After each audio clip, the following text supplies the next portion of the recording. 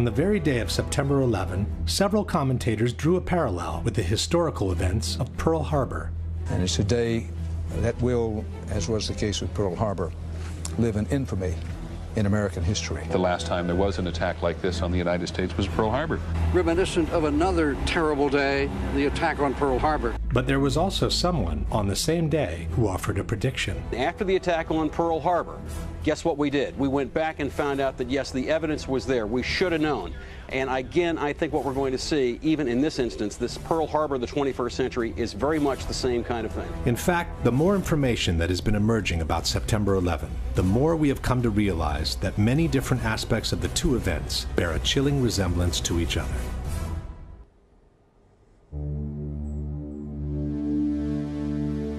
While both events were needed by the U.S. to go to war, in both cases, the ultimate goal was not the one initially stated. Roosevelt knew a surprise Japanese attack would enrage the public and jumpstart the American war machine. In this way, FDR would get backdoor entry into what he really wanted: war with Hitler. According to their own documents, before 9/11, the neocons knew that a surprise attack, like a new Pearl Harbor, would enrage the public and jumpstart the war machine against Afghanistan. In this way, they would get a backdoor entry into what they really wanted: the war with Saddam Hussein. From the very beginning, there was a conviction that Saddam Hussein was a bad person and that he needed to go. He says that going after Saddam Hussein was topic A 10 days after the inauguration, 8 months before September 11th. Before and during the war, the propaganda machine made a relentless effort to create a direct connection between Hitler and Japan. One poll taken immediately after Pearl Harbor showed that more than 60% of Americans believed that Germany was behind the attack. The Bush-Cheney propaganda machine made an even harder effort to create a direct association between Iraq and Osama bin Laden. By the end of 2003, nearly 70% of Americans believed that Saddam was implicated in the September 11 attacks. Top levels of the Roosevelt administration knew in advance that Pearl Harbor was going to be attacked. General Marshall and Admiral Stark, and indeed FDR, indeed knew that Pearl Harbor was being painted for a bombing run by the Japanese. Secretary of State Cordell Hull even knew the exact day of the attack, a week before it took place. Cordell Hull was Secretary of State, and he called me on Saturday morning and he started to relate that Pearl Harbor would be attacked on December the 7th. Before September 11, many in the intelligence community knew the attacks were on their way. There was so much discussion about this attack. Everybody was talking about it. George Tenet had some meetings, other analysts had meetings at the White House. Vital information on the Japanese attack was kept from those who could have used it to defend the Hawaiian port and to minimize the number of American casualties. Two men could use that information immediately: Admiral Husband Kimmel and Lieutenant General Walter Short, the commanders at Pearl Harbor. But they never get it. According to Hill, that was no mistake. If FDR and his administration deliberately withheld the vital intelligence from Pearl Harbor, and all the evidence indicates that they did, then it was certainly a deliberate conspiracy to set Pearl Harbor up for a total defeat. Before September 11, important information was kept from counterterrorism czar Richard Clark, who could have organized a defense and even have prevented the attacks altogether. You have to intentionally stop it. You have to intervene and say, no, I don't want that report to go. We therefore conclude that there was a high-level decision in the CIA ordering people not to share that information. In both cases, the pre-knowledge by the U.S. government on the upcoming attacks was denounced in front of Congress. In September 1944, Republican Representative Forrest Harness of Indiana made the first congressional charge about a Pearl Harbor conspiracy. He said that 3 days before Pearl Harbor, the Australian government had warned Washington that a Japanese aircraft carrier was headed towards Hawaii. But, he said, that information was withheld from Kimmel and Short. After September 11, Republican Congressman Curt Weldon denounced the pre-knowledge of information on the upcoming attacks, which was intentionally withheld from the intelligence community. This is an attempt to prevent the American people from knowing the facts about how we could have prevented 9/11, and people are covering it up today. When honest officials stumbled on important information on the Japanese attack, they went straight to their superiors, only to see that information ignored, diverted, or suppressed altogether. The Chief of Naval Intelligence in Washington, Captain Alan Kirk, recognized the message as plans for a bombing raid, but his persistent attempts to warn Kimmel ended when he was assigned to other duties. At Pearl Harbor, the Admiral had no way of knowing that Kirk had been repeatedly refused permission to warn him. In August 2001, FBI agent Colleen Rowley discovered information that could have led to uncover the September 11 plot. But her memos never got past her superiors, while she was prevented from pursuing the investigation any further. Finally, it turns out they were not read by the lawyer in the FBI who had the duty to send those over to the Department of Justice. Hours before the Japanese strike, Roosevelt's Chief of Staff, George Marshall, became suddenly unavailable, delaying the process of communication within the chain of command. General George Marshall, the man who should have acted, was nowhere to be found. Colonel Rufus Bratton was responsible for keeping Marshall supplied with such vital information. For Bratton, Marshall's sudden unavailability at a time when America was on the brink of war could not have been accidental. In the crucial hours of September 11, Defense Secretary Rumsfeld and other top military became suddenly unavailable, hampering the decisional process within the chain of command. For 30 minutes, we couldn't find him. Withholding information, however, may not have been sufficient to guarantee the success of the Japanese attack. The military capacity of the Hawaiian port was also kept below its requirements. General Short, faced with the need to send out long-range patrols, had only a handful of suitable aircraft. His demands for more were not seen as a priority. On September 11, only 4 jets remained on alert to defend the entire sector of the country most likely to suffer an attack. I've determined, of course, that with only 4 aircraft, we cannot defend the whole northeastern United States. President Roosevelt gave direct orders not to interfere with the Japanese attack. President Roosevelt told General Marshall to send a message to the Hawaiian and Philippine commanders, don't interfere with Japan's overt act of war. The United States desires that Japan commit the first overt act. There's no argument about what FDR meant. He meant that the U.S. naval plan to defend Pearl Harbor should not and cannot be executed. On September 11, Vice President Cheney gave a direct order regarding the plane headed towards Washington, which in fact resulted in the plane reaching its target without being shot down. Young man said, Vice President, the plane's 10 miles out. Do the orders still stand? And the Vice President sort of whipped his head around and said, of course they do. It was thanks to the indignation for the 3,000 sailors killed at Pearl Harbor that President Roosevelt could finally enter a war the U.S. had been preparing for months in advance. With confidence in our armed forces, with the unbounding determination of our people, we will gain the inevitable triumph, so help us God. It was thanks to the indignation for the 3,000 victims of September 11 that President Bush could launch a war that had already been prepared in the smallest detail. CNN and Time magazine have reported that on September 10, 2001, a military plan to attack Afghanistan had been placed on George Bush's desk to be signed by the president upon his return from Florida. May God grant us wisdom, and may He watch over the United States of America.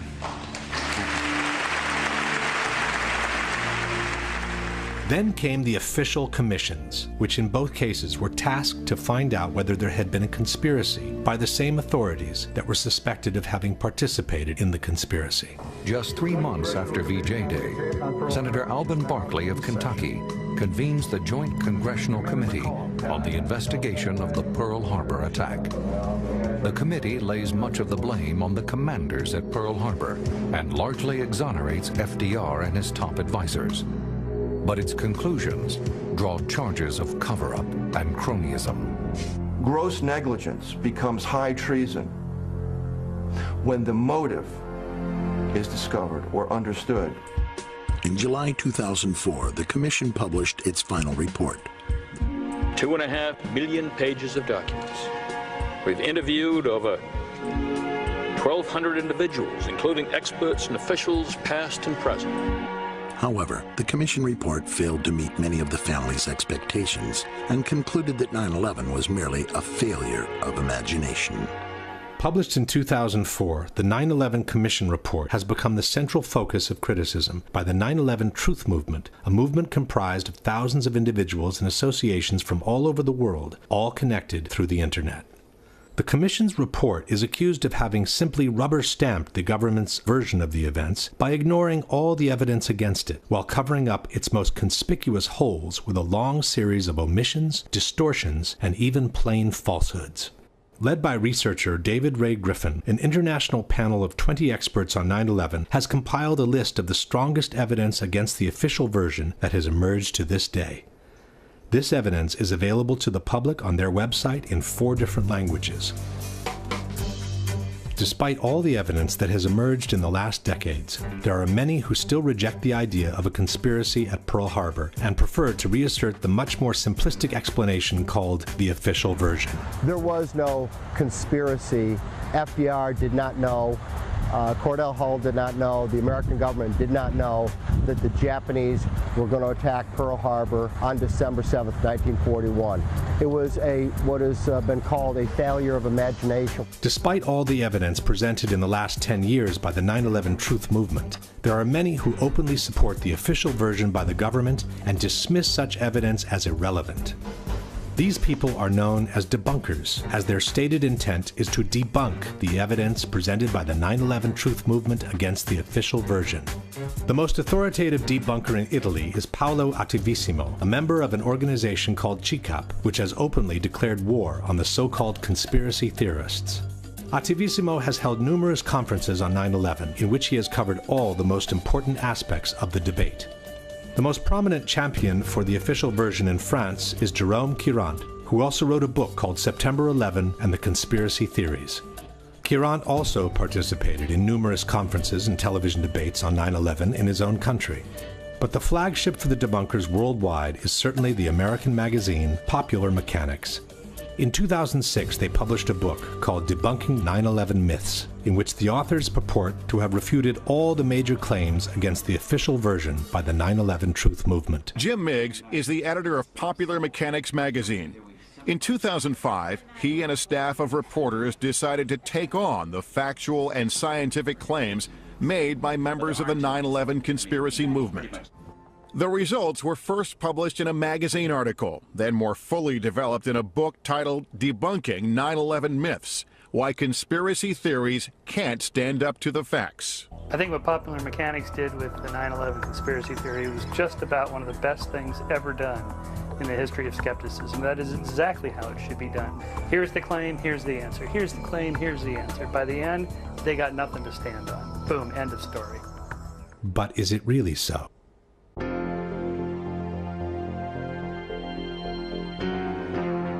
The debate on September 11 can roughly be divided into these areas of discussion. We have the 4 hijackings as the overarching event of the day, and we have the 3 different locations that were hit by the 4 airplanes. One of them hit the Pentagon, another crashed in Shanksville, Pennsylvania, the other 2 hit the Twin Towers in New York. The debate on the hijackings is divided in 3 parts. The first one focuses on the air defense and whether the failure to intercept the hijacked airplanes was accidental or intentional.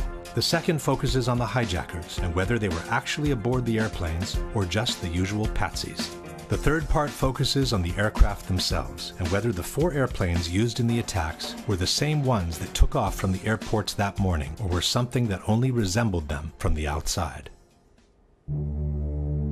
What initially raised suspicions on the true role of the military on September 11 is the fact that the U.S. air defense, which is arguably the most advanced and sophisticated in the world, was unable to intercept even one of the 4 hijacked airplanes in the course of over 1.5 hours. I remember thinking, where on earth are the interceptors?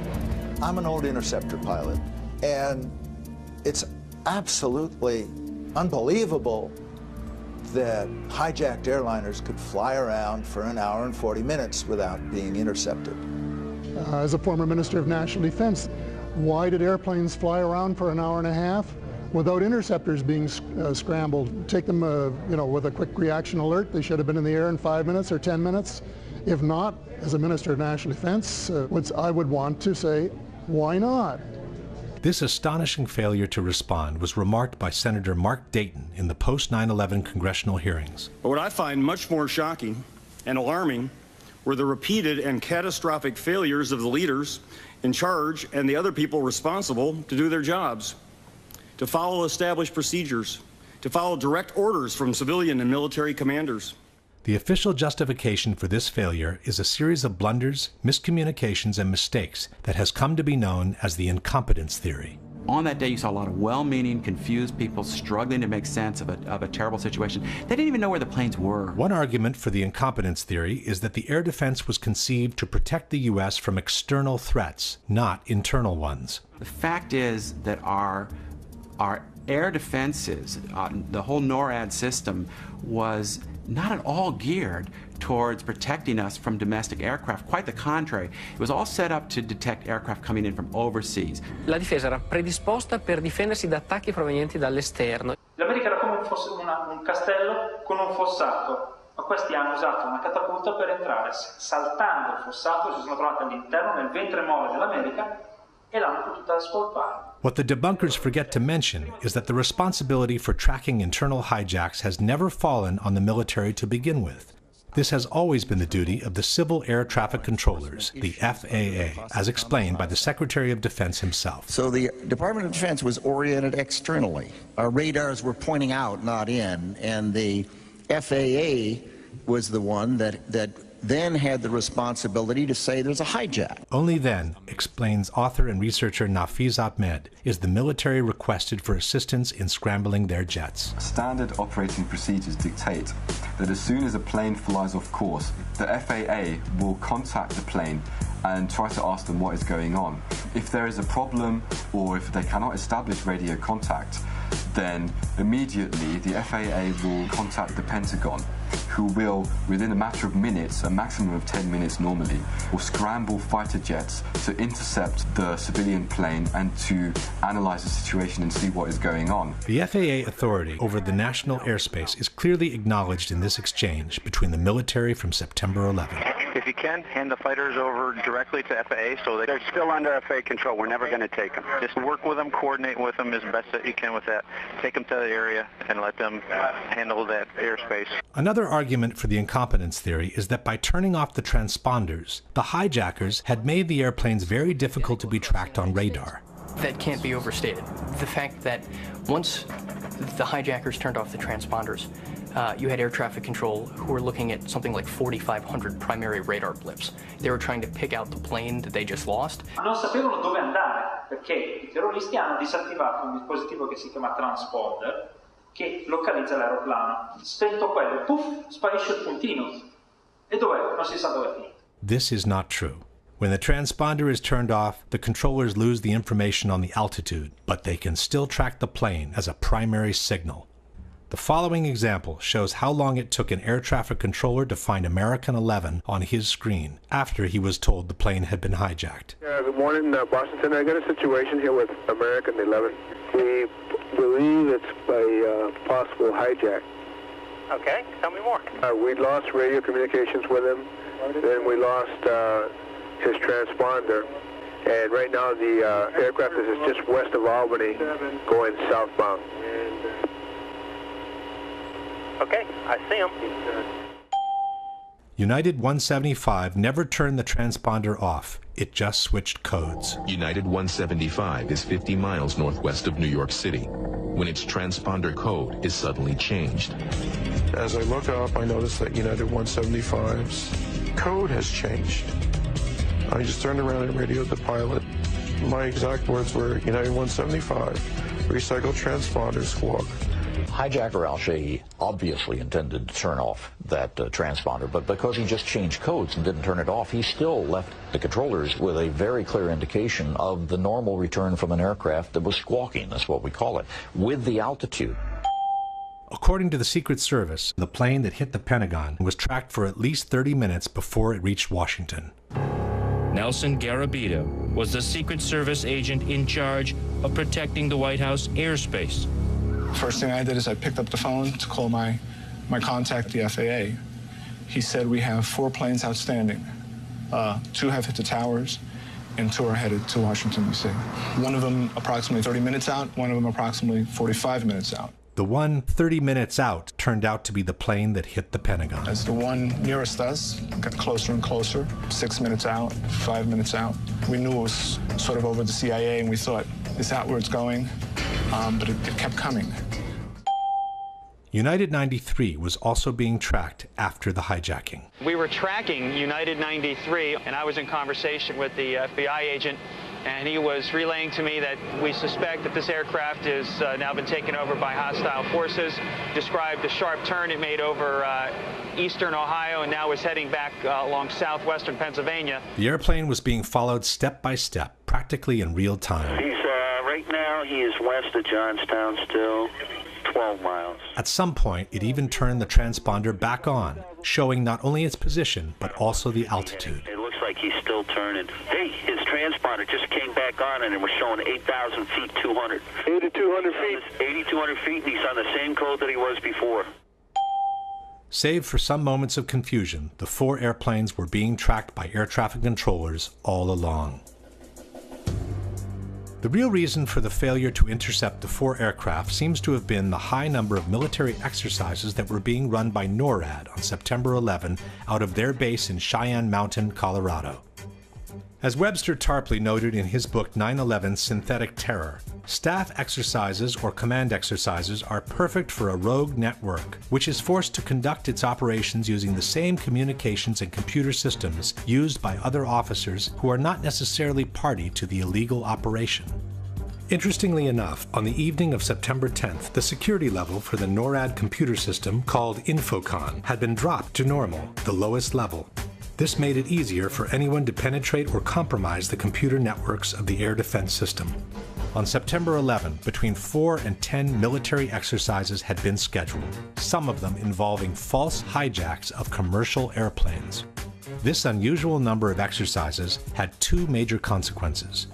1, they moved a large number of fighters out to Canada and Alaska. 2, they created a major confusion in the system as soon as the real hijackings were reported. We have a hijacked aircraft headed towards New York, and we need someone to scramble some F-16s or something up there to help us out. Is this real world or exercise? No, this is not an exercise, not a test. The process of authorization for scrambles was lengthy and complicated. Hey, I just talked to Otis here, and they said they needed a NEADS authorization. Confusion and pressure kept mounting. I don't know where I'm scrambling these guys to. I need a direction, destination. At times, communications were jammed. If you could do me a favor and have them call us, we cannot call out for some reason. Some in the military quickly realized the simulations were causing a problem. You know, let's get rid of this goddamn sim. Hey, turn the sim switches off. Just get rid of that crap. I hope they cancel the exercise because this is ridiculous. But they were not canceled. Even after both towers in New York had been hit, when everyone knew America was under attack, the war games continued. You guys watching the news? Yeah. I wasn't sure. I've been watching for about 10 minutes. They suspend the exercise? Not at this time, no. Apparently, someone took advantage of the situation. While the plane headed for the Pentagon was quickly approaching from the west, an unknown source, which was never identified, reported that American 11 was headed towards the Capitol even though the plane had already crashed into the North Tower. I just had a report that American 11 is still in the air and it's heading towards Washington. Okay, American 11 is still in the air? This attracted all the attention towards the so-called Phantom plane. He's still airborne, he's still a hijack out there, but we can't get a position on him. The jets from Langley were prepared to intercept it. I don't know if they might want to alert some aircraft down there, though, too. We have Langley on battle stations right now. Okay. Then they were scrambled straight for Washington. Foxy, scramble Langley, head towards the Washington area. Roger that. But a different command post, called Giant Killer, sent the fighters out to the ocean. Say again where you want him? We want him in the Whiskey 386 area. This didn't sit well with the operations center. Freaking Giant Killer and their wisdom sent him out over the water when we scrambled him to Washington. By the time the plane headed for the Pentagon was circling the Capitol, it was too late for the Langley jets to intercept it. Even after the Pentagon was hit, the war games were not suspended. And again, while United 93 was being hijacked, another false alarm attracted the attention in the opposite direction. Did you get the word? I got a Delta 8-9er southeast of Toledo. Delta 8-9, that's a hijack. They think it's possible hijack. Fuck. South of Cleveland, we have a code on it now. Good. Pick it up. Find it. Fuck, another one. Major Nazipany turned to Toledo Air Force Base. I'm sorry to be so brief and quick on this, but there's another possible hijack about 50 miles east of Toledo, and you guys are the closest, and we need it. Somebody airborne. But instead of getting help, his authority was questioned. What authority is this coming from? What authority is this coming from? The DO, is the best I can tell you. Nazipany vented his frustration to his superior, Colonel Marr. He's going to tell his commander, the commander's going to call you, because he doesn't believe the authority. Then they tried Duluth Air Force Base. What about Duluth? Okay, Duluth, you got no fighters. Nazipany went all the way to the western quadrant looking for help. This is Major Cheney. Who is this? Hey, Kenny, this is Nasty. How you doing? Hey, doing all right. Hey, we're not doing so good right now. What I'd like to do, possibly steal some aircraft out of Fargo from you guys. But here, too, there were no planes ready for scramble. They're going to get 2 aircraft up in about 15 minutes. They tried Syracuse, but 20 minutes was the best they could do. Syracuse 2 airborne in 20 minutes. They tried Alpena, but the planes were just returning from their training. The Alpena thing isn't what we thought. There's 4 guys coming home from the range right now. They started looking for planes that were already up in the air for exercises. So, anybody in training, send them home. These moving missions of Falcon, send them home. But those planes were spent at that point. They got no weapons. They just go down straight around up to the range. They blew all their load. By the time refueled and armed jets were finally scrambled, the Delta flight turned out to be another false alarm. He was a hijacked aircraft. He is not a hijacked aircraft. He's taking precautionary measures, and he's landing at Cleveland Center. Only after the Delta flight had landed were the war games finally suspended. So this is Captain Terracon, China Mountain Control. Yes. What we need you to do right now is to terminate all exercise inputs coming into Cheyenne Mountain. By then, also the 4th hijacked airplane had been turned into a pile of smoking rubble. Yet General Myers, who was the highest military authority on September 11, has denied that the war games affected the military capacity of response. And the question was whether or not the activities of the 4 war games going on September 11th actually impaired our ability to respond to the attacks. The answer to the question is no, did not impair our response. General Myers forgot to mention that on the morning of September 11, only 4 planes were armed and ready to intercept terrorists in the eastern region of the country. I've determined, of course, that with only 4 aircraft, we cannot defend the whole northeastern United States. That was the sensation of frustration, of I don't have the forces available to do anything about this. Myers instead has even suggested that the war games helped the military response. General Eberhart, who was then the commander of North American Aerospace Defense Command, as he testified in front of the 9/11 Commission, I believe he told them that it enhanced our ability to respond. What that means is all the battle positions that are normally not filled are indeed filled. So it was an easy transition from an exercise into a real-world situation. Again, Myers forgot to mention that the transition took place only after all tragic events had ended, around 11 o'clock. By 11 o'clock, the sense of alarm had spread across the country. Fighter jets actually patrolling the skies. It was a war zone. Our skies were turned into a war zone. Everywhere you turn, it was military jets and helicopters everywhere. George Bush returned to Washington on the evening of September 11. The president finally returns to Washington. An escort of 6 helicopters was waiting for him. 300 fighters were defending the skies. Had there been 300 fighters ready to defend the skies on the morning of September 11, would the terrorist attacks have turned out the same way? This leads us straight into a pivotal question. Was the choice of scheduling so many exercises in the same day just a misfortunate call, or was it intentional? To answer this question, we need to take a closer look at some of the warnings the U.S. had received in the months prior to September 11. By the spring of 2001, the system was blinking red, according to intelligence chiefs. The U.S. administration has always maintained that they knew the attacks were on their way, but they didn't have specific information on them. I knew there was another attack planning. I knew there was another attack coming. And the obvious question behind that is, well, why didn't you do something about it? We had no specific information. It was not specific as to time, nor place, nor manner of attack. No specific threat involving really domestic operation or involving what happened, obviously, the city's airliner and so forth. There were no warning signs that I'm aware of that would indicate this type of operation in the country. All these statements are false.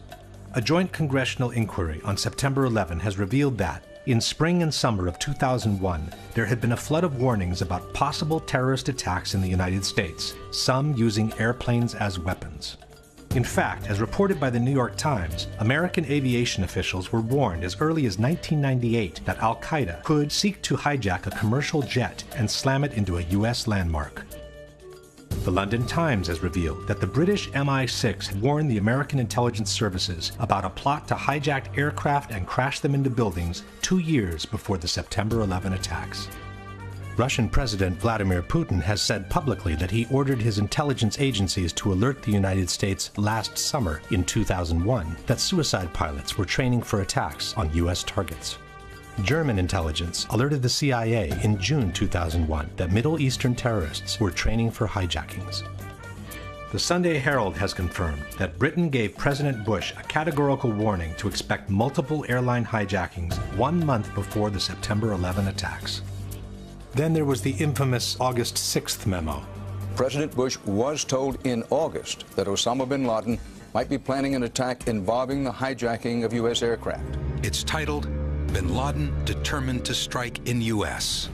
The 2-page memo states, FBI information indicates patterns of suspicious activity in this country, consistent with preparations for hijackings or other types of attacks. Maybe it's no coincidence that the FBI advised their own boss to stop flying commercial airliners as early as 6 weeks before 9/11. Why is the Attorney General of the United States doing all his air travel by specially chartered jet? The Justice Department cited what it called a threat assessment by the FBI and said Ashcroft has been advised to travel only by private jet for the remainder of his term. At this point, we can pose the following question. Knowing that the attacks were imminent, knowing that they might involve hijacked airliners, but not knowing where and when they could happen, would have been a good reason to beef up the defense and keep even more jets than usual on alert all across the country. Why instead schedule so many exercises in one day while leaving only 4 jets on alert to defend the very sector of the country that was most likely to be attacked? To bring even more confusion into the situation was a series of last-minute replacements and unexplained absences within the chain of command. The chairman of the Joint Chiefs of Staff was General Henry Shelton, but on September 11 he was absent, and his post was taken by his deputy, General Richard B. Myers. The FAA's National Operations Manager was Ben Sliney. On the morning of September 11, Sliney had been on that job for less than 1 day. The protocols required for Mr. Sliney to speak directly with the hijack coordinator, Lieutenant General Mike Canavan. But Canavan on that day was in Puerto Rico, and apparently he had forgotten to designate a replacement. In regards to the ensuing confusion, Mr. Sliney has stated, "That's incredible. There is only one person. There must be someone designated or someone who will assume the responsibility of issuing an order." At the head of the National Command Center was General Montague Winfield. But on the evening of September 10th, Winfield instructed Captain Charles Leidig to take his place on the following morning. Leidig had been just recently certified for that post and was also on his first day on the job. At the operation command of NEADS was Colonel Marr. When Marr called his superior, General Arnold, to get authorization to scramble the jets from Otis, he was told that Arnold was in a meeting where he could not be reached by telephone. Marr had to physically send a messenger looking for him. Precious minutes were lost as Marr waited for Arnold to return his call, and when the fighters were finally scrambled, it was too late for them to intercept American 11. The top commander in charge of NORAD was General Ralph Eberhard, who was stationed at Peterson Air Force Base in Colorado. Eberhard told the 9/11 Commission that he was made aware of the first hijacking practically at the same time American 11 slammed into the North Tower. He then went to his office and saw the CNN broadcast of the World Trade Center explosion. After the second impact, writes the Commission, it was obvious to Eberhard that there was an ongoing and coordinated terrorist attack. At that point, Eberhard called General Myers to update him on the situation. But even though both generals knew the country was being attacked by hijacked airplanes, neither of them suggested suspending the war games and recalling all the fighters available as soon as possible. Furthermore, instead of getting on the phone and taking control of the situation in the most crucial moment of the day, General Eberhard chose to get in his car and drive from the Peterson base to Cheyenne Mountain. The 30-minute drive put him completely out of the loop, since Eberhard couldn't receive telephone calls, wrote the Denver Post, as senior officials weighed how to respond. General Eberhard was also the person responsible for lowering the security level of the defense computer system on the evening of September 10th. And then there was Donald Rumsfeld. As stated by the 9/11 Commission, procedures called for the hijack coordinator on duty to contact the National Military Command Center and to ask for a military escort aircraft to follow the flight. The NMCC would then seek approval from the Office of the Secretary of Defense to provide military assistance. If approval was given, the order would be transmitted down NORAD's chain of command. But this kind of procedure becomes difficult to follow when the hijack coordinator is in Puerto Rico. No one knows who the replacement is. The military command is in the hands of a total rookie, and the Secretary of Defense is nowhere to be found. Donald Rumsfeld told CNN that he was informed of the Trade Center being hit some 15 minutes before the Pentagon was hit. This places the episode around 9:22 in the morning. And after the Pentagon was hit, rather than go to the command center and take charge of the situation, the Secretary of Defense chose to lend a helping hand on the Pentagon's lawn. It's almost as if Rumsfeld didn't feel the need to be informed about what was happening to his country under attack. The Secretary of Defense is outside the burning building, while inside the Pentagon. For 30 minutes, we couldn't find him. And just as we began to worry, he walked into the door of the National Military Command Center. By the time Rumsfeld walked into that door, all major events had ended. In fact, Rumsfeld told the 9/11 Commission that he was just gaining situational awareness when he spoke with the Vice President at 10:39. That's more than 1.5 hours after the whole world knew that America was under attack. Why would so many rookies be placed in key positions? And why would so many top officials be either absent or unavailable on a day when so many exercises were scheduled is a question that remains to be answered. Question. After having realized that the country was being attacked by hijacked airplanes at 9:03, why didn't Eberhard immediately suspend all the war games and recall all the available jets to their bases? Why didn't Myers order him to do so after having been briefed by Eberhard on the ongoing attack? And why hasn't the 9/11 Commission ever asked either general these most fundamental questions? The final argument against the incompetence theory is offered by researcher Nafiz Ahmed. If we try to explain it by using the incompetence theory, it doesn't make sense.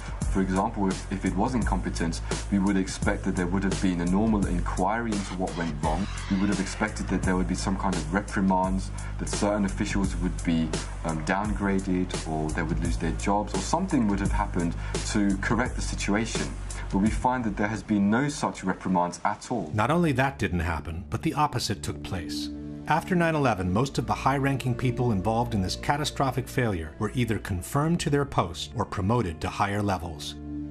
Condoleezza Rice, who had misrepresented the information the government had on the attacks in a sworn testimony, kept her post as National Security Advisor and went on to become Secretary of State in the following Bush administration. General Eberhard, the NORAD commander who didn't think of recalling the war games as soon as he knew his country was under attack, was chosen to lead the newly created U.S. Northern Command, which the Department of Defense has termed the nation's premier military homeland defense organization. Donald Rumsfeld, who acted more like an estranged passerby than the Secretary of Defense, kept his post at the Pentagon and began enjoying the largest increase in military spending after the Vietnam War. Richard B. Myers, despite the total breakdown under his leadership, was promoted to chairman of the Joint Chiefs of Staff, the highest military post in the country.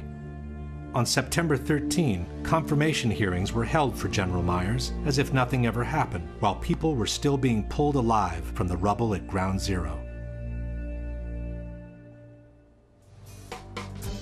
While at the Pentagon, the military appeared completely aloof from the events unfolding. At the White House, the coordination activities seemed to be concentrating under the firm authority of Vice President Cheney.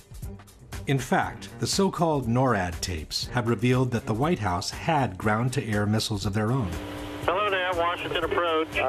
Make sure that the center does not have anything above our airspace also. The Secret Service is going to start shooting at anything in the air.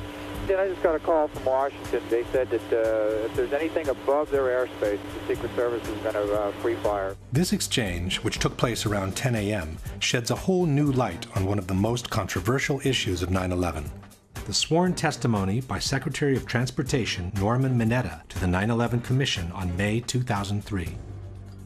Mineta was being questioned about the events that took place in the PIOC, the underground bunker in the White House, from where Dick Cheney took charge of the situation after convincing President Bush to stay away from Washington for safety reasons. To fully understand the implications of this case, two things must be kept in mind. One is that according to the official version, Flight 77 crashed into the Pentagon at 9:37, while Flight United 93 crashed in Pennsylvania at 10:03. It's on this 26-minute window that hinges the whole credibility of the Vice President on his true role in the September 11 attacks. The second thing to keep in mind is that the order to shoot down civilian airliners came from the President, through the Vice President, only after the Pentagon had been hit. When the third plane hit the Pentagon, the magnitude of the attacks grew dramatically. We didn't know if there were other planes that had been hijacked. So the first decision I made on Air Force One was to give our Air Force orders to shoot down commercial aircraft that did not respond.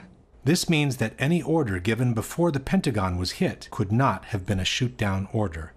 However, as Chairman Hamilton was inquiring about the shoot-down order, something unexpected emerged from Mineta on the plane that hit the Pentagon. And we had that order given, I think it was by the President, that authorized the shooting down of commercial aircraft that were suspected to be controlled by terrorists. Were you there when that order was given? No, I was not. I was made aware of it during the time that the airplane coming in to the Pentagon, there was a young man who would come in and say to the Vice President, the plane is 50 miles out, the plane is 30 miles out. And when it got down to the plane is 10 miles out, the young man also said to the Vice President, do the orders still stand? And the Vice President turned and whipped his neck around and said, of course the orders still stand. Have you heard anything to the contrary? Well, at the time I didn't know what all that meant. And the flight you're referring to is the flight that came into the Pentagon. Yeah. Mineta's deposition posed a major problem. Since the shoot-down order was given only after the Pentagon was hit, Cheney's order sounded very much like one not to shoot down the plane. Hamilton immediately suggested that what Mineta had witnessed was also a shoot-down order. Let me see if I understand. The plane that was headed toward the Pentagon and was some miles away, there was an order to shoot that plane down. Well, I don't know that specifically. Commissioner Romer picked up where Hamilton left off. You said, if I understood you correctly, that you were not in the room when the decision was made to what you inferred was a decision made to attempt to shoot down Flight 77 before it crashed into the Pentagon. Is that correct? I didn't know about the shooting, the order to shoot down.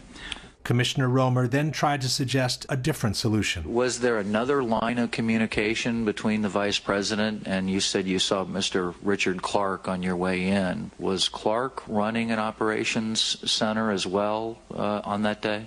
Dick was in the Situation Room. So there was a Situation Room making decisions about what was going to happen on shoot downs as well as the PIOC?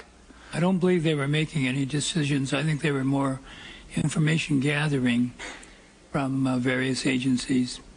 Could it have been in the Situation Room where somebody in the Situation Room recommended to shoot down and the Vice President agreed to that? Commissioner Romer, I would assume that a decision of that nature would have had to be made at a much higher level than the people who were in the Situation Room. Unable to resolve the discrepancy, the 9/11 Commission took a series of dramatic steps.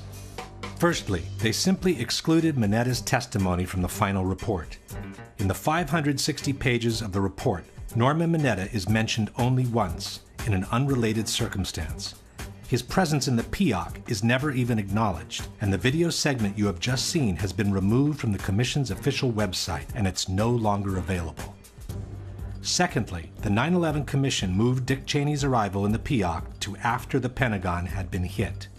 From the final report we read, the Vice President entered the underground tunnel leading to the shelter at 9:37, which is the same time the Pentagon was hit. The Commission stated that Dick Cheney remained in the tunnel for more than 20 minutes trying to complete a call to the President, and that he only entered the PEOC at 9:58. Why would the Vice President spend more than 20 minutes in a tunnel trying to make a phone call when the PEOC is fully equipped with all kinds of telephones has never been explained. As a third step, the Commission moved the exchange with the young man to after 10 o'clock and rewrote it in order to reconcile it with the official version. From the final report we read, at some time between 10:10 and 10:15, a military aide told the Vice President and others that the aircraft was 80 miles out. Vice President Cheney was asked for authority to engage the aircraft. The military aide returned a few minutes later and said the aircraft was 60 miles out. He again asked for authorization to engage. The Vice President again said yes. In summary, the window of time Mineta described as during the time of the plane coming into the Pentagon had become 10:10 to 10:15 in the Commission report. The 50 miles out reference by Mineta had become 80 and 60 miles out in the report. The 30 miles out and 10 miles out mentions by Mineta were removed, and the unspecified order by Dick Cheney to the young man had become a straightforward shoot-down order. And now that the episode had been moved to after 10 o'clock, the Commission could maintain that the exchange Mineta had witnessed was referring to Flight 93 when the shoot-down order was already in place, and not to the flight that hit the Pentagon. There was only one problem with this version of the events. Norman Mineta had to be terribly confused in his recollections, as he could not have been with the Vice President in the PEOC at the time the Pentagon was hit. To support this theory, the debunkers point at a statement by Mineta, who said he arrived at the White House while it was being evacuated. Since the official order of the evacuation came at 9:45, contend the debunkers, Mineta could not have been with the Vice President in the PEOC at the time the Pentagon was hit. Stavano evacuando la Casa Bianca quando ci sono arrivato. Quindi questa informazione ci permette di localizzare cronologicamente il momento in cui Mineta è entrato alla Casa Bianca. But in the same deposition, Mineta also stated that he arrived at the PEOC at about 9:20 a.m.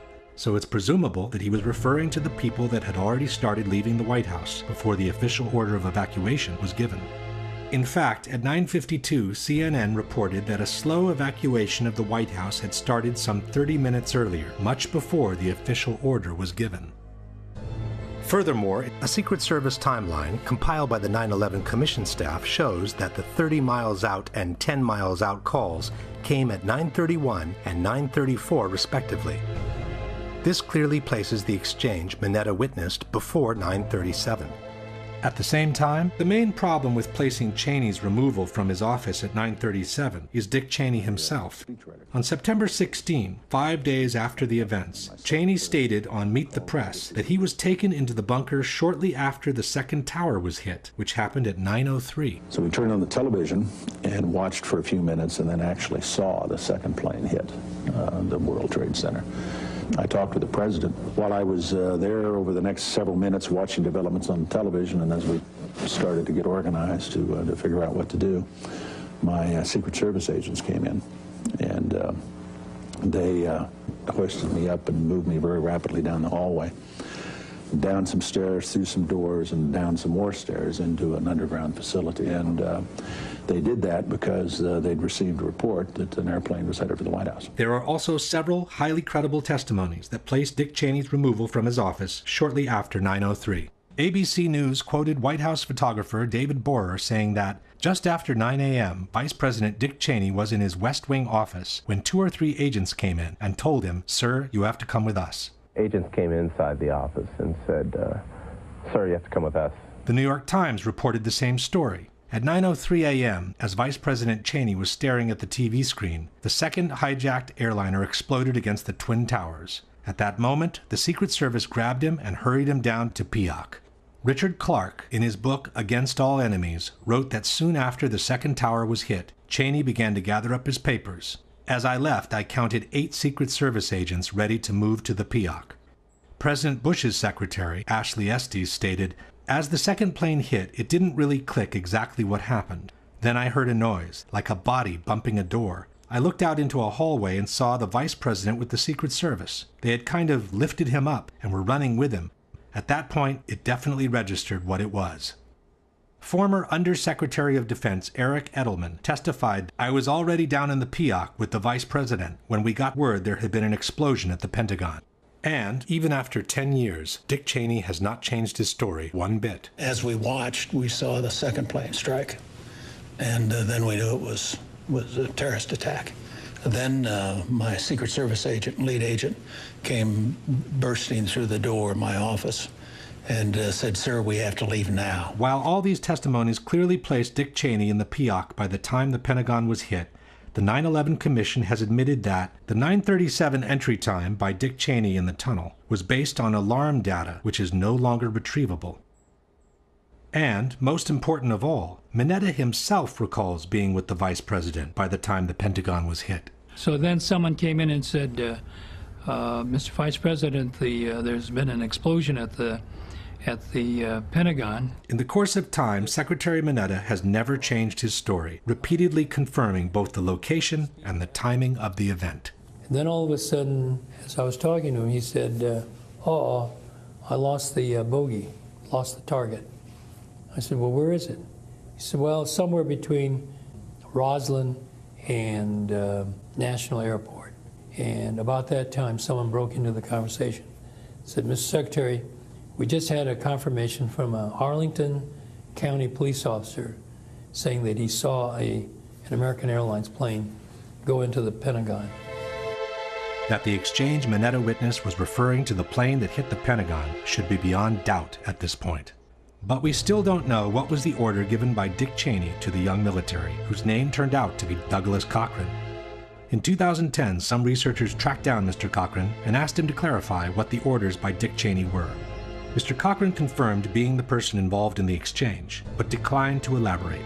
He simply stated that everything that happened on that day has been well documented. The 9/11 Commission report is the authoritative narrative on the events of 9/11. I have nothing to add. In fact, it turns out that in 2004, the 9/11 Commission did interview Douglas Cochran, military aide to the Vice President, on the inbound aircraft and on the shoot-down language used. But his interview has been withdrawn from public access, and to this day, it remains classified.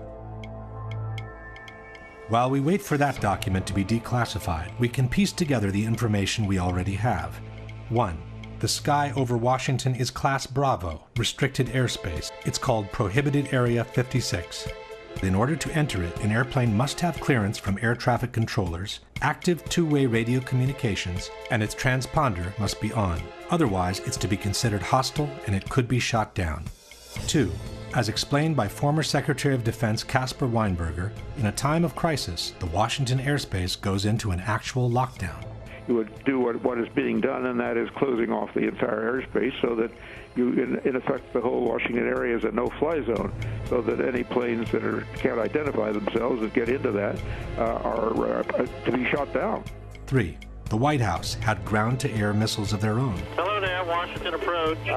Make sure that the center does not have anything above our airspace also. The Secret Service is going to start shooting at anything in the air. 4. As the unknown airplane was approaching the protected airspace, it had no clearance from air traffic controllers, no radio communications active, and the transponder was off. He said, we're tracking an airplane coming in, but the transponder has been turned off. So we don't have any identification on the airplane. We know it's coming in fast.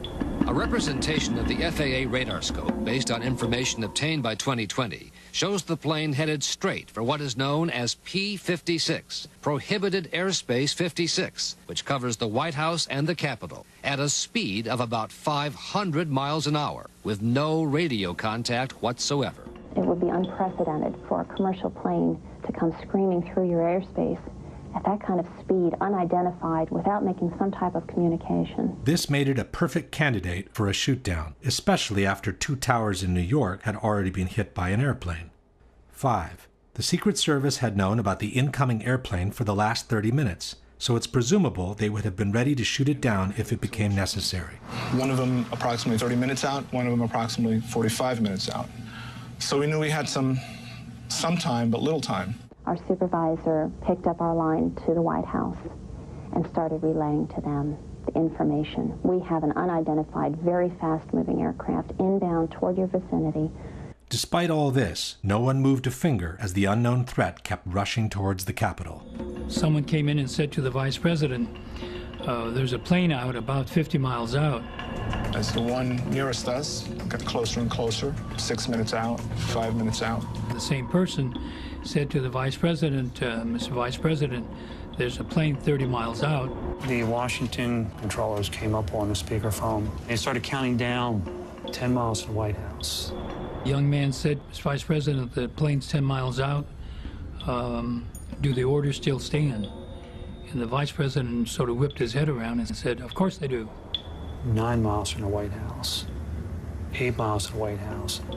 7 miles west, and it went 6, 5, 4. All the way down to 1 mile from the White House. But no missile was fired. Undisturbed, the plane turned around and went on to strike the Pentagon, causing the death of at least 125 people between military and civilians on the ground. Question. The Secret Service knew about the incoming plane for the last 30 minutes, was following it on radar, had the means to shoot it down, and should have done so in order to protect the Capitol, but they didn't. Why? In regards to the exchange between Cheney and the young man, can you suggest anything different from an order not to shoot down the plane as it was approaching Washington's protected airspace? While the military defense leaves many unanswered questions, even more doubts arise when taking a closer look at the 19 alleged terrorists. The first problem is that apparently these guys could barely fly at all. While they are known to have taken some flight lessons with small single-engine airplanes, none of them had ever flown a jet before in their life, let alone a large commercial airliner, which is obviously a league of its own. Adam Shaw is an acrobatic pilot and a flight instructor with 6,000 hours of experience, half of which spent flying upside down. For people who are really piss-poor student pilots, to be able to get in the cockpit of big jets and fly them as accurately as they were flown, at close to max speed, and be able to hit the trade towers. The idea that someone could make the transition from a small single-engine plane traveling at 100 miles an hour to a commercial airliner traveling at 500 miles an hour without a long, exhaustive training is very hard to believe. People don't realize that to hand fly an airliner at those speeds is extremely difficult, and particularly if you're a novice, because a novice that's learned in little airplanes, they over-control everything. To justify this apparently impossible transition, the debunkers maintained that the terrorist had spent some time in flight simulators, and that the equipment they encountered in the Boeing cockpits on September 11 was similar to the simulators they had trained on. But this is false. For example, the only simulator Hani Hanjour is known to have ever trained in is the Boeing 737, an airplane designed in the 70s, with a totally different cockpit from the 757 he is alleged to have hijacked on September 11. If anything, his training would have confused him, not helped him in any way. Another argument by the debunkers is that all the hijackers really had to do once in the cockpits was to set the automatic pilot in order to reach their targets. Perché è una banalità sconcertante, me lo sono fatto spiegare, è come fare un SMS sul telefonino. E l'aereo va automaticamente a raggiungere la destinazione richiesta. Quindi io faccio, non so, JFK e lui mi porta all'aeroporto Kennedy. Appena io sono in vista dell'aeroporto Kennedy, prendo in mano i comandi e mi schianto contro le torri. But this is hardly what happened on September 11. Dave Bottiglia is the air traffic controller who followed the hijacking of United 175. Now, as I'm watching, United 175 makes a hard left-hand turn and starts climbing. Not only did he make a sharp turn, but he also climbed 3,000 feet in a matter of approximately 1 minute, which is a very fast rate of climb. This is something that we have never seen before. After the sudden ascent, the plane started a breathtaking descent toward the ground. We were counting down the altitudes, and they were descending right at the end at 10,000 feet per minute. That is absolutely unheard of for a commercial jet. This is certainly not the way the automatic pilot would have taken you to Kennedy Airport. It is unbelievable for the passengers in the back to withstand that type of force as they're descending. They're actually nosing the airplane down and doing it what I would call a power dive. At 9:01 a.m., United 175 is hurtling at more than 400 miles per hour toward the Statue of Liberty and New York Harbor. One of the controllers started counting out the altitudes, and he says, my God, he's going down at 8,000 feet a minute. Now it's 10,000 feet a minute. And he counted off 8, 6, 4, and he says, my God, he's in the ground on the next hit. But he was not. According to the official version, Marwan Al-Sheikhi, a 23-year-old who has never flown a jet before in his life, levels the course, visually identifies the target, and performs a spectacular banking maneuver that brings the 767 to hit the South Tower under the world's astonished eyes.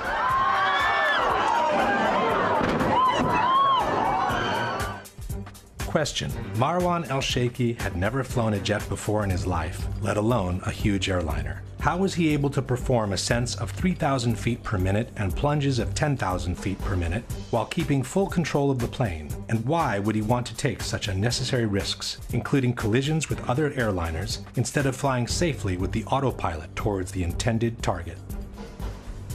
Ziad Jarrah, the alleged hijacker of Flight 93, wasn't known for his piloting skills either. As reported by the 9/11 Commission in July 2001, he had asked to fly the Hudson Corridor near Manhattan with a small private plane. But because Hortman Flight School deemed Jarrah unfit to fly solo, he could fly this route only accompanied by an instructor. Yet we are asked to believe that only 2 months later, the same person was able to fully control a 100-ton airliner and perform some extreme descending maneuvers observed by Cleveland's air traffic controllers. I see this plane climbed up from his assigned altitude to 35,000 feet to 41,000 feet, turned around and aimed right back at where we were, and descended rapidly. And when a plane descends too fast, the computer can't keep up with it. Ziad Jarrah had never flown a jet before in his life, let alone a large airliner, and even his experience with small airplanes was rather poor. How could he perform a descent so fast that the computer can't keep up with it while maintaining full control of the plane? And why would he need to take such an unnecessary risk, including collisions with other airplanes, instead of safely flying with the autopilot towards the intended target? But the feat of the century must be awarded to Hani Hanjour, a hopeless amateur who is alleged to have been at the controls of American 77. As he finally reached Washington and had the Pentagon in sight, Hani Hanjour did not make the easy choice and just plunge the plane onto the roofs of the building. He instead disconnected the autopilot and performed a hand-flown, high-speed descending maneuver of 330 degrees that brought him to lose sight of the target again while forcing him to a much more difficult approach close to the ground. Seen from above, the Pentagon offers some 30 acres of unobstructed target. Hitting it anywhere on the roofs would have caused a major devastation and possibly thousands of casualties. Coming in from the side instead, the approach is filled with obstacles, and the target is reduced to a tiny strip of cement coming at you at 500 miles an hour. The debunkers, however, seem to have a good explanation for this apparently illogical maneuver. Normalmente l'aereo dovrebbe scendere in picchiata. Allora si chiede a un pilota e il pilota ti dice subito: guarda che quella è la manovra più difficile, la fa un pilota esperto.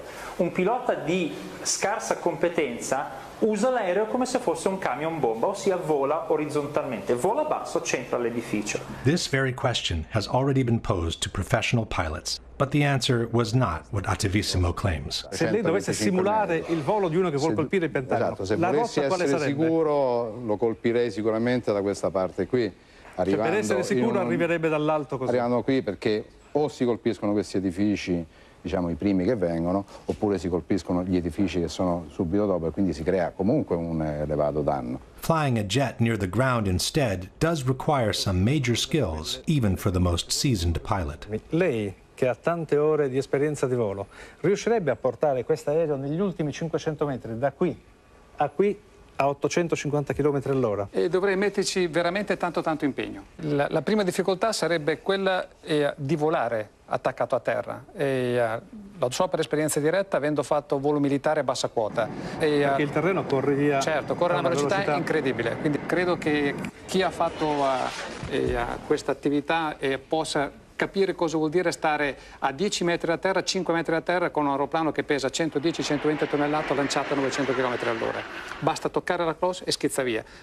Come si fa a pilotare un aereo a 530 miglia all'ora a rasoterra? È possibile? Come diceva il collega, è estremamente difficile, è complesso, anche perché un piccolissimo intervento sul piano verticale fa salire o scendere l'aeroplano, per cui anche un pilota abbastanza allenato avrebbe delle grosse difficoltà.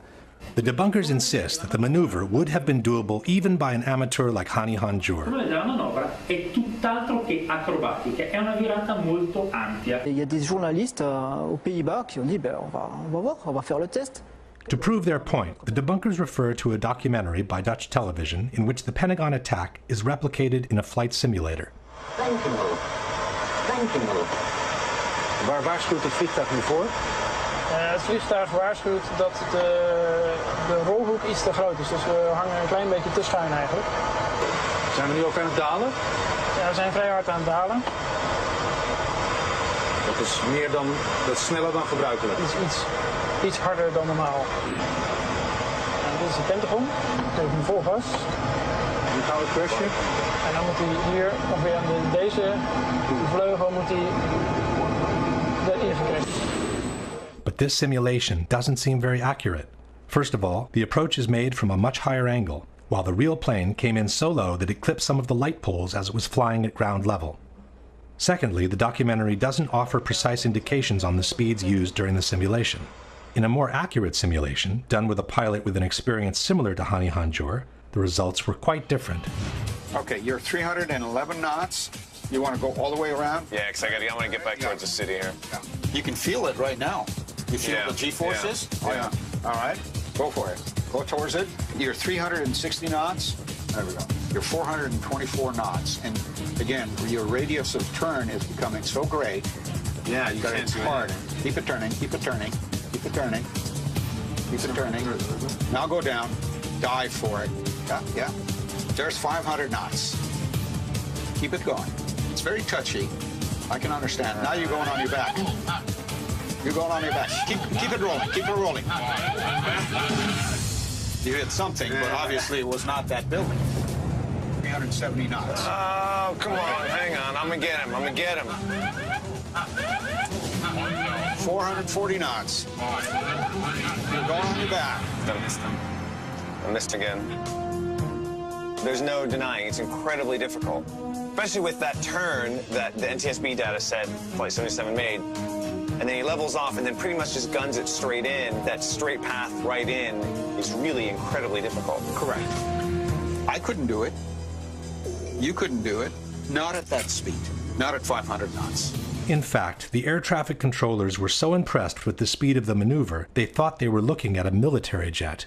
But nobody knew that was a commercial flight at the time. Nobody knew that was American 77. What did you think? It was a military flight of some kind? I thought it was a military flight. It was really moving fast. It was moving very fast, like a military aircraft might move at a low altitude. Air traffic controller Danielle O'Brien stated, "The speed, the maneuverability, the way that he turned, we all thought in the radar room, all of us experienced air traffic controllers, that was a military plane.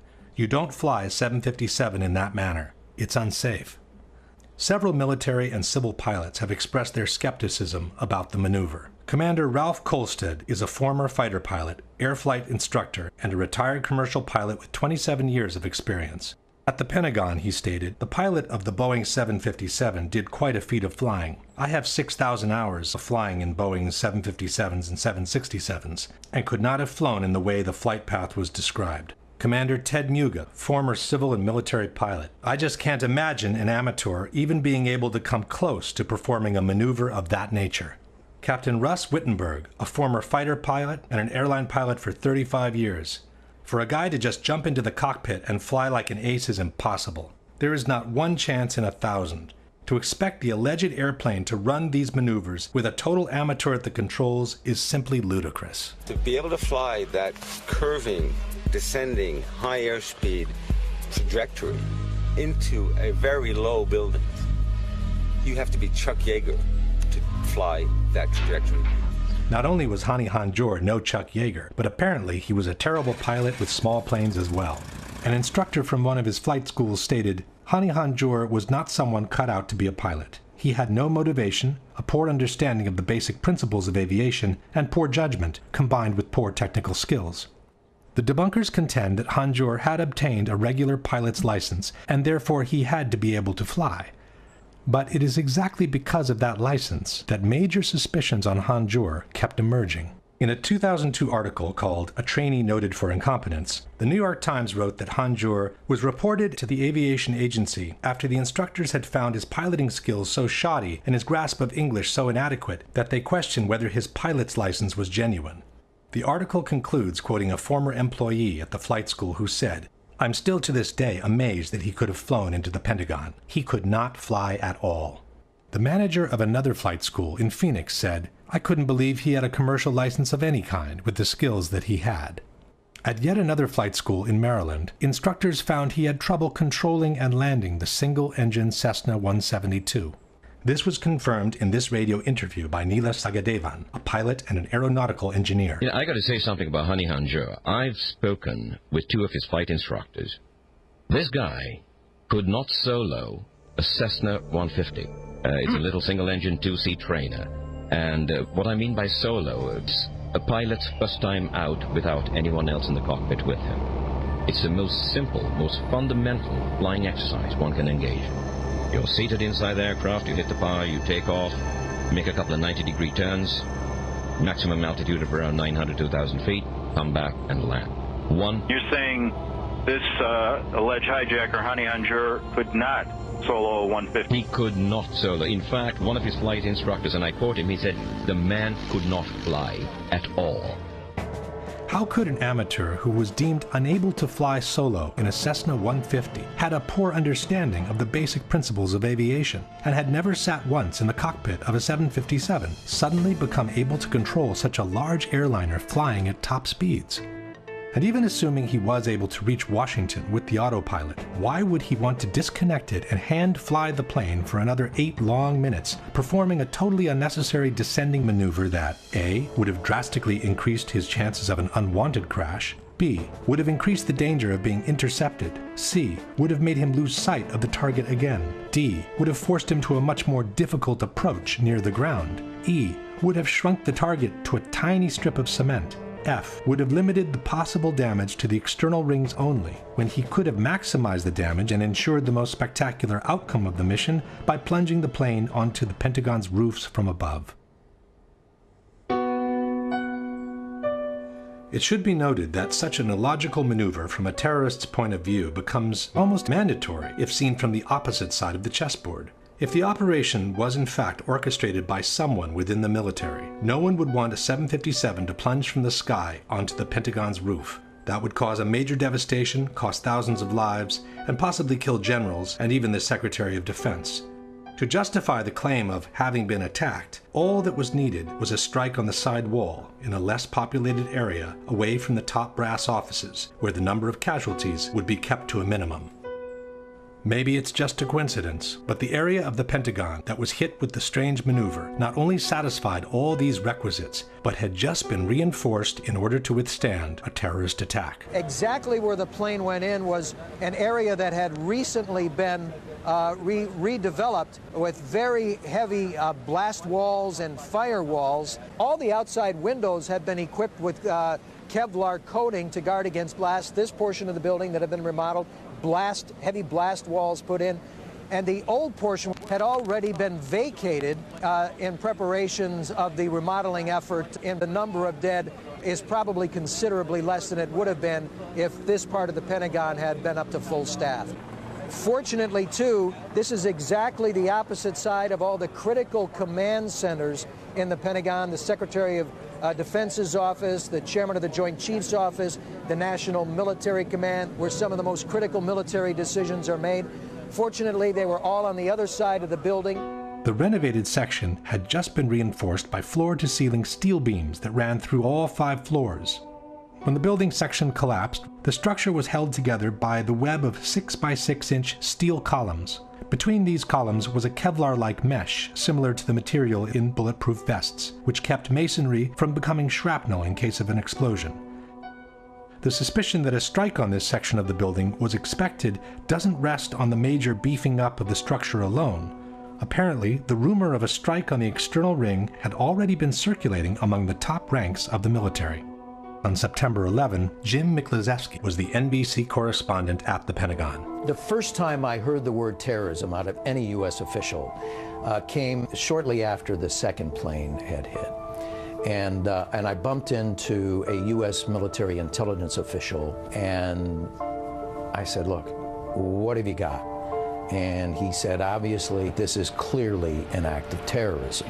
And then he got very close to me and almost silent for a few seconds, and he leaned in and he said, this attack was so well coordinated that if I were you, I would stay off the E-ring where our NBC office was, the outer ring of the Pentagon, the rest of the day, because we're next. Question. Even if someone could predict that the Pentagon would become a target, one would imagine a plane to plunge from the skies onto the roofs of the building.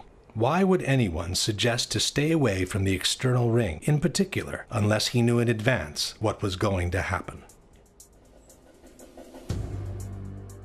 While we were asked to believe that 19 Islamic terrorists were responsible for the hijackings, no one has ever produced a single image of these alleged terrorists boarding the 4 hijacked airplanes. All major airports in the world have security cameras practically everywhere, covering every public area of the airport 24 hours a day. But the only image of the terrorists released after 9/11 was this shot from a security camera showing alleged hijackers Abdulaziz Al-Omari and Mohammed Atta going through a security checkpoint. The 2 men, however, are not boarding Flight American 11 from Boston to Los Angeles, but a previous connecting flight from Portland, Maine to Boston in the early hours of September 11. Only in 2005 were some images of the terrorists in one of the 3 airports released. They showed the group that allegedly hijacked Flight 77 passing through security checks at Washington Dulles. But the timestamp, which is always embedded in security camera recordings, was either cropped out or absent altogether. This means that the video could have been shot at any time prior to 9/11, possibly during a dry run the terrorists did along the same routes. In fact, the 9/11 Commission has stated that many of the terrorists, including Atta, Sheikhi, Jarrah, Hanjour, Hazmi, took cross-country surveillance flights early in the summer. There is another element that makes these images suspicious. In 2001, most security cameras functioned as time-lapse photography, recording an average of 1 frame per second. This video instead is a continuous recording, similar to those obtained with regular consumer-type camcorders. In any case, the fact remains that in 10 years, we have never seen a single image proving that the 19 alleged terrorists boarded the hijacked airplanes. To address this blatant oddity, the 9/11 Commission wrote that the security checkpoint in Newark, like the checkpoints in Boston, lacked closed-circuit television surveillance. But in a Los Angeles Times article dated September 13, 2001, former FBI Assistant Director Louis Shaliro is quoted saying that FBI agents examined footage from dozens of cameras at the 3 airports where the terrorists boarded the aircraft. We also have the account by David Brent, a technical information engineer who worked for the company that had installed the security cameras at Dulles. After the 9/11 attacks, Brent stated, I was part of a team that had the laborious task of reviewing all the video from the airport. That's every frame from over 300 cameras with 30 days of retention time. The task took 3 weeks of 15-hour days. So where are the images of the terrorists? Even if the checkpoints from 2 of the 3 airports didn't have cameras, we should have dozens of images of the 19 terrorists standing in line for the check-in, getting their boarding passes, moving through the lounge areas, making phone calls, using stairs and conveyor belts, visiting the duty-free shops, or having a snack before departure. Each of these premises has also plenty of cameras of their own, which are used to keep an eye on their customers. And then we should have seen the terrorists seated in the departure lounges, waiting for the boarding call, and finally proceeding through the gates that would take them to the airplanes. But we have never seen any of this. Question: why were we never shown a single image of the 19 alleged hijackers moving through the different areas of the 3 airports on the morning of September 11? Since Washington Dulles did have security cameras at the checkpoints, why were we never shown the properly time-stamped images of the 5 terrorists boarding Flight 77 on the morning of September 11? Not only do we not have a single image of the 19 hijackers at the 3 airports on September 11, but we also don't have a single soundbite of their voices from the 4 cockpit voice recorders. With 4 hijackings that lasted between 18 and 41 minutes each, we should have some 2 hours of continuous recordings of what happened in the cockpits of the 4 airplanes. We should have heard the struggles of the terrorists storming in and overcoming the pilots, and then we should have heard their conversations in Arabic as they try to figure out where they are and how to get from there to their designated targets. But we never heard any of that. For American 11, the plane that hit the first tower, we were told that the cockpit voice recorder was never found. For United 175, the plane that hit the second tower, we were also told that the cockpit voice recorder was never found. For the flight that hit the Pentagon, we were told that the voice recorder was found, but it was damaged to the point that the contents were unusable. This is very curious, as black boxes are built specifically to withstand extremely high temperatures and the most violent of impacts. Planes have 2 so-called black boxes, actually painted orange to make them more visible. They're kept at the back of the plane. 2 shells of stainless steel and a heat protective material shield the flight data recorder and the cockpit voice recorder. They can withstand pressure down to 6,000 meters and heat of 1,100 degrees centigrade. For United 93, the voice recorder was found, we were told, and was in good condition. But, for unknown reasons, the recording was never made public. In December 2001, members of the victims' families formally asked the FBI to release the voice recordings from the cockpit of Flight 93. But the FBI replied, "While we empathize with the grieving families, we do not believe that the horror captured on the cockpit voice recording will console them in any way." At the end of the day, the only sound bites from the alleged hijackers we ever heard are a couple of clips recorded by air traffic controllers on the ground as the terrorists apparently punched the wrong keys talking to their passengers. Please, going back to the airport. Don't try to make any stupid moves. Curiously, the hijacker from another flight made the exact same mistake. Here's the captain. I would like to remain seated. All aboard and going to back to the airport and have our demand. So please remain quiet. But these recordings could have been transmitted by anyone and from anywhere. They don't prove that the terrorists were actually aboard the planes. In fact, the opposite suspicion arises in this case. Just as the Portland images seem to be the perfect substitute for the complete lack of images of the 19 terrorists at the 3 airports, these short sound bites, apparently generated by mistake, seem to be the perfect substitute for the complete lack of conversations from the 4 cockpit voice recorders. The situation becomes even more implausible if we look at the actual flight data recorders, the devices that store the technical information from the plane during the flight. For the 2 airplanes that hit the towers, again, we are told that the flight data recorders were never found. In the months following the destruction of the Twin Towers, every ounce of rubble that left Ground Zero was meticulously combed through in the effort to recover every possible human remain. That's when we decided the very least that we can do. If we can't bring them home to their families alive, then we'll stick it out and bring them home to their families. There wasn't a piece of rubble that left that pit that wasn't gone over with a fine-tooth comb. This practice went on until the end of the removal operations. The big pile that you see in the background there is what remains of one of the towers. A tractor basically comes in, takes a shovel full of it, and then he feathers it out across the field out there.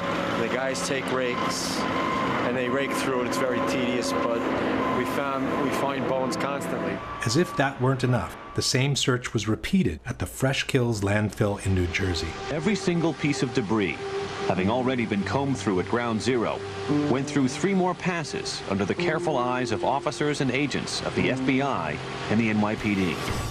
Yet we are asked to believe that not one, but 4 bright orange, practically indestructible voice and data recorders eluded a search so meticulous that it was able to recover dozens of watches, banknotes, personal documents, and even buckets of coins.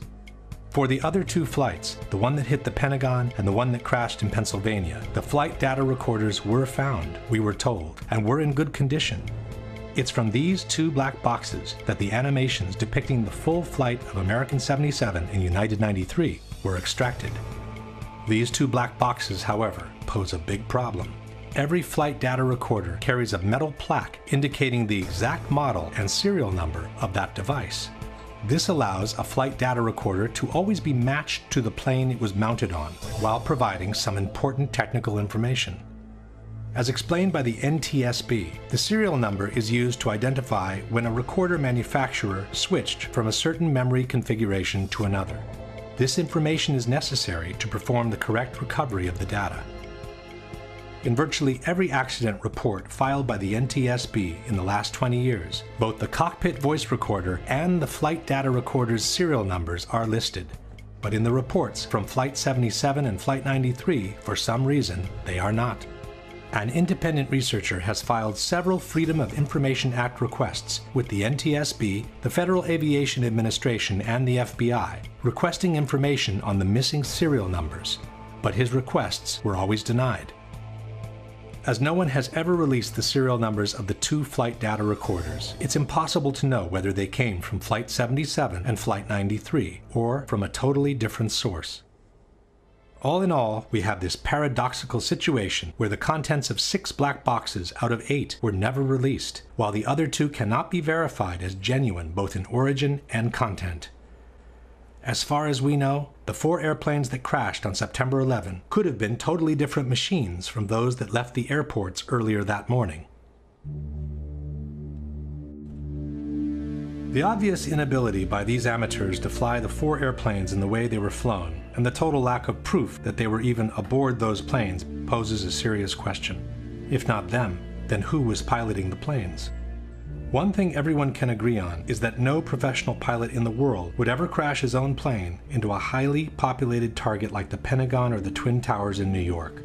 Even at gunpoint, once he knew his plane was doomed, at the last minute he would steer it away from a populated target or plunge it directly into the sea. I don't believe any airline pilot would intentionally fly into the World Trade Center, even with a gun at his head. It is inconceivable to me that any airline pilot would allow anyone to force him to fly into an inhabited building. I cannot imagine how any pilot could be conscious or capable of doing anything to control that airplane at the time that it was directed at one of these buildings. But then, who was in the cockpits? What may seem as a far-fetched possibility was actually suggested by TV reporters less than 10 minutes after the impact on the second tower. That is a very large aircraft. It would be enormously significant if someone was able in some way to get their hands on a 727 or a similar sized commercial aircraft and then crash it in. Ollie? Jim, what you're saying could be a drone aircraft. That's an aircraft that's guided electronically to its target without having a pilot. Now that is a possibility as well. One fact that seems to support this possibility are the exceptional speeds these airplanes were able to achieve at low altitudes, near sea level. As we know, a person can easily run at top speed through normal air, but he cannot do the same in a much thicker medium like water. If he were to be pushed at the same speeds in the thicker fluid, he would probably lose his arms and legs due to the excessive resistance he encounters. The same thing can happen to airplanes if they are pushed beyond their design structural limits. At 30,000 feet, the air is very thin, and the airplane can easily travel beyond 500 miles an hour without encountering much resistance.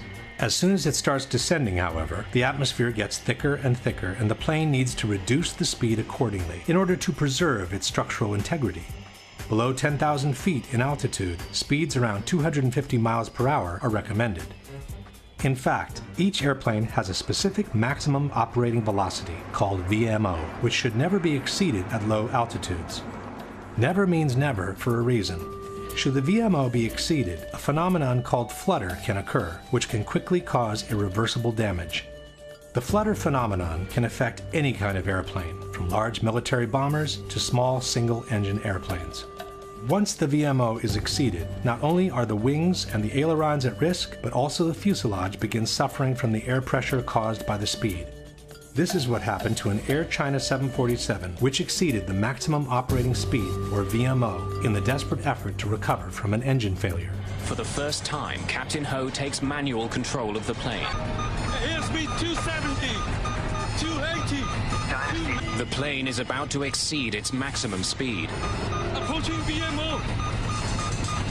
The stress of the dive tears the landing gear doors off the plane. That's VMO. Emergency. Emergency. Luckily, the pilots were able to regain control of the plane and perform an emergency landing. The damage caused by the excess velocity was visible all over the plane. The maximum operating speed for a 767, two of the 4 hijacked airplanes, is 414 miles per hour. For the other 2 airplanes, the 757s, the VMO is even less, 402 miles per hour. Yet on 9/11, all 4 airplanes were flown at speeds close to or beyond 500 miles per hour near sea level without suffering any visible structural damage, while remaining perfectly under control all the way into their targets.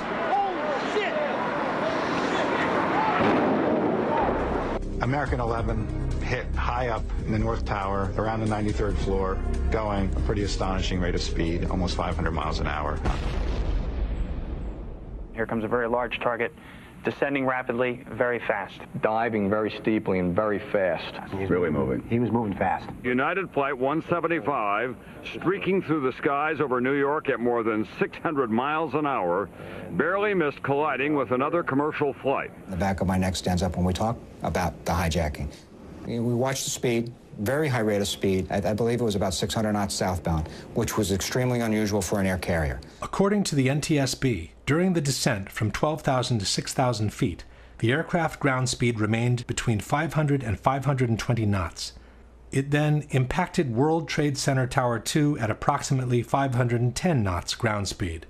510 knots is 586 miles per hour.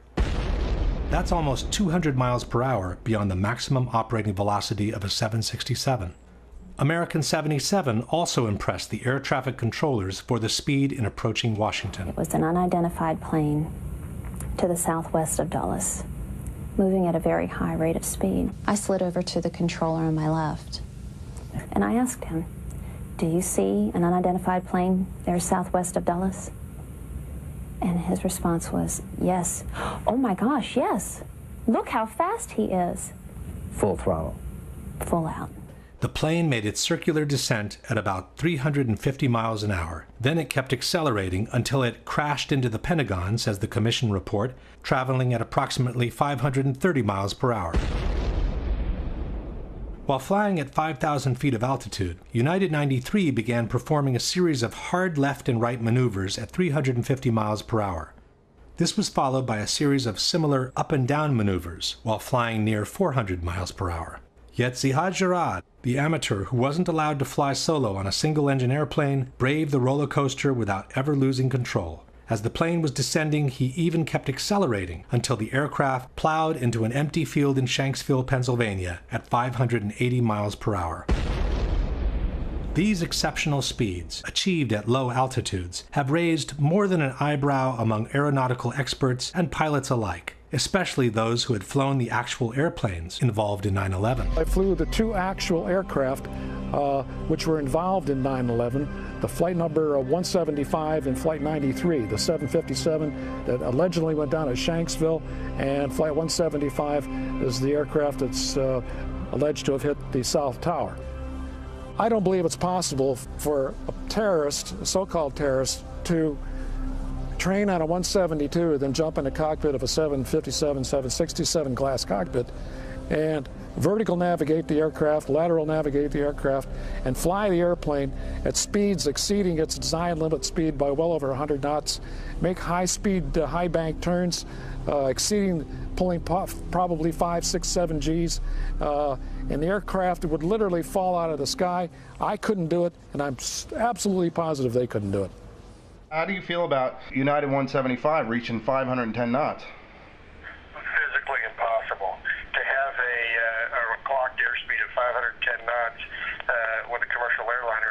level is physically impossible.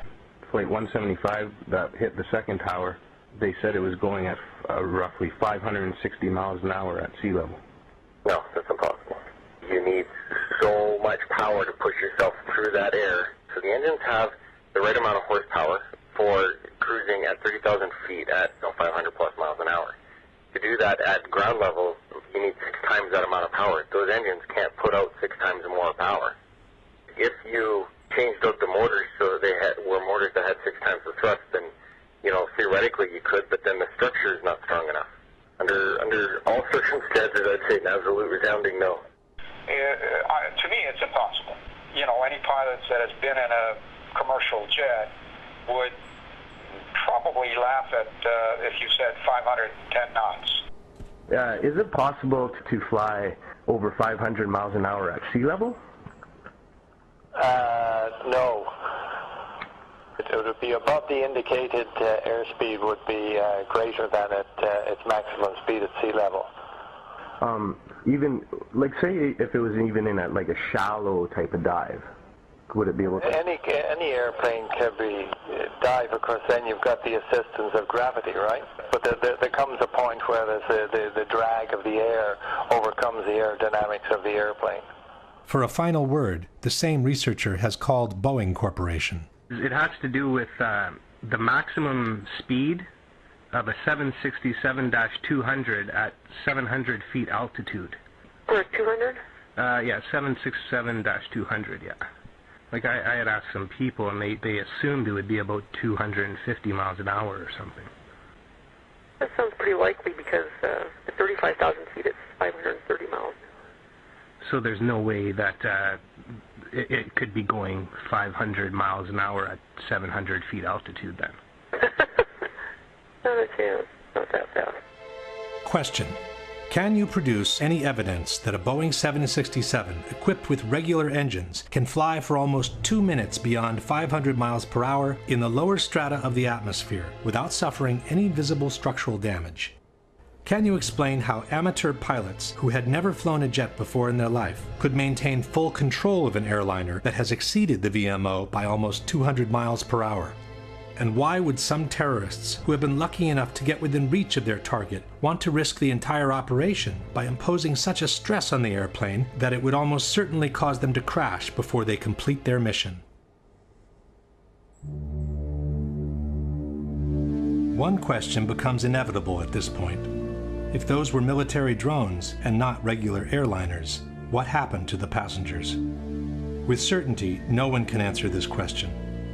One thing we do know, however, the CIA has been developing plans for covert operations that involve the in-flight swapping of commercial airliners with military drones since the 1960s. One such plan was called Operation Northwoods, and it detailed how to replace a civil airliner with a military drone in mid-air, unbeknownst to the air traffic controllers. After the swap, the airliner would be landed in a military base. The drone would continue to fly, appearing on radar as the original plane, and would be remotely guided all the way into the target. We don't know whether this is the actual end the passengers met, but one thing we can say for sure: those who called their relatives from their cell phones could not have placed those calls from the airplanes in flight. Minutes after the fourth plane had crashed in Pennsylvania, news was already circulating that several passengers had made calls with their cell phones from the hijacked airplanes.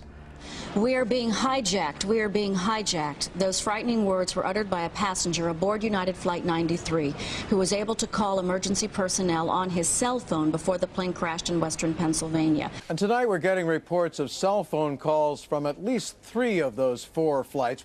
On the second flight that came out of Boston, that was the second flight of the day and also went into one of the Twin Towers of the World Trade Center, there was a businessman who got off 2 cell phone calls to his father. CNN commentator Barbara Olson, wife of U.S. Solicitor General Ted Olson. She reportedly called her husband twice on a mobile phone to tell him her plane was being hijacked. The problem is that in 2001, it was practically impossible to make a call with a cell phone from an airplane at cruising altitudes. The whole idea behind cellular phones is that they use low power transmitters, both to keep the cost of the units down and to preserve battery life. It is up to the receiving towers on the ground to pick up and boost their signal before they route it through the system. It is commonly thought that beyond 10,000 feet in altitude, most cell phones become useless. Passenger planes normally cruise at 30,000 feet and beyond.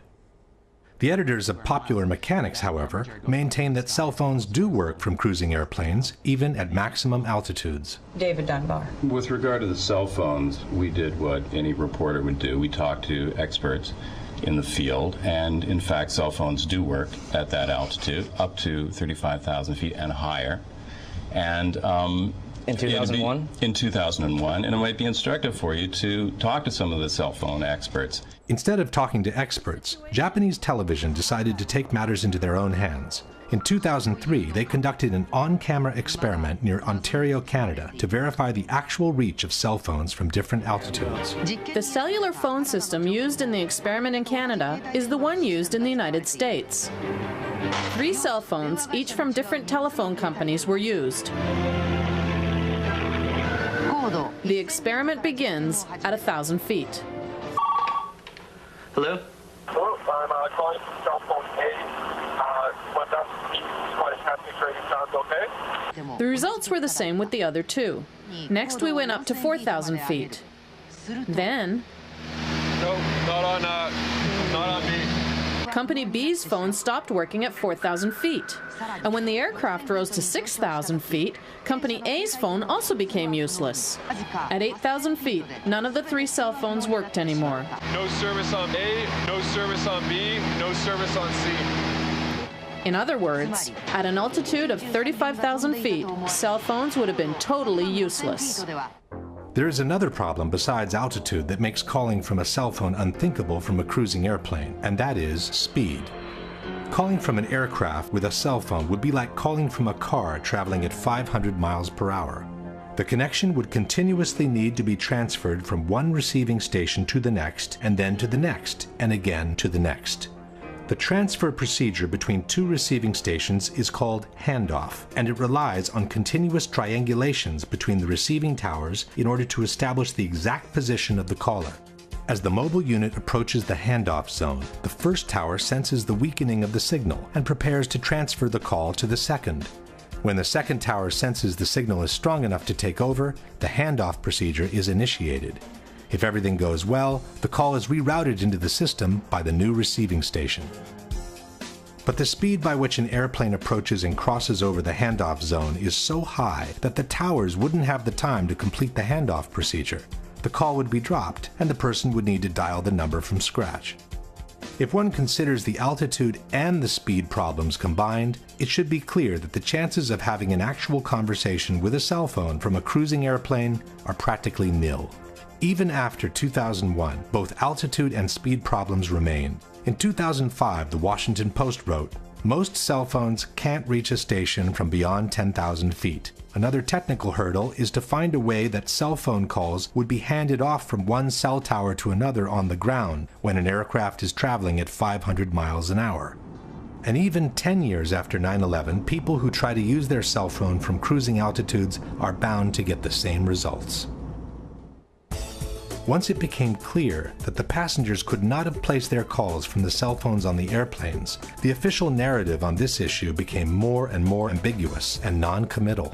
Theodore Olson, who had initially told the press he had received 2 cell phone calls from his wife Barbara, changed his story to calls made from an airphone. And by the time the 9/11 Commission published their final report, only one mention on the cell phone calls remained. Shortly thereafter, wrote the Commission, passengers and flight crew began a series of calls from GTA airphones and cellular phones. No indication on which calls were made from cell phones and which ones with airphones was given. The authorities from the Moussaoui trial also avoided being too specific on the origin of the calls. Within the official documentation, they released this flash animation, which contains all the basic information on the 4 hijacked airplanes. By clicking on any of the flights, one can view the passengers list. By clicking on the telephone icon at the bottom, the passengers who have made phone calls are highlighted. And by clicking on any of the passengers' names, the list of the calls they have made is displayed. Each of the calls lists the exact time it was placed, the duration, the initial part of the number dialed, and the name of the person receiving the call. But the number from which the phone call was placed is missing. The only information available is the location on the plane the calls were presumably made from, row 30 in this case. It's as if the authorities were trying to suggest that the calls were made from airphones without having to put it down on paper. Only in 2 cases did the authorities openly state that a cell phone was used. One is the call allegedly placed to 911 by a passenger who had locked himself in a lavatory where airphones are not available. The second is a call placed by flight attendant C.C. Lyles to her husband, who later described his surprise in receiving a call from her cell phone in a television interview. Once the phone got disconnected, then I sat up in the bed like, it was like I just woke up. I'm like, was that a real call? So I looked at the caller ID and noticed that it was a call, and it was from her cell phone. And I'm like, okay, wait a minute. How can she call me from on the plane from a cell phone? Because cell phones don't work on a plane. That's what I'm thinking. As only these 2 phone calls were admitted by the authorities, the debunkers have universally adopted the only 2 cell phone calls made position. Le telefonate non sono state fatte con il cellulare, sono state fatte con gli earphone. In soli 2 casi è stato usato un cellulare, quindi quelle 2 telefonate brevissime, frammentarie, sono state fatte quando l'aereo era una quota perfettamente compatibile con la rete cellulare americana. But one thing is the number of cell phone calls admitted to. Another is the number of calls that were actually made. In the days following 9/11, the FBI interviewed the various people who had received a phone call from their relatives on the planes, and their reports tell a different story. One of the reports reads, starting at approximately 6:30 Pacific Standard Time, which is 9:30 New York time, Dina Burnett received a series from 3 to 5 cellular phone calls from her husband, Thomas Burnett. Burnett was able to determine her husband was using his own cellular phone because the caller ID showed his number. Only one of the calls did not show the caller ID as she was on the line with another call. According to the official documentation, Thomas Burnett made a total of 3 calls, one at 9:30, one at 9:37, and one at 9:44. This means that at least 2 of these calls, if not all 3, were made from Burnett's cellular phone.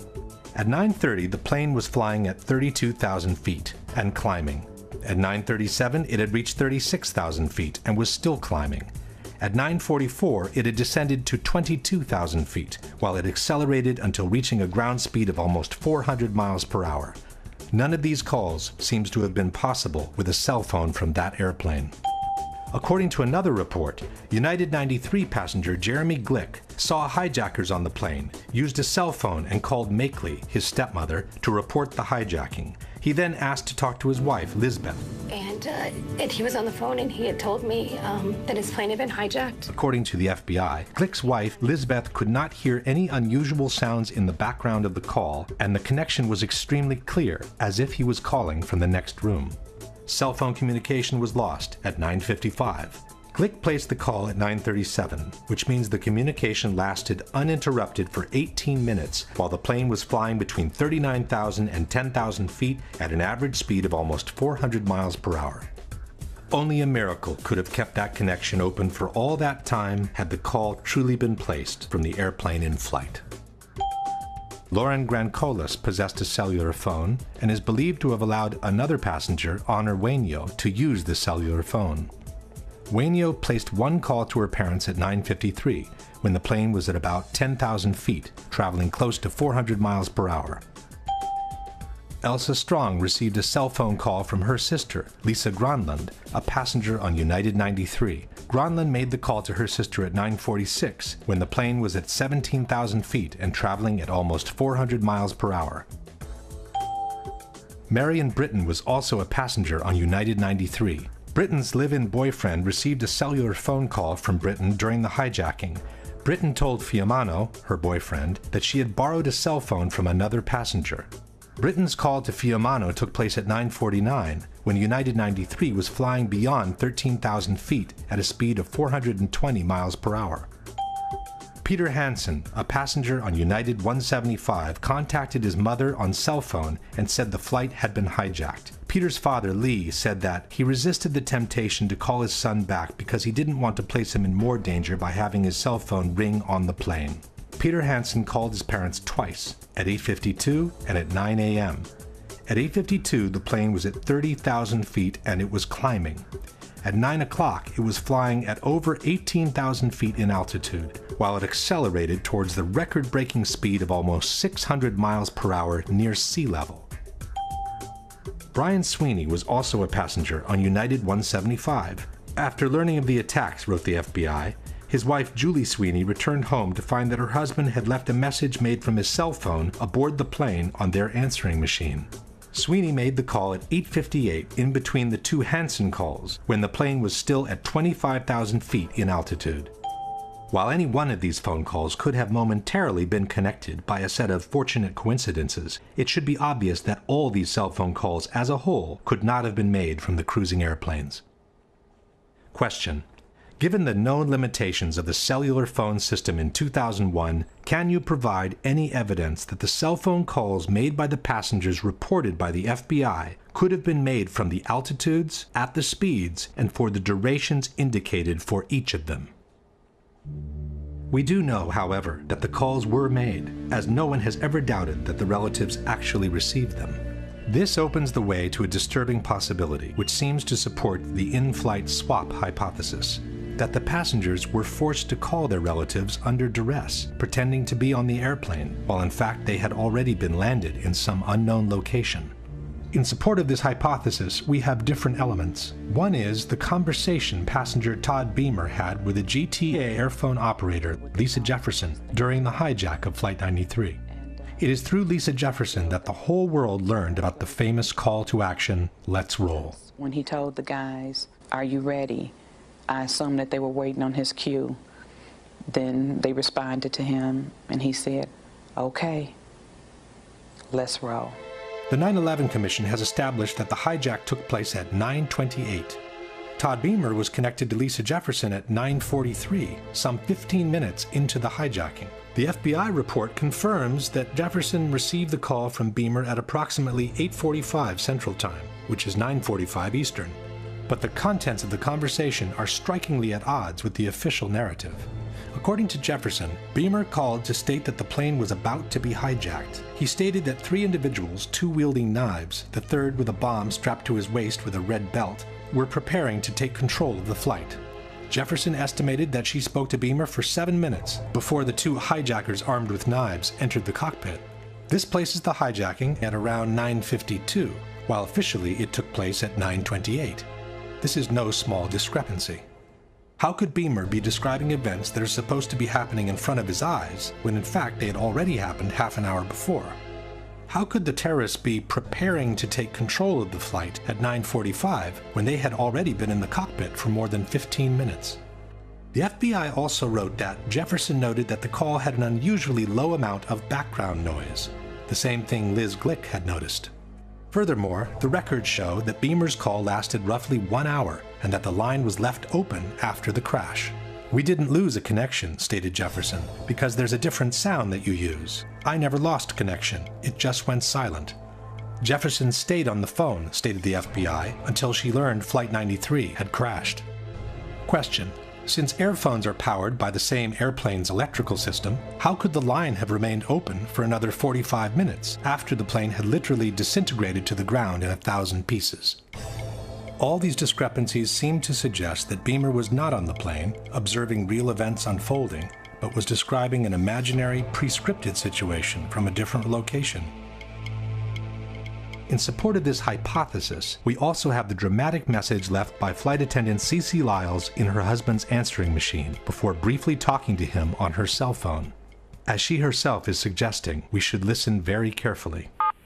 Tuesday, 9:47 a.m. Hi, baby. Baby, you have to listen to me carefully. I'm on a plane that's been hijacked. I'm on the plane. I'm calling from the plane. I want to tell you I love you. Please tell my children that. We too can notice the absence of the typical background noise heard inside a plane. I don't know what to say. There's 3 guys. They've hijacked the plane. I'm trying to be calm. After saying goodbye, she seems to fumble with the headset while she whispers a few more words into the mouthpiece. I hope to be able to see your face again, baby. I love you. Bye. End of message.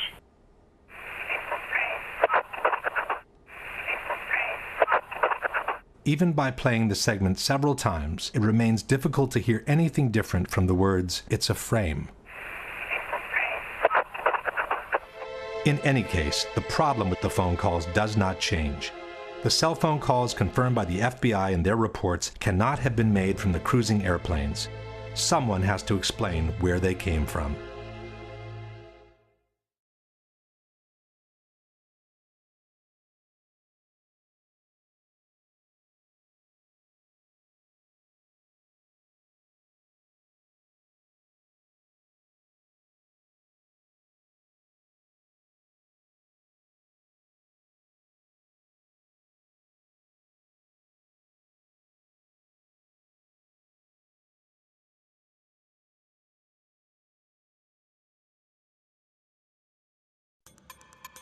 According to the 9/11 Commission, the airplane that appeared over Washington and went on to strike the Pentagon was Flight American 77, the same plane that had disappeared from radar screens over West Virginia almost 1 hour before. But they never provided any evidence of that. As we have seen, the flight data recorder's serial number that could have identified the airplane was never released.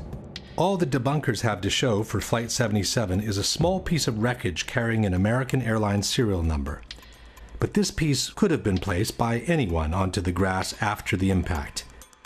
In fact, unidentified men in suits were seen meddling with the debris right after the impact, in direct violation of the rules of a crime scene. A contractor who was only 100 yards away from the point of impact stated, "It was DPS, the guys in the black coats. They were here right then and there. That's what I don't understand. Where did they come from? Maybe they knew something. I don't know." The debunkers claim that the witnesses' accounts are more than sufficient to identify the airplane. Hundreds of people saw an American Airlines jet fly into that building. But it's presumable that if anyone wanted a different airplane to look like an American Airlines aircraft, they would have at least thought of painting the fuselage with the same colors. The majority of witnesses recall seeing a large airliner, but there are also witnesses who describe a much smaller, executive-like airplane. I was just casually looking out the corner, out of the window, and the corner of my eye I saw what looked to be maybe a 20-passenger corporate jet, no markings on the side. From my office, I was able to see a white jet, like a Gulfstream type commuter jet, I guess. Omar, you say this was a smaller plane, 10 to 15 passengers maybe? No es muy grande. No es muy grande. It's not like too big, it's just... ¿Tú sabes los aviones comerciales? It's like business airplane. Like a business jet. Yeah. It looked like a commuter plane, 2-engine, come down from the south, real low, proceed right on and crashed right into the Pentagon. And are you fairly sure that it was what we sometimes describe and recognize as a small commuter plane? Yes, it was. By the witnesses' accounts alone, it's impossible to establish what kind of airplane it was. As the plane clipped 5 light poles before striking the Pentagon, the debunkers maintain that the distance between the light poles indicates a corridor wide enough that only a large airliner could have created it. Ce qu'on peut voir justement, c'est que l'avion en arrivant a tombé 5 pylônes qui étaient sur sa trajectoire, et ces pylônes étaient espacés de 25 mètres. Troviamo alcuni lampioni abbattuti, 5 lampioni. Tutti insieme fanno una fascia larga 26 metri. Facciamo finta di ipotizzare che non sappiamo che si tratti di un aereo.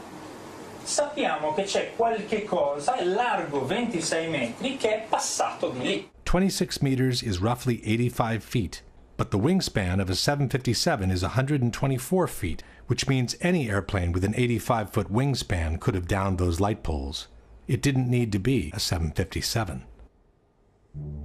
In fact, with a 100-ton airliner hitting a reinforced concrete building like the Pentagon, one would expect to find a situation similar to this. What immediately stood out instead was the absence of large, identifiable pieces of debris which are usually found after the crash of an airliner. Bob Pugh was the first professional cinematographer to arrive on site. No one was in control of the area. I had free reign. And there's a lot of debris in the foreground of those videos. Again, very small pieces. I mean, I'm standing on pieces, a dinner plate or smaller in size. All the while, I'm looking for wreckage, and I can't find a piece of anything that I recognize. I can't see the tail. I can't see the wheels. I can't see the engines. There's no chairs. There's no luggage. According to the debunkers, there are no large pieces of debris on the lawn because most of the airplane ended up inside the building. Quindi Gran parte dei frammenti dell'aereo non sono fuori perché l'aereo è entrato nell'edificio. Purdue University has produced a detailed computer animation illustrating the official version of the event. We had the plans for the Pentagon, all the details, right down to the last reinforcing bar. The speed of the airplane and the direction from which came was given to us by the Transport Safety Institute. According to the official version, the plane approached in a low trajectory, clipping 5 light poles from the nearby intersection. Slightly tilted to the left, it hit a trailer parked outside the building with the bottom of the right wing, and then impacted the facade at an angle of 42 degrees. Most of the plane penetrated the facade and proceeded inside the building on a diagonal course, causing destruction as it was being destroyed. The fuselage pierced through the outer wall of the C-ring, producing this round-shaped exit hole 10 to 12 feet wide. There are, however, many problems with this version of the events. The first one is the actual wingspan of a Boeing 757. Most of us remember the facade of the Pentagon after it had collapsed. But before it collapsed, right after the impact, this is what the building looked like. This series of pictures was taken by a Navy photographer shortly after the impact. There doesn't seem to be enough damage for a Boeing 757 to have penetrated the building almost in full. Using the best part from each image, a digital expert has created this composite picture, which has become the universal tool of reference for anyone involved in the debate. The composite picture shows an almost continuous opening at ground level, about 90 feet wide. The damage extends to the second floor, with an entry hole about 15 feet wide. This is enough, maintain the debunkers, to have accommodated most of the plane inside the building. Effectivement, on peut se demander où est-il passé. Et puis, si on prend des photos qui ont été prises à des instants différents et qui justement, par un assemblage, ont permis de montrer les dégâts qui étaient réellement visibles sur la façade, et là on voit clairement que tout le rez-de-chaussée a été anéanti sur une longueur de 30 mètres, et puis au milieu, bien sûr, vous avez le trou de la carlingue. That gash in the E-ring was about 90 feet across. The wingspan of the plane was about 124 and change. That punched the hole into the building. It is true, the wingspan of a 757 is 124 feet, but the debunkers forget that the plane came in at a 42-degree angle, which makes the projected wingspan on the facade 160 feet wide. That's almost twice the 90-foot existing gash. As shown in this animation, the left wing should have also destroyed these 2 windows to the left of the opening. But the whole segment to the left of the opening doesn't seem to have been hit by a wing traveling at 500 miles per hour. The window's wooden frames are still in place, and the glass seems to have been broken from the ensuing explosion, not from the impact itself. The limestone covering the facade has fallen off, but the bricks underneath appear practically untouched. By the same projected angle, the right wing should have impacted the facade all the way to this column on the second floor. In fact, there is a diagonal cut on the second floor wall that could have resulted from the wing's impact. But this puts most of the wing above the second floor slab, which means it never penetrated the facade to begin with. So where did it go? This is the explanation by Popular Mechanics for what happened to the wings. The wings did not fully penetrate the facade. In fact, the wings had already been partially sheared off by the time the plane even hit the building. The fuselage mainly made the hole that existed. Conspiracy theorists want to know why it wasn't the width of the full wingspan of the plane, and actually just the simple reason was that the wings came off. But where did they go? Popular Mechanics doesn't say. A similar problem is posed by the horizontal stabilizers, which extend some 50 feet in width. As they are mounted 3 feet higher than the wings, they should have impacted the facade approximately here and here. But there are no visible marks from their impact on the facade, nor is any recognizable piece of the stabilizers visible on the lawn. Same story for the tail, which raises 24 feet above the fuselage.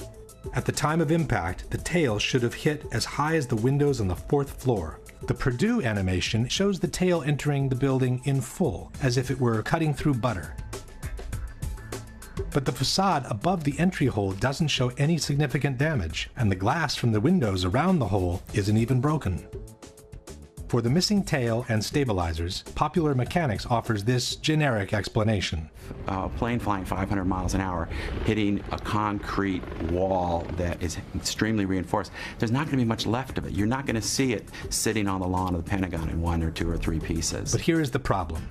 If part of the wings, the stabilizers, and the tail disintegrated against the facade, how could the fuselage penetrate it almost entirely? The fuselage is by far the weakest part of the plane, as it basically consists of an empty cylinder meant to carry the passengers and their belongings. How fragile the fuselage is compared to the wings is explained by aviation expert Jacques Rolland. Jacques Rolland, ancien général de l'armée de l'air, est aujourd'hui le meilleur expert en crash aérien auprès des tribunaux. Il n'est pas du tout évident de comprendre qu'effectivement, dès que vous avez un choc à l'avant, l'ensemble s'enfonce à la vitesse de pénétration, en fait. Et le premier point dur se trouve ici. Tant que vous n'arrivez pas là, l'avion, c'est du papier. Question.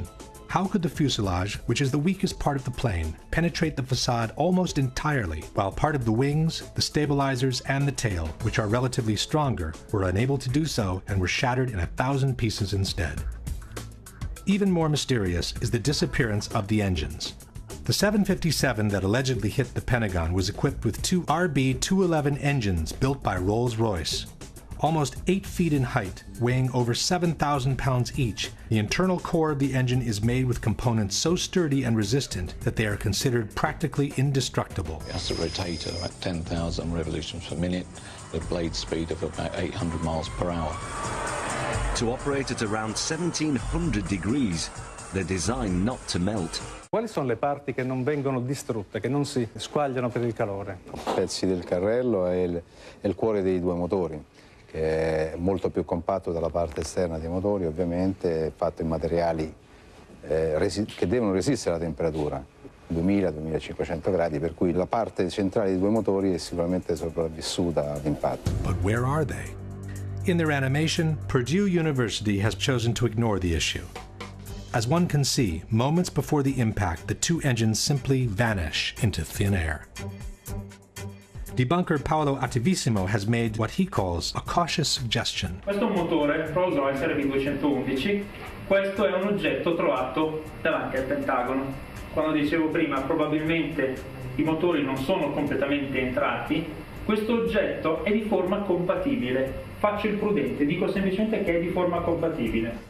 But this rotor could have come from any engine. There is also another picture of a similar disc, or possibly the same disc, from a different angle. And then there is this part of an engine found inside the Pentagon. But we are not looking for scraps. We are looking for 2 3-ton pieces of machinery made with steel and titanium that after an accident should look something like this. Or like this. Or like this. In fact, had the Pentagon been hit by a 757, the 2 engines would have impacted the facade around these 2 points just below the wings. This means they would have proceeded inside the building on a path somewhat parallel to the fuselage, carving a trail of destruction much more devastating than any other part of the plane. È un proiettile simile il motore? Sì, sicuramente sì. Può essere tranquillamente un proiettile. Lanciato a 800 km all'ora la struttura viaggia e non si ferma al minimo ostacolo. But there are no engines visible outside the exit hole, nor are there any other holes in the wall that could have been caused by an engine. Question. Can you explain what happened to the core of the 2 engines, which is built with components so strong and resistant to be considered practically indestructible? Now for the biggest mystery of all, the exit hole. According to the official version, it was the fuselage of the plane that created this hole in the wall of the C-ring. On September 15, 2001, the Pentagon renovation manager stated, the plane penetrated through the E-ring, D-ring, C-ring. The nose of the plane just barely broke through the inside of the C-ring, so it was extending into AE drive a little bit. The AE drive is the internal alley separating the C-ring from the B-ring. But how could the fuselage have made it all the way through the wall of the C-ring? Un aereo che pesa 120 tonnellate, lanciato a 800 km/h, impatta una facciata, la trapassa. Nel trapassarla viene tritato dalle colonne che ci sono in mezzo, a mo' di grattugia, se volete, mi passate questo termine, e alla fine quel che rimane sono solo frammenti molto piccoli. Quel poco che rimane in fondo arriva dall'altra parte. If the fuselage is only a cylinder and it gets cut and ground by the columns in 1,000 pieces, how can it retain the circular shape needed to punch this almost perfectly round hole in the wall? This is where the explanations by the debunkers become absolutely fascinating. The mass of the plane penetrated the building with enormous energy and continued into the building in a state almost more like a liquid than a solid. Then encountered reinforced concrete columns 2 feet thick, so the aircraft was flying through a forest of columns. The plane became almost like an artillery shell or a tank round. What actually came out, it was a circular ball of fire, which is how fire goes when it moves. That's why it has a perfectly round shape. By this time, there was an avalanche of debris that was moving as a single mass, much as in an avalanche of snow. Whether it was a liquid mass, a ball of fire, or an avalanche of snow, all these hypotheses are flatly contradicted by the Pentagon Building Performance Report, a document published in 2003 by the American Society of Civil Engineers. In assessing the condition of the columns on the first floor, the report reads, columns 3G, 3H, 3J, and 5J were damaged but still standing, although in the direct path of the fuselage. It is highly unlikely that any significant portion of the fuselage could have retained structural integrity at this point in its travel. The aircraft frame most certainly was destroyed before it had traveled a distance that approximately equaled the length of the aircraft. The length of the aircraft is 155 feet, which is roughly half the distance between the entry and the exit holes. That no substantial part of the fuselage reached the wall of the C-ring was also confirmed by the first eyewitnesses who described the damage inside the Pentagon. So the plane went in to the E, D, and to the C-ring. Not all the way through the C-ring. Question. Given that, according to the Pentagon Building Performance Report, the aircraft frame most certainly was destroyed before it had traveled a distance that approximately equaled the length of the aircraft, and that it is highly unlikely that any significant portion of the fuselage could have retained structural integrity from that point on, can you explain what caused the almost perfectly round exit hole in the outer wall of the C-ring? In conclusion, we have an opening on the first floor that's a bit more than half the projected wingspan of a 757. The tip of the left wing and most of the right wing missing without a valid explanation. The horizontal stabilizers and the tail also missing without a valid explanation. A fuselage that behaved more like a warhead than an empty cylinder made with aluminum. No trace whatsoever of the core of the two engines, and an exit hole on the C-ring that no one can rationally explain. Given all these facts, we must conclude that the damage observed at the Pentagon is not compatible with and must have been created by something other than a Boeing 757. The mystery of what hit the Pentagon could have been easily solved if the FBI had released the videos from dozens of surveillance cameras that are placed all around the impact zone. Yeah, there were a lot of cameras around the Pentagon. If you look at the Pentagon, you can see that there's cameras on each corner. There's cameras at some of the businesses around the Pentagon. And we know in those cases, the tapes were confiscated immediately by the FBI within hours of the event. When a Freedom of Information Act requesting all the videos covering the impact zone was filed, the FBI agent in charge of the tapes responded, "The FBI possessed 85 videotapes that might be potentially responsive to plaintiff's FOIA request. But," concluded the agent, "I determined that only one videotape showed the impact of Flight 77 into the Pentagon on September 11, 2001. This is the tape we have all seen many, many times." The FBI could have released all the videos anyway, just to allow the public to see by themselves what was actually shown in each of them. But for some reason, they preferred to keep them under wraps. I've filmed before down at the Pentagon before 9/11. There's got to be at least 100 video cameras ringing that building, in the trees, everywhere. They've got that plane coming in with 100 angles. I want to see the video. I want to see 100 videos that exist of this. Why don't they want us to see that plane coming into the building? Not only has this question never been answered, but an in-depth analysis of the only footage of the impact ever released contains a dramatic surprise. Initially, the DoD released these 5 frames taken from a Pentagon parking security camera. Later on, in 2006, the DoD released the entire sequence from which the 5 frames had been extracted. The time-lapse sequence runs at approximately 1 frame per second, and it shows the moments leading up to the impact, the large explosion, and a billowing fire that ensued. Unfortunately, the video does not show the airplane in transit. All we can see in the frame preceding the explosion is what appears to be the tail of an airplane followed by a trail of white smoke. But the body of the plane remains covered by this concrete column standing in the foreground. The Department of Defense also released a second video, taken by a different camera from the same parking lot. The second camera was actually located in the very column that obscured the view of the plane in the first video. This aerial shot of the Pentagon shows the actual location of the two cameras. The second camera faces in the same direction as the first, and it offers a clear, unobstructed view of the same field of action. By using the moment of the explosion, we can synchronize the two cameras with absolute frame-by-frame accuracy. By synchronizing the two cameras, we notice that the second video begins earlier than the first, while the first lasts longer than the second. This leaves us with a middle comment section of about 100 frames, which are perfectly synchronized with each other. From the moment the police car moves on, the action proceeds in an identical manner both in the frames preceding the explosion and in those following the explosion. Especially in the second part of the videos, after the explosion, we can verify how each couple of frames depicts exactly the same action by looking at the shape of the billowing smoke. This confirms that the two cameras were operating in perfect synchronization. This is only to be expected. After all, the two cameras were controlled by a centralized recording system called multiplexer, or TLR. There is, however, one pair of frames from the two videos that shows a completely different action from one another. They happen to be the two frames in which the plane travels across the lawn. It's frame 23 in the relative count. As the first video showed the tail and the trail of smoke, we would expect the second camera placed in this concrete column to show the entire body of the plane in the same position. It does not. In the corresponding frame, camera 2 shows only the tip of the plane entering frame from the right-hand corner. But how can the nose of the plane be behind the tail at the same moment in time? The synchronization system allows for a maximum fluctuation between the two cameras, or margin of error, of 1/30th of a second.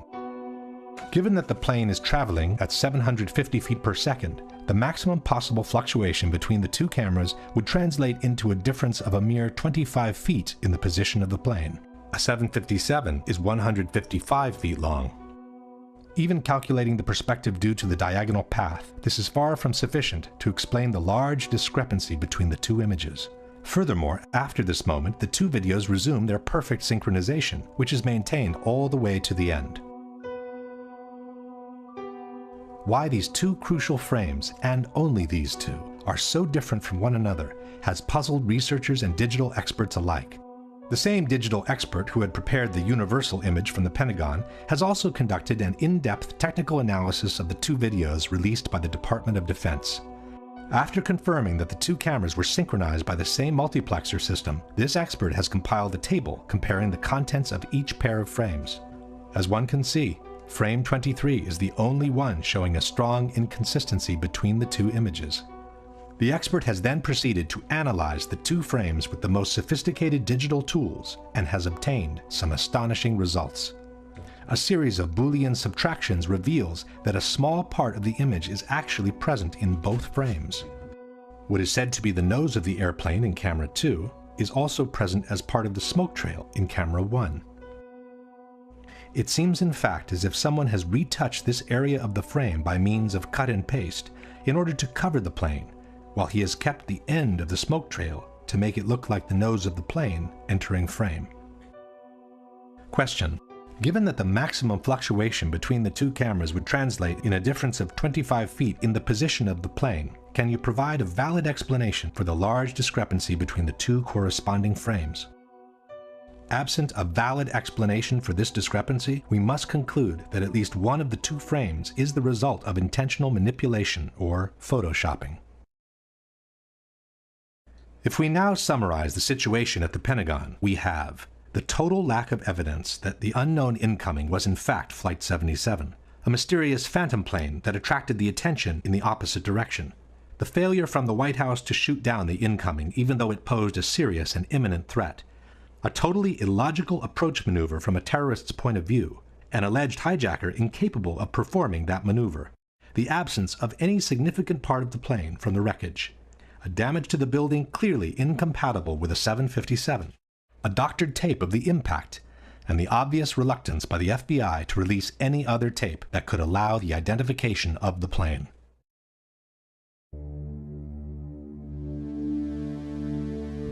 The whole issue of Flight 93 basically boils down to one question.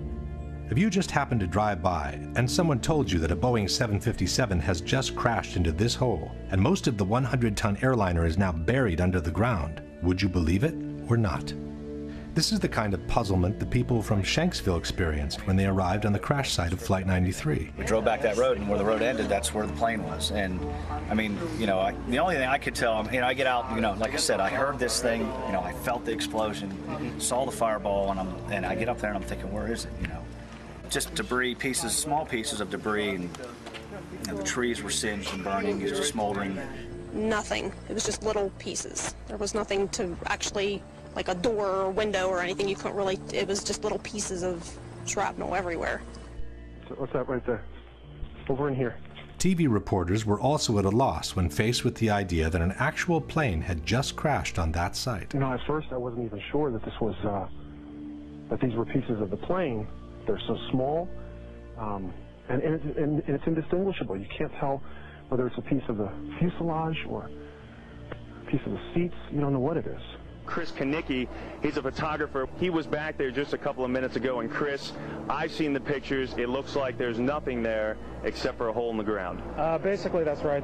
From where we could see, there wasn't much left. Any large pieces of debris at all? No, there was nothing that you could distinguish that a plane had crashed there. It's really all you see is a large crater in the ground and just tiny, tiny bits of debris.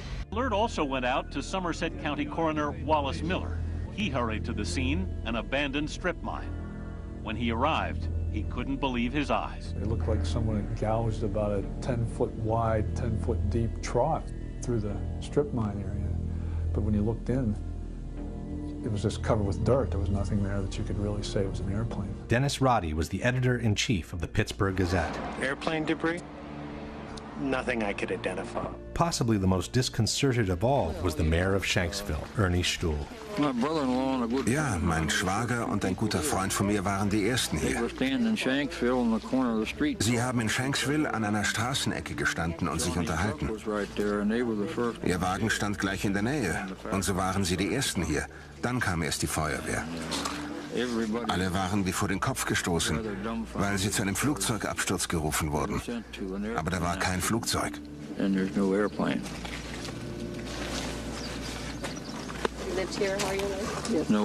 Flugzeug.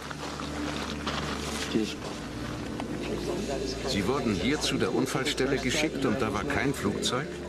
Nein, da war nichts. Nur dieses Loch. Das ist es, was Sie sahen. Ich dachte immer, das sei die Absturzstelle. Das ist sie, aber da ist nichts zu sehen. It's in that hole, says the FBI, that most of the airplane lays literally buried in the ground. Much of the plane and its contents were found beneath the soft dirt, states the FBI's website. Evidence technicians found the flight data recorder about 12 feet below the surface and the cockpit voice recorder about 25 feet deep. Since the two black boxes are located in the tail of the plane, one must conclude that also the cockpit, most of the fuselage, the passengers' seats and bodies, and their belongings somehow managed to get buried deep underground. The only ones who don't seem to have a problem with this explanation are the debunkers. We have this idea that when planes crash, they crack in half and there's this dramatic burned wreckage. That's what happens when planes crash at very low speeds, usually on approach or takeoff from an airport. This plane was flying straight down. It was approaching the speed of sound. It would have if it had gone much farther. And it penetrated into soft ground with incredible velocity. Ma qui la caduta è stata diversa. L'aereo era quasi verticale quando si è schiantato a una velocità altissima. L'aereo si schiaccia quasi nel terreno, produce un cratere piccolo e quello che rimane va a finire quasi tutto nel terreno. First of all, it isn't true that the plane hit the ground almost vertically. According to the NTSB flight path, the 757 hit the ground at an angle of about 45 degrees. This fact alone removes much of the exceptionality the debunkers would like to attach to this crash. But even if it were true that the plane fell almost vertically, how could the hole have closed itself up even before the first responders arrived? This is not mud. This is your typical hard country soil. When a plane crashes and makes a hole in the ground, the hole remains open and quite visible from above. This, for example, is the crater caused by Flight Pan Am 103 when it crashed in Lockerbie, Scotland in 1988. It's true that the 747, the plane that crashed in Lockerbie, is larger than a 757, but it's also true that the Pan Am flight broke up in mid-air due to an explosion, and that only part of the plane caused the crater seen in the photographs. Let's compare the size of the Lockerbie crater, several blocks wide, with the one in Shanksville, several feet wide. This is the size of a human being next to the Lockerbie crater. This is the size of a human being next to the Shanksville crater. These are people looking down into the Lockerbie crater. These are people standing by the Shanksville crater after the accident. Compare the size of a car with the Lockerbie crater and the size of a small truck with the crater in Shanksville. This is the largest chunk of the Pan Am flight that was found near Lockerbie. It's almost half the front part of the fuselage and includes part of the cockpit. This is the largest piece of debris we have ever seen from Shanksville. It's a piece of fuselage a bit wider than 2 passenger windows in a picture released 5 years after the event. This is an engine from Pan Am Flight 103 which plunged to the ground at a location near Lockerbie. This, we are told, is an engine from Flight 93, which was supposedly excavated from the hole in Shanksville. These are images from different crashes, showing that the tail of the plane almost always survives. It does so because it's normally the last part of the plane impacting the terrain, when most of the kinetic energy has already been dissipated to the ground. This is the mark on the ground that was supposedly left by the tail of Flight 93 before it vanished into thin air. These are the chunks of the wings that are normally found after a plane crash. These are the marks that the wings of the plane allegedly left on the ground in Shanksville before vanishing with everything else into thin air. And this is the center of the hole, which is supposed to have swallowed practically the whole fuselage. But this is where the official story of the crash becomes truly fascinating. According to the FBI, after 2 weeks of excavation in Shanksville, 95% of the plane had been recovered. A Boeing 757 weighs roughly 100 tons. A mid-sized car weighs about 2,500 pounds, a ton and a half. This means that, according to the FBI, the equivalent of at least 50 to 60 cars was actually excavated from the ground. Question: can you explain how most of an airplane weighing 100 tons could end up buried deep underground in a hole that closed itself up before the first responders arrived? But even if it were true that 95% of the plane has been recovered, where is it? Why have we never been shown it? When a controversial accident happens, all efforts are made to recover as many pieces of the plane as possible. These, for example, are the remains of the flight from Lockerbie, which have been pieced together in a hangar. These are the remains of TWA 800, the flight that crashed in the ocean near Long Island in July 1996. These are the remains of flight Itavia 870, which crashed in unclear circumstances near Ustica, Italy in 1980. Why wasn't the same thing done with United 93? Given the controversy on the absence of debris, coupled with the rumors of a possible shoot-down, it would have been the perfect way to put all the conspiracy theories to rest. Instead, we are told, all the recovered parts of the plane have been sequestered by the FBI, and no one has ever been able to see them. As far as we know, Flight 93 might have never crashed in Shanksville to begin with. There is another problem for those who support the official version. When an airplane crashes to the ground, normally a plume of thick black smoke rises to the sky and continues to burn until all the fuel is consumed. But instead of being faced by something like that, this is what the people in Shanksville saw. Das ist das, was wir gesehen haben. Sieht fast aus wie ein Pilz. It looked like a mushroom cloud, he said. But under the cloud there is no plume of black smoke rising to the sky, and the mushroom shape is the classic result of a bomb explosion. The same local reporter also noticed the absence of smell from burnt jet fuel and the odor of scorched earth instead. And there's a very strong odor of the scorched earth. This is the only way I can describe it. It doesn't smell like jet fuel. It smells like, Kendall, how do you describe it? Just burned earth. Burned earth. It smells like burned earth. The grass next to the hole also indicates there was no fire after the explosion, as it appears perfectly dry and untouched all around. Some have suggested that this is only the initial explosion and that the plume of black smoke hasn't started to rise yet.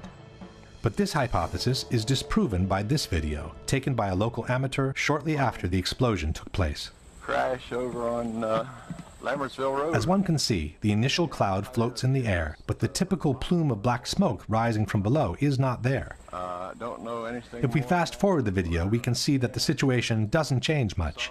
After more than 1 minute, the initial cloud is still there, but there is no black smoke whatsoever rising from below. Question: since the plane was carrying 8,000 to 10,000 gallons of fuel at the time of impact, can you explain why there is no plume of black smoke rising from the ground after the initial explosion? But the toughest problem for the supporters of the official version is to explain how different parts of debris could end up several miles away from the crash site, even though the plane is supposed to have hit the ground in one piece. William Bunch was a reporter for the Pittsburgh Gazette. I gathered all the information I could and quickly learned that there were a lot of things about the crash of Flight 93 that didn't really add up right away. The fact that debris fell on this lake a couple miles away at the same time that the plane was crashing. The lake Bunch is talking about is Indian Lake, which is located a couple of miles southeast of the crash site. According to the debunkers, there is a valid explanation for the debris found in the lake. Perché quello che le dice di pezzi trovati chissà dove sono arrivati a Indian Lake, che è a 1600 metri di distanza. Sono stati trovati pezzettini di carta che sono volati perché c'è vento. First of all, it's not true that there was wind on that day. As the images show, there was only a light breeze gently moving the air all around. The very cloud from the explosion, as we have seen before, practically didn't move for over 1 minute. Secondly, it wasn't just small pieces of paper that were found. From the Pittsburgh Tribune we read, by Wednesday morning, crash debris began washing ashore at the marina. Witness John Flegel said there was something that looked like a rib bone amid pieces of seats, small chunks of melted plastic, and checks. In any case, the problem is not limited to Indian Lake, which is 2 miles away from the crash site. Debris from the plane was found as far as 8 miles away, near New Baltimore.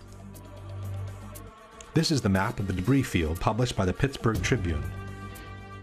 CNN also reported the secondary field, confirming that the debris belonged to Flight 93. Well, Darren, in the last hour or so, the FBI and the state police here have confirmed that they have cordoned off a second area about 6 to 8 miles away from the crater here where this plane went down. This is apparently another debris site, which raises a number of questions. Why would debris from the plane, and they identified it specifically as being from this plane, why would debris be located 6 miles away? Could it have blown that far away? Seems highly unlikely. And as to whether it broke up on the way, we don't know that. FBI is being very tight-lipped about that. But again, it leads to that possibility. It certainly leads to a number of questions. Since the plane is supposed to have hit the ground in one piece, can you explain how it was possible for debris to be found 6 to 8 miles from the crash site on a day when only a light breeze was blowing? The extension of the debris field is not the only fact suggesting a shoot-down. There are other elements that seem to confirm it. Standing there watching on TV and the lights flickered in the building. About that time we heard the engines roar, and we took off out of the building. As we were coming out from the office out through the building, the ground shook and we heard big boom. Looked over and saw the big ball of fire. Flegel later told other people about the lights flickering. I was in Atlanta, and I was sitting there talking to another guy, and I was explaining to him about whenever we were standing in the office and the lights flickered and everything. And as soon as he heard me say that, he immediately stopped me and he said, well, I'm retired from the Air Force. He said, that plane was shot down. And I said, why? And he said, because whenever the lights flickered, they zapped the radar frequency on everything before they shoot. The mayor of Indian Lake also remembers the power going off just before the crash. Our power had gone off, and then we felt a tremor. It sounded like a missile came across our house. I mean, they were going that fast. The mayor of Shanksville had something interesting to say. I know of two people, I will not mention names, that heard a missile, Stuhl said. They both live very close, within a couple of 100 yards. This one fellow served in Vietnam, and he says he's heard them, and he heard one that day. But who could have possibly shot the plane down? As far as we know, there are no witnesses who saw fighter jets near Flight 93 at the time of the crash. There are, however, some witnesses who saw a small, unmarked white plane which flew over the area just before the crash. I was just driving along here. It was a beautiful day. Had my window open, had the stereo on, and when I got up here almost to the stop sign, this small white plane, at the time, that's what I thought it was, went over top of me. It was so smooth, and it just glided right over me, just like that. And then I ducked, and when I looked up again, then it just banked to the right and went over and went down behind those trees. Something caught my eye, and here was a white plane, and it was coming from the crash site area. The debunkers maintain that there is no mystery behind the white plane. It was a corporate jet, they say, which air traffic controllers had asked to take a look on the ground after they realized they had lost Flight 93. There was, in fact, a little white jet that was seen in the area after Flight 93 crashed. A number of witnesses saw it. It was a little Dassault Falcon corporate jet that was flying to a nearby airport. And what happened is once air traffic control knew they had lost Flight 93, they asked the nearest aircraft to go over the area and actually radio back exact coordinates for the crash site. No. Susan McElwain, however, remembers seeing the white plane before the crash, not after. About 11:30 that night, the FBI came, wanted to talk to me. They kept asking me how big the plane was. I said the plane, you know, it was small, wasn't much bigger than my van that I saw, and that it went over top of me. And I said, you want to make sure maybe it was ours and not somebody else's. And then that's when he did seem to get a little nicer. Told me that it was a white Learjet. Someone was taking pictures. I said, before the crash? And he says, well, we got to go. John Flegel also saw the mysterious plane.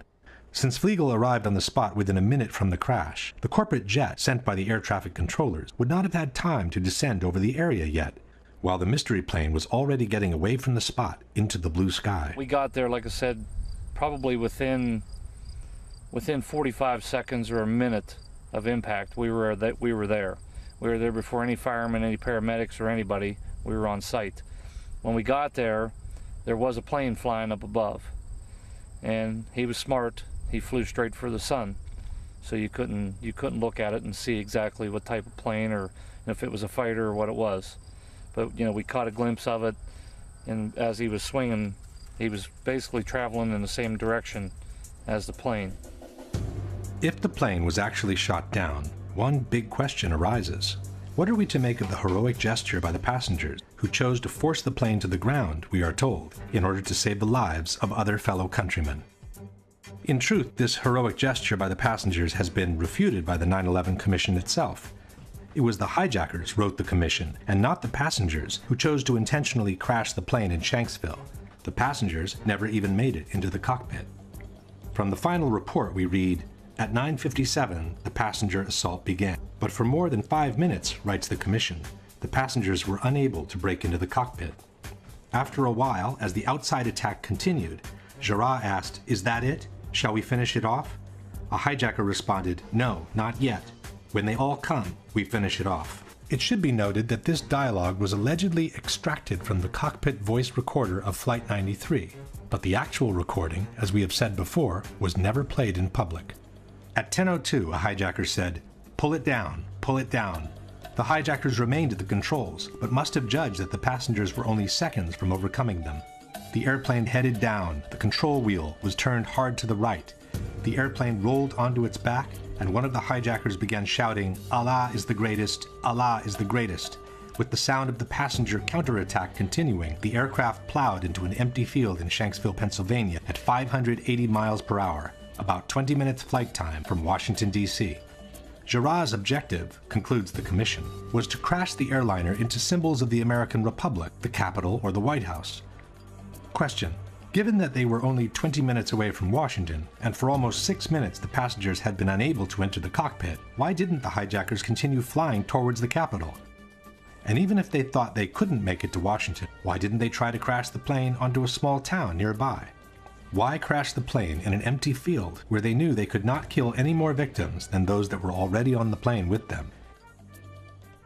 Maybe a less fictional explanation for Flight 93 is the one offered by Vernon Gross, author and former NTSB investigator. The role the government plays in times of stress, how they view the public. Can the public stand the truth? Or shouldn't we need a legend at this point. We need a really neat story of reacting against such a dastardly act as was happening. So it's really nice and convenient to think of the Beamer story, let's roll. And that becomes just like the Alamo.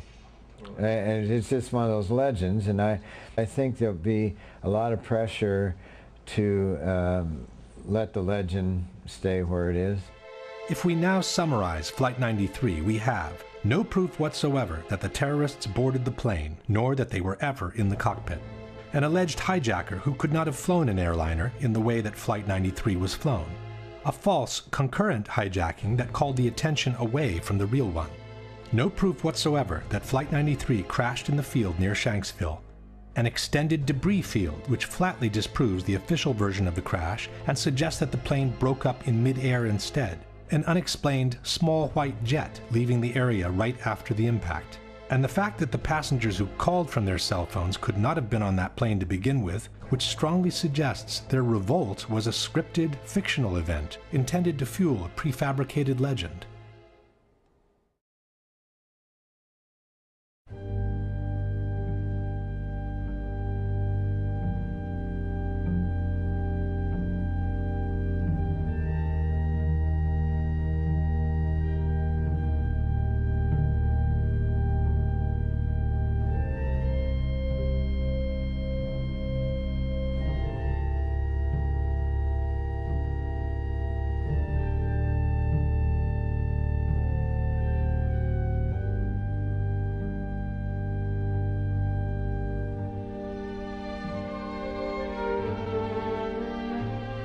I'm on the 83rd floor. What? I'm on the 83rd floor. What's the telephone number you're calling? In the AC. You can do anything 441 2623. Are they going to be able to get somebody up here? Well, of course, man. We're coming up for you. Two of us in this office. We're not ready to die, but it's getting bad. There's no one here yet, and the floor is completely engulfed. We're on the floor, and we can't breathe. Please, hurry. No fire for now, and no smoke, right? Of course there's smoke. Where are you? What's where you guys up to? We're getting there. Doesn't feel like it, man. I got one too. It's very hot. I don't see any air anymore. Okay. All I see is smoke. Smoke rises to the roof there. We're on the floor. We're in a window. Can't see. Can you stay on the line with me, please? Yes, ma'am. I'm going to die, aren't I? No. I'm going to die. Ma'am, say your prayers. Thank God the glory him from the left. Help! Help! Ma'am. Help! What the hell happened? Oh, my God. Oh, God!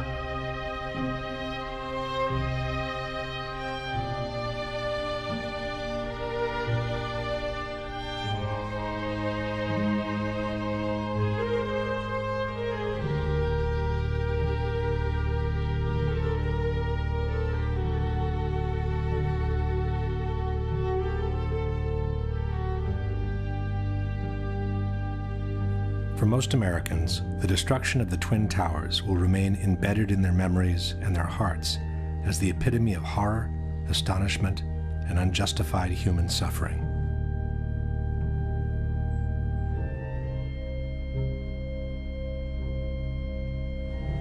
But for some, it may have represented the moment where large corporate interests of global reach and cynical economic greed found the perfect place for a secret encounter.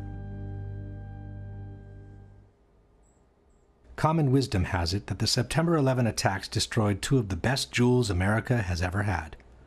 But exactly jewels, the Twin Towers, were not. While they sat on some of the most valuable real estate in the world, after 30 years the Twin Towers had become obsolete.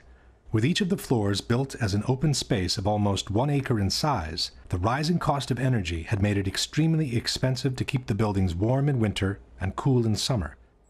General maintenance was also very expensive compared to buildings from more recent years.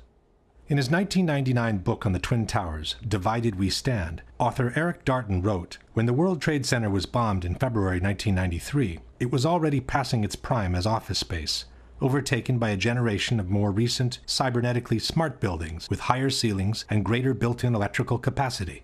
To maintain the Trade Center as Class A office space commanding top rents, the Port Authority would have had to spend $800 million rebuilding its electrical, electronic communications, and cooling systems. Furthermore, after the 1993 bombing, the tenancy had dropped dramatically, and it had been very hard to bring it back to normal levels.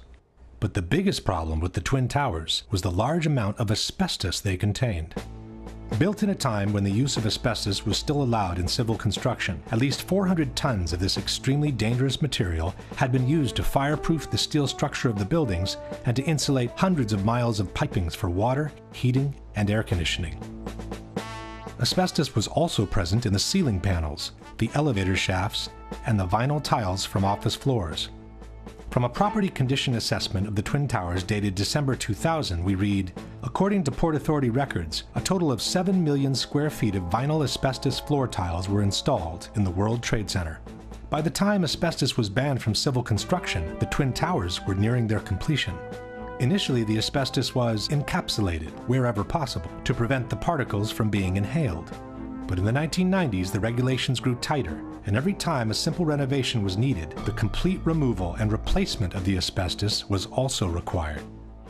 At the same time, because of the health risk it posed, the cost of asbestos removal and abatement had been skyrocketing.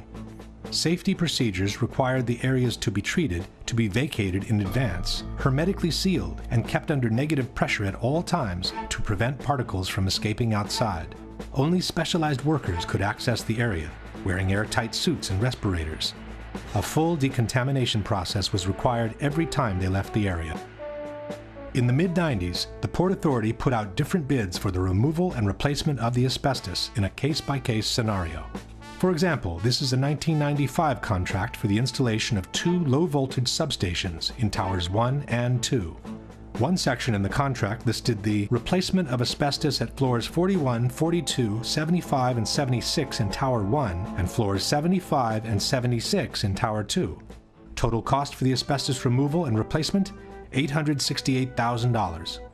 Tower 2, 40th floor, contract for asbestos removal and abatement, total cost, $650,000. Towers 1 and 2, removal of asbestos and new ceilings at floors 7, 41, and 75. Total cost, $882,000. It soon became clear that the Twin Towers were quickly turning from a prestigious asset into a serious liability. From the December 2000 condition assessment, we read, from 1986 to 1999, a total 31 contracts were bid, and a total of $58.2 million was spent in abatement projects. By then, 3.5 million square feet of vinyl asbestos floor tile was removed. Only half of the initial 7 million square feet installed.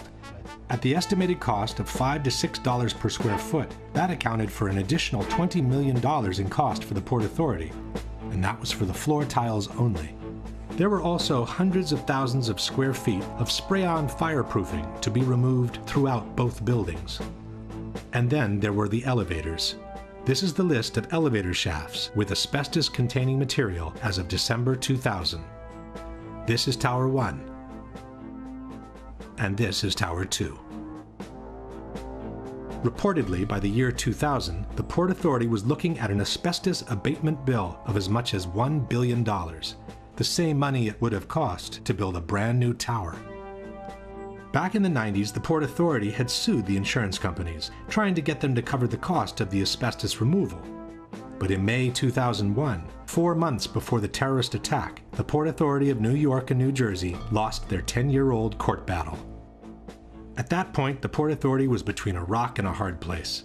The Twin Towers could no longer be maintained without incurring the cost of asbestos removal, yet they could not be demolished because of the large amounts of asbestos they contained.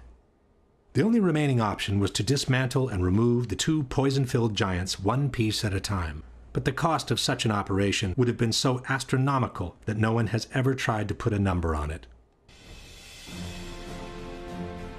Luckily for all, the stalemate was broken when a real estate tycoon named Larry Silverstein, who already owned Building 7, offered to purchase a 99-year lease for the Twin Towers. 76 years old, and look at him go. He walks fast, talks fast, and is always selling.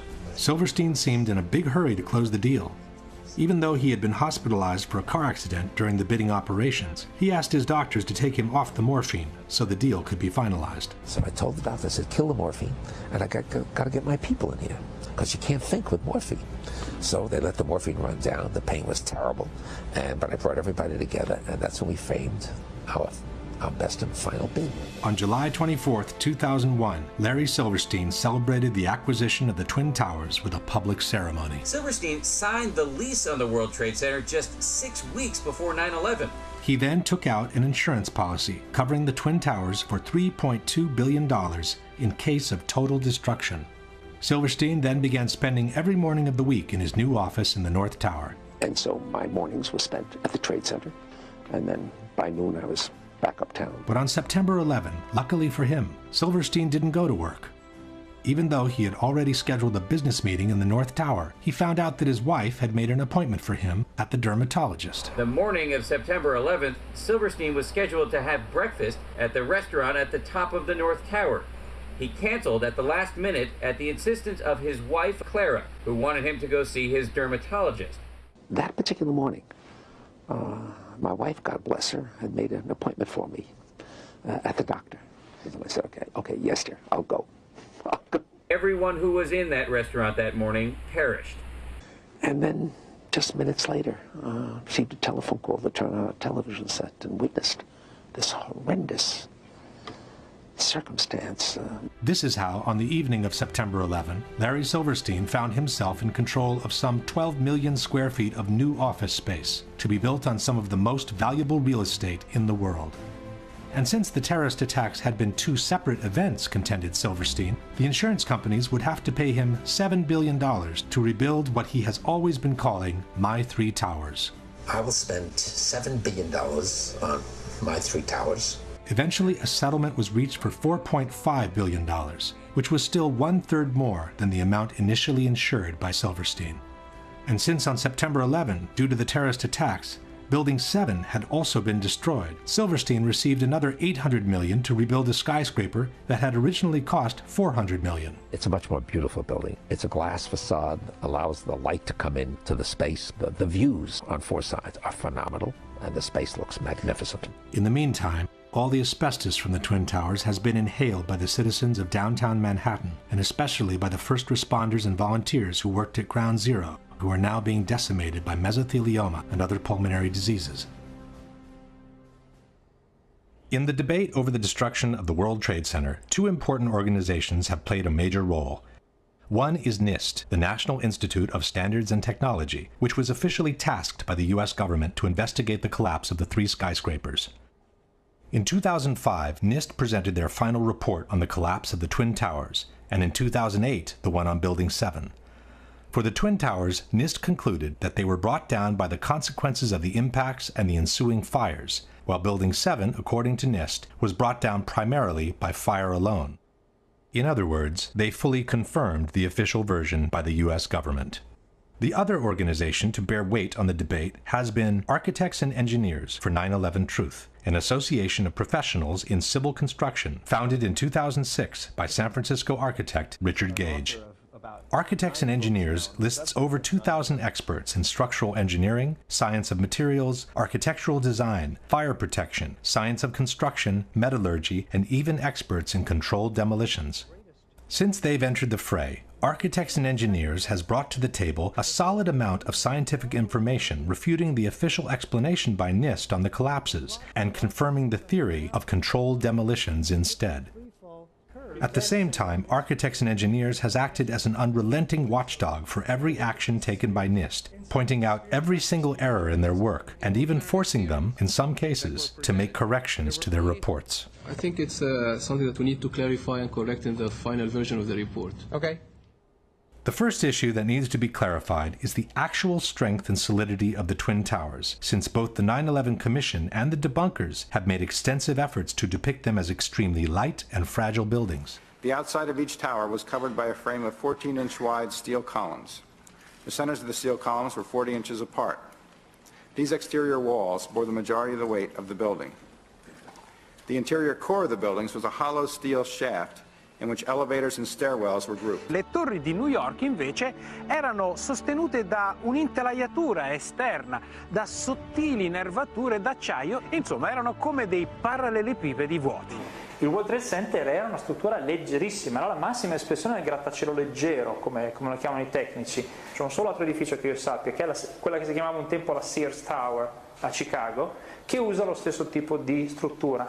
Dopo il World Trade Center nessuno l'ha più usata. As we shall see, all these statements are false. Contrary to traditional skyscrapers, where all the support columns are equally spaced, in the Twin Towers, part of the supporting columns had been moved towards the exterior wall, creating a large column-free space available for rental. For this reason, the external structure had literally become a grid of steel columns made with prefabricated blocks that were mounted on site. These are the thin steel nerves mentioned by debunker Alberto Angela, 244 steel columns placed approximately 2 feet apart, which supported 40% of the weight of the towers. Far from being two empty parallelepipeds, the internal structure was comprised of 47 steel columns, so long and sturdy that a special factory in Japan had to be built in order to assemble them. It was the core structure to support the majority of the weight of the building, 60% of it, and not the external structure. The core structure seen on the left is what the 9/11 Commission has called a hollow steel shaft. This is the same core structure near the base of the tower. The core structure was an actual, extremely robust steel skyscraper built within another skyscraper. The core structure housed the stairs, the elevators, and all other services needed for the functioning of the tower. The inner walls of the core structure were made of simple layers of sheetrock. A long series of steel trusses connected the core structure to the external one and supported the floors. The floors were also prefabricated rectangular pieces covered by a thin layer of concrete. The internal and external structure connected through an umbrella-like structure called a hat truss, which kept together the towers and bound them from above. The idea that this kind of structure is fragile and therefore no longer used after 9/11 is disproven by the new Building 7 built by Larry Silverstein. A strong central structure supports the majority of the weight of the building. Long steel beams support the floors and connect the core structure to the external one, allowing for a large column-free space in between. A very similar concept to the one used in the Twin Towers. Most importantly, the debunkers forget to mention that the Twin Towers were built with a structural redundancy of 3 to 5 times the weight they were meant to support. This structure was capable of holding 3 to 5 times the weight. These buildings are built to handle several times the load above them. So those perimeter columns could handle 5 times the load above them, and the core columns could handle 3 times the load above them. In addressing the solidity of the Twin Towers, the Massachusetts Institute of Technology stated that its 244 perimeter columns made it one of the most redundant and one of the most resilient skyscrapers. On the same subject, the architectural firm of Roth & Sons wrote, "The building as designed is 16 times stiffer than a conventional structure. The Virendeel trusses would be so effective, according to the engineer's calculations, that all the columns on one side of a tower could be cut, as well as the 2 corners and several columns on the adjacent sides, and the tower would still be strong enough to withstand a 100-mile-per-hour wind." John Skilling, the structural engineer who designed the Twin Towers, stated, "Live loads on these perimeter columns can be increased more than 2,000% before failure occurs." In particular, the Twin Towers were designed to sustain the impact of a large airliner traveling at 600 miles per hour and still remain standing. Interviewed in 1993 by the Seattle Times, John Skilling stated, "We looked at every possible thing we could think of that could happen to the buildings, even to the extent of an airplane hitting the side. Our analysis indicated the biggest problem would be the fact that all the fuel from the airplane would dump into the building. There would be a horrendous fire, a lot of people would be killed, the building structure would still be there." And it was. After the impacts, both towers remained standing, showing no major effect on their stability. Furthermore, NIST has confirmed that the initial jet fuel fires themselves lasted at most a few minutes. This means that from that moment on, the only available source of fuel for the fires was common office furnishings. And, as we know, regular office fires are not hot enough to affect the stability of a steel structure. No steel frame high-rise building has ever collapsed due to fire. In over 20 years, I have not seen, until recently, a protected steel structure that has collapsed in a fire. These kinds of designs have performed extraordinarily well over history. In fact, until this occurrence, no building had fallen down because of fire. Furthermore, NIST estimated the combustible fuel loading was somewhat lower than found in prior surveys of office spaces. The number of interior walls, and thus the minimal amount of combustible interior finish and limited bookshelf space account for much of the differences.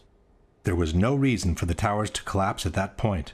With a structure that had clearly withstood the impacts and with less than average office content to feed the fires, both buildings should have remained standing, allowing for the evacuation and rescue of everyone who had survived the initial impacts and the fires. Instead, both buildings suddenly collapsed from top to bottom, one 56 minutes after the impact, the other as much as 1 hour and 42 minutes after the impact of the plane. Why? The debate on the collapse of the Twin Towers centers around two major questions. One is what caused the initial collapse of the top section of the building onto the lower part of each tower. The second is what caused the complete destruction of the remaining healthy structure below once the top section had collapsed on it. As far as what initiated the collapse, at first we were told that the heat of the fires had softened and melted the structure of the building. In 2002, NOVA depicted a scenario envisioned by many experts at the time, that the truss connections failed in the extreme heat, causing the floors to fall onto one another, precipitating the collapse. As the steel began to soften and melt, the interior core columns began to give. Then you had this sequential failure that took place where it all pancaked one after the other. In fact, it became known as the pancake theory. Donc ça a donné lieu à la théorie qu'on appelle la théorie du pancake. C'est-à-dire que, comme cette partie-là est tombée sur un plancher, ce plancher a cédé, puis en cascade, c'est tous les planchers qui ont cédé, qui sont tombés les uns sur les autres. C'est ça qu'on appelle la théorie du pancake. But the pancake theory had a major flaw. It forgot to explain why the core structure of the towers collapsed. Furthermore, experts pointed out that jet fuel produces barely half the heat needed to melt steel. It would not have been enough to disconnect the trusses from the external structure. At that point, the official explanation backtracked and settled for a more generic weakening of the steel due to the fires. You don't need to melt the steel columns, you just need to start weakening them.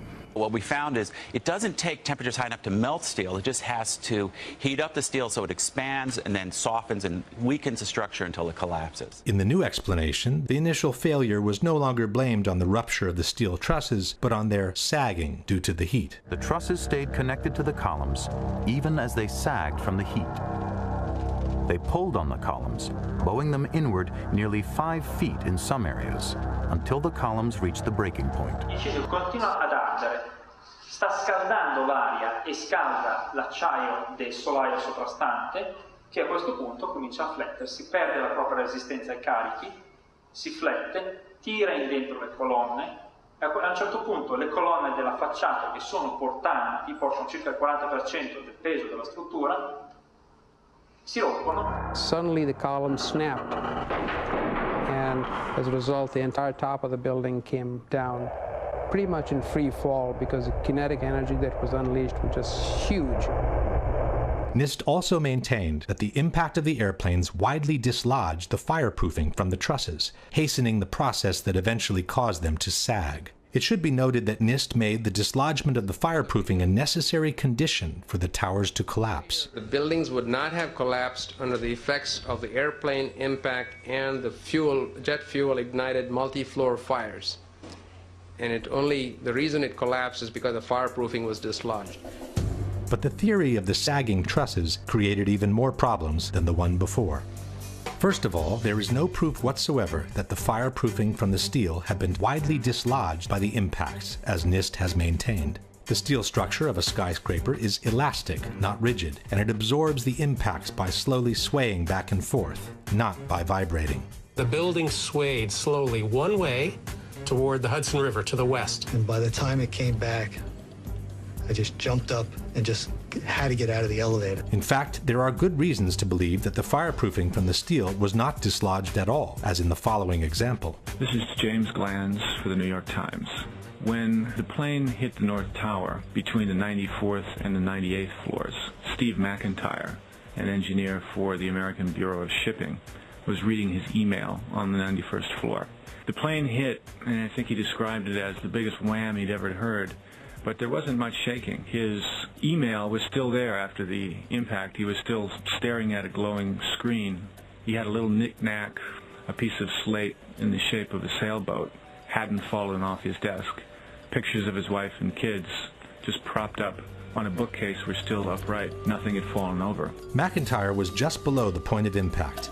If his pictures didn't even fall, why should the spray-on fireproofing have been detached from the steel trusses?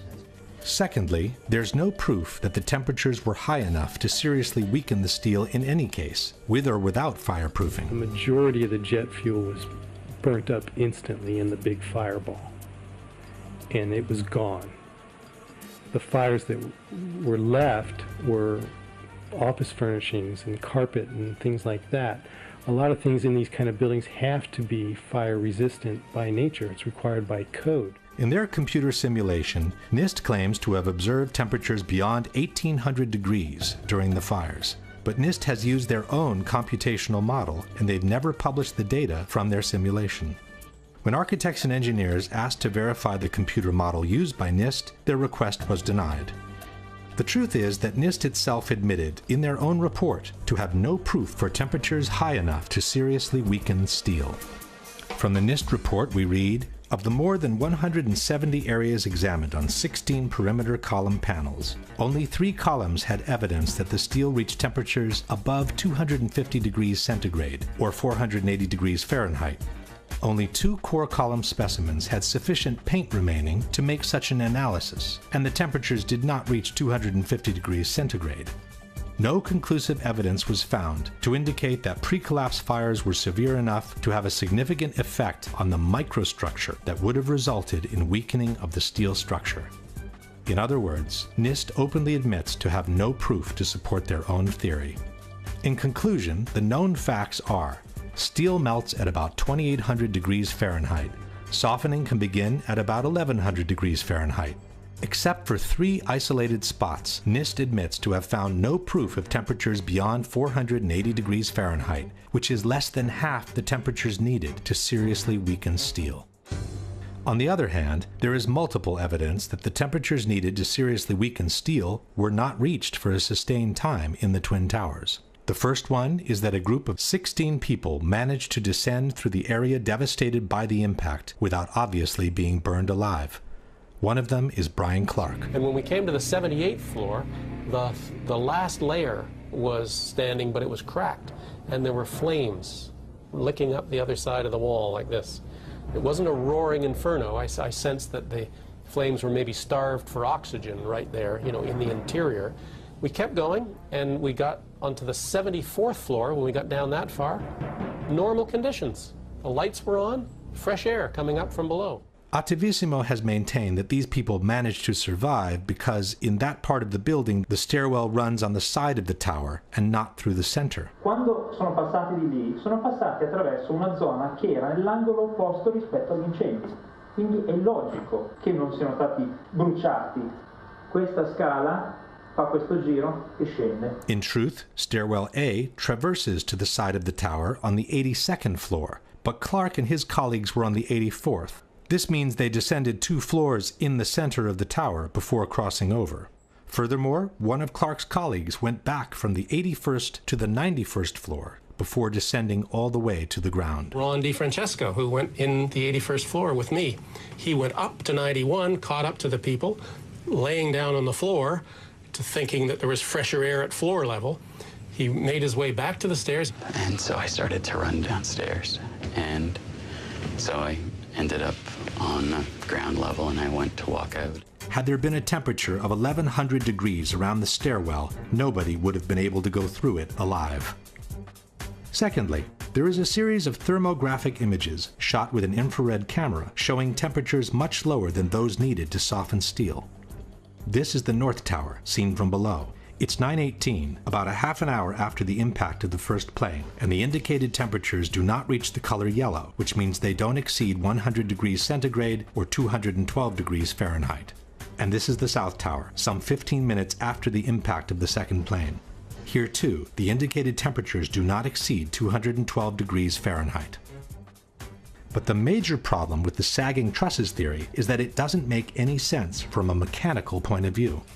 Even assuming the temperatures were high enough to make them sag to such an extent, where did these relatively thin trusses find the strength to pull and then break apart a supporting structure much larger and stronger than they were? The phenomenon suggested by NIST is called thermal expansion. If one assumes that the trusses were forced to expand downwards by the vertical structures resisting the push, it means they were weaker than the structure, and they would have never found the strength to pull it inwards. If instead the trusses sagged on their own, so weakened by fire to become unable to support their own weight, where would they find the strength to pull and break apart the same structure that had easily supported them when they were strong and healthy? In either case, the idea that the trusses alone would have been able to pull and break apart the external structure makes no sense. As we shall see, the external structure did bow inwards before the towers collapsed. But a much greater force than their own must have been applied to those trusses for them to be able to pull and break apart the structure they were attached to. Question: can you provide any evidence that the fireproofing from the steel trusses was widely dislodged by the impact of the planes, which NIST has made a necessary condition for the collapses to be caused by fire? Can you provide any evidence that the temperatures in the Twin Towers were high enough and lasted long enough to seriously weaken the steel in the areas where the initial collapses occurred? Can you explain how a sagging truss weakened by heat could pull and eventually break apart the structure it is attached to with no external force being applied to it? If the explanation by NIST on what caused the initial collapse seems seriously flawed, their explanation on what caused the complete destruction of the towers does not exist.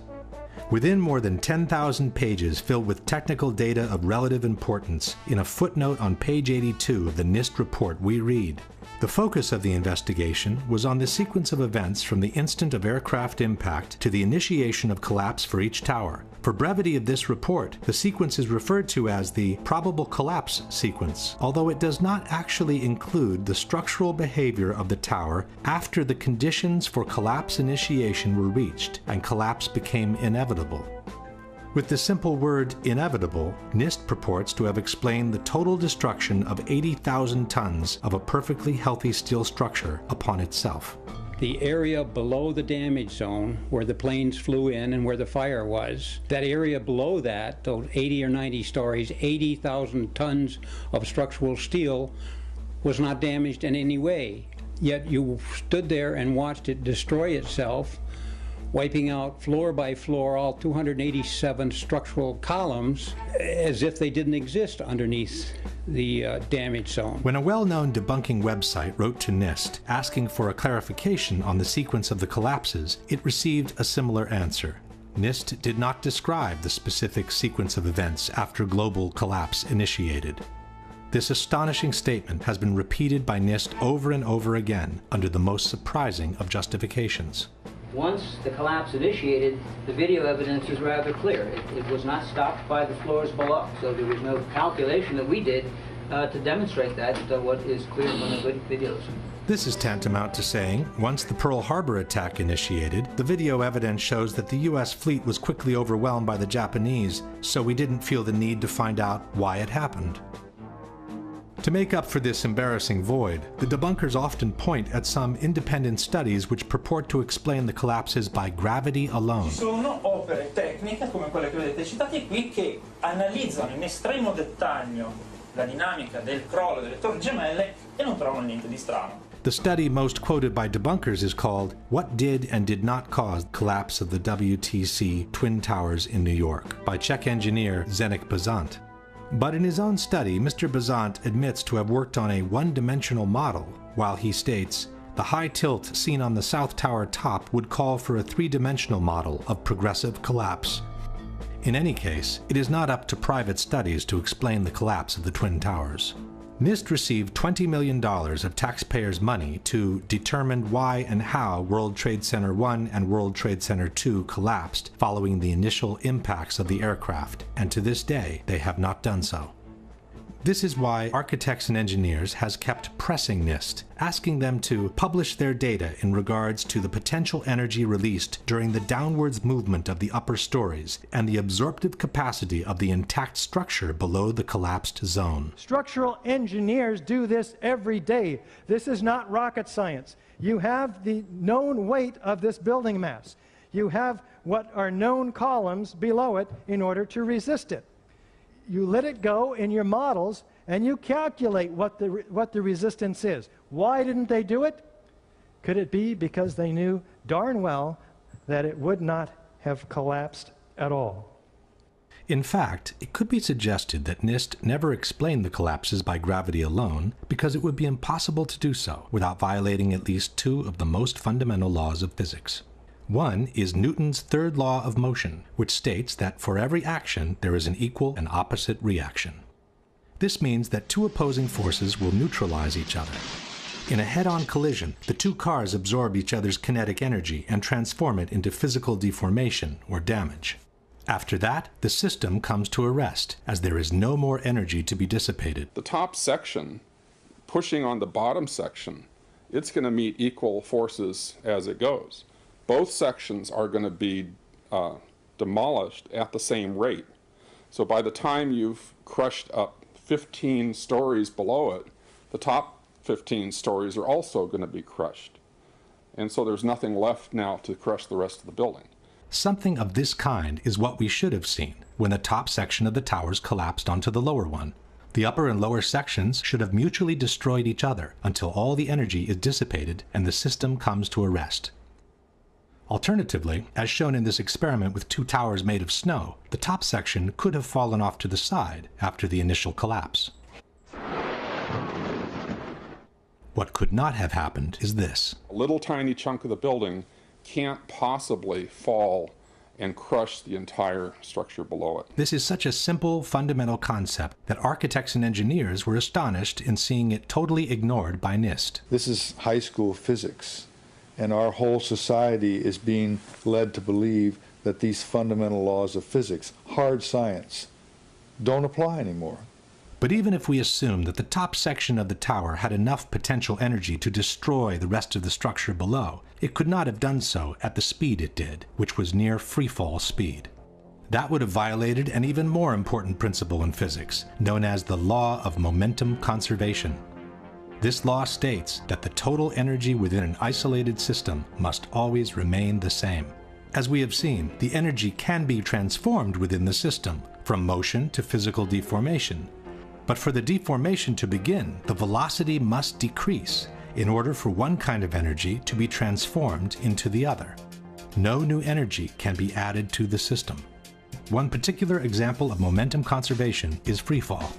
Freefall happens when the only force applied on an object is gravity. This means that all the potential energy contained by the object is converted into vertical motion. As soon as the falling object hits an obstacle and breakage occurs, the speed must decrease because some of its energy needs now to be converted into physical breakage.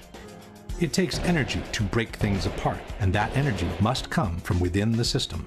Thus, the falling rock cannot keep falling at free fall speed and break apart at the same time because it doesn't have enough energy to do both. Let's go now to the Twin Towers and ask a simple question. Assuming that the top section on the left contains enough potential energy to destroy the rest of the tower, and assuming we dropped both upper sections at the same time, which one would hit the ground first? It would be the second, of course.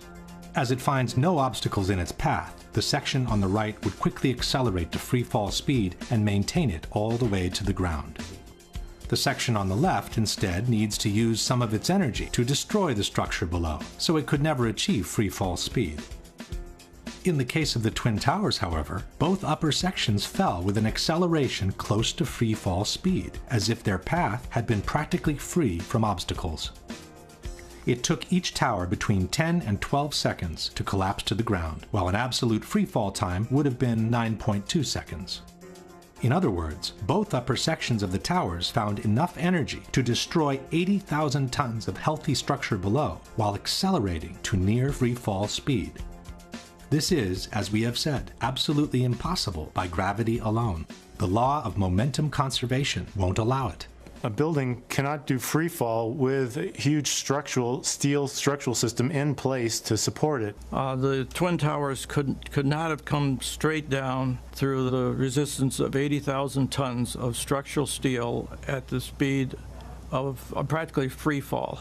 That just would not happen. If in fact it actually hit and made an impact, it was effectively crushing anything, pushing hard on this core structure below it, the core structure is going to push back equally hard. And that's what's going to cause the top section of the building to slow down.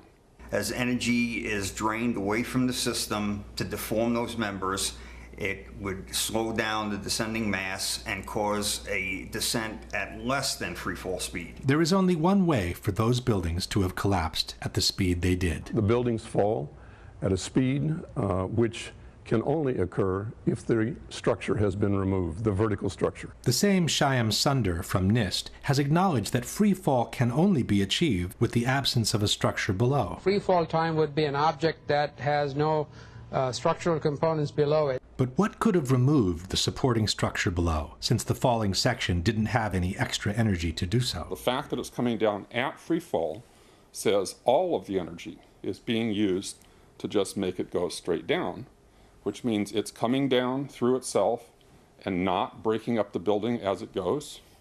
Something else has to be clearing the way. There is only one known way to allow that kind of acceleration while removing the supporting structure. A building cannot do free fall without it being blown up. That's the only way it could come down at free fall. The only way that a building can accelerate as it collapses is by having pre-engineered, precisely timed, and precisely placed explosives. In other words, controlled demolition.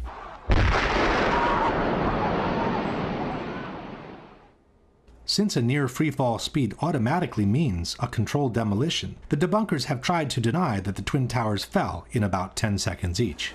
Tempi di crollo, si parla di 10 secondi, tempo di caduta libera, esatto, ma i tempi di crollo delle Torri Gemelle non sono quelli di una caduta libera. Sono, sulla base dei video disponibili, di almeno 16 secondi. Basta ascoltare la durata del boato.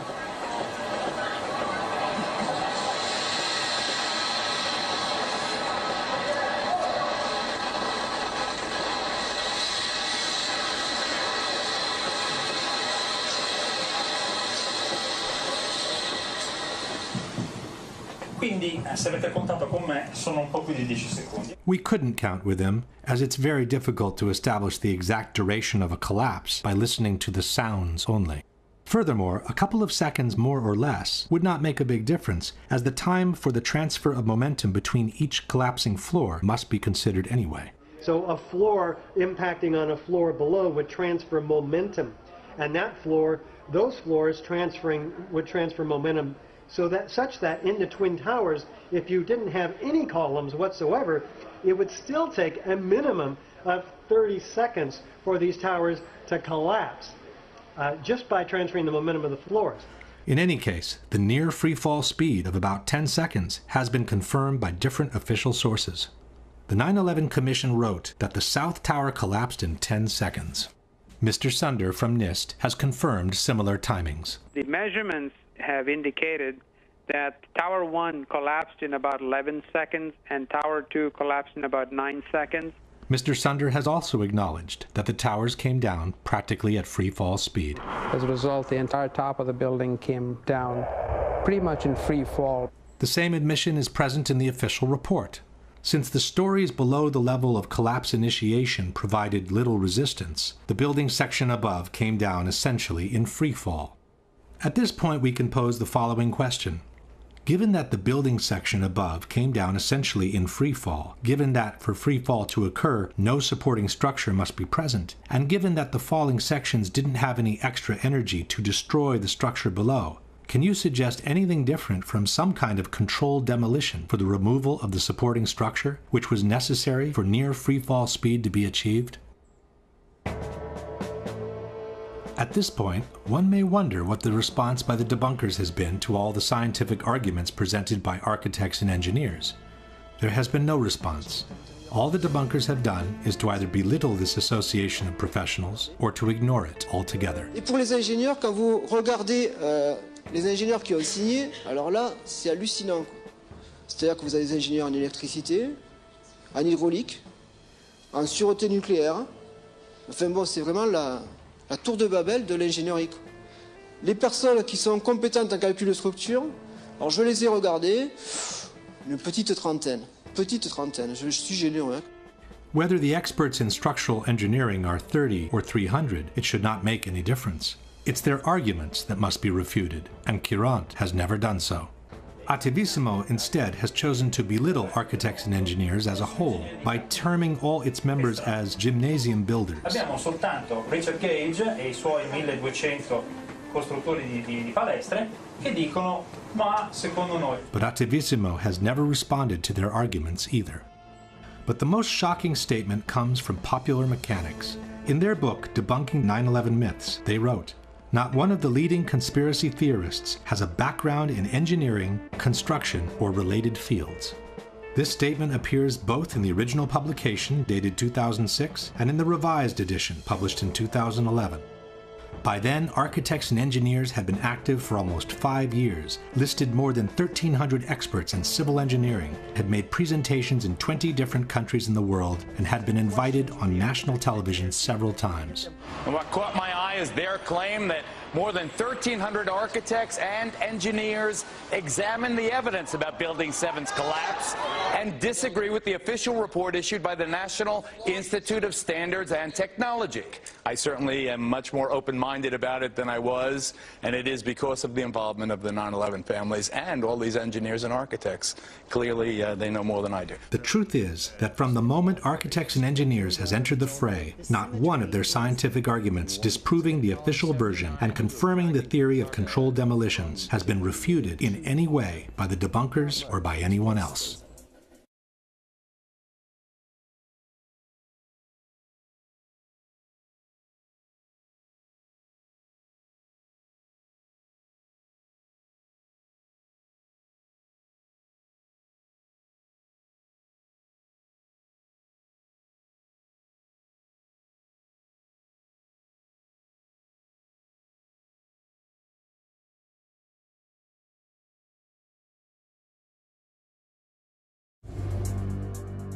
Let's now return to the previous question, which is still unanswered.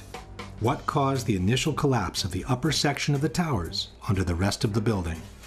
As we have seen, there was a bowing of the facade before the collapse, but the trusses didn't have any strength of their own to cause such a massive bending of the external structure. If explosives were used, however, and this part of the core structure was made to collapse first, then the trusses would have had enough strength to pull along the facade and to initiate the global collapse. In fact, it was observed that the antenna from the north tower begins dropping slightly before the top section of the building collapses, which indicates the central structure was destroyed first. Even though a controlled demolition seems the only valid explanation for the collapses, the debunkers have brought different arguments against this possibility. The first argument is that it would have been impossible to place the explosives under everyone's eyes. It would take an army of workers. It would take months. So this idea that, some crew dressed in black could sneak in the middle of the night and wire a building like that to be demolished is just, it's absurd. Ipotizziamo che siano veramente state minate. Come si fa? Entrano di nascosto delle persone? Portano dell'esplosivo, scusi sa, devo lasciare qui questa serie di zainetti, non ci faccia caso, poi spariscono. There are, however, different facts to be considered. The first one is that in the months previous to 9/11, a major renovation of the elevator system in both towers was undertaken. From the March 2001 issue of Elevator World, we read, Ace Elevator undertook what was perhaps one of the largest, most sophisticated elevator modernization programs in the industry's history at New York City's prestigious World Trade Center. No one is suggesting that this company had anything to do with the possible planting of explosives, but such an extensive renovation process would have certainly provided the cover for a special team to access the internal structure of the buildings at any given time. As explained by Richard Heumann, Chief Electrical Engineer for the Twin Towers, the elevator shafts gave direct access to the core columns. I'm very familiar with the interior structure that surrounded the elevator shafts, and of course their access to the elevator shafts gave them total access to the surrounding core columns, the interior of the core columns. Secondly, the movement of heavy equipment on floors that were supposedly empty was noticed in the weeks leading up to 9/11. Scott Forbes worked for a financial institution on the 97th floor of the South Tower. It must have been at least 4 to 6 weeks before 9/11. It was like rebuilding work going on upstairs. The tenants, the people from Aon who had been removed somewhere else, the offices were just vacant. And there was a lot of heavy machinery building work going on. It was almost like pneumatic drills and lots of hammering, so much so that the floors were shaking. That's how noticeable it was. It was almost as if something heavy was being moved and then it was being taken off wheels, and it was like, boom! Our floor underneath literally shook. You could feel the weight above you. William Rodriguez, an employee at the Twin Towers for more than 20 years, recalls a similar experience. As I stood there on the 33rd floor, I heard very strange noises on the 34th floor. I heard very heavy equipment being moved around, and it sounded like dumpsters with metal wheels being moved around, and I got scared because I knew it was an empty floor. Nobody was supposed to be there. As a matter of fact, not even the elevators stop there. You have to have a special access key to open the door on the 34th floor. Thirdly, after the 1993 attack, bomb-sniffing dogs had been adopted in the security system of the Twin Towers. But on Thursday, September the 6th, bomb-sniffing dogs were abruptly removed, according to a security guard, with no apparent reason. And lastly, there was an unprecedented power down in the South Tower on the very weekend before 9/11. For the first time in 30 years, all the security systems in the building had become useless at the same time. People could come and go as they pleased, even in protected areas, without being seen nor recorded by surveillance cameras. The previous weekend, there had been a power down.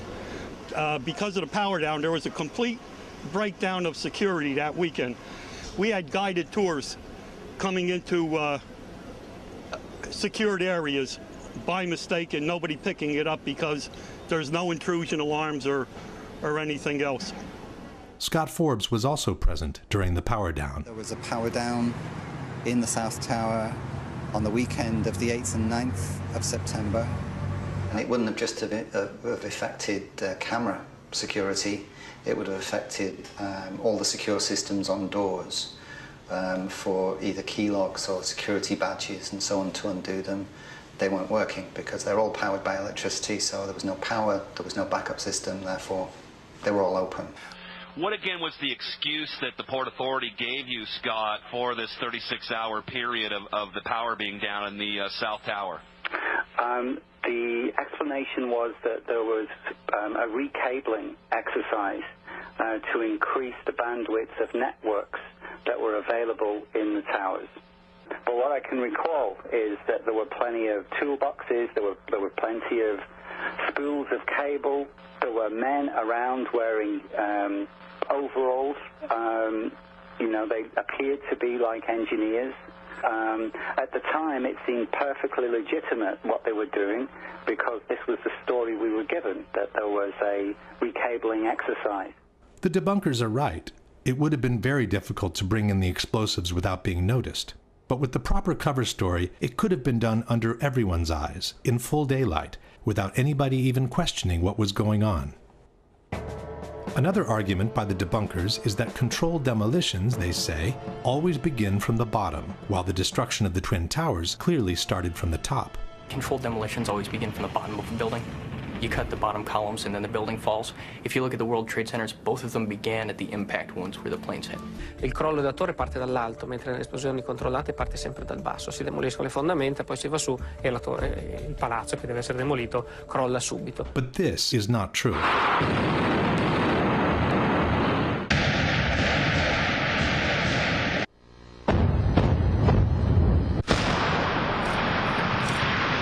Every controlled demolition can be designed according to the needs. In fact, sometimes it's not a good idea to start from the bottom.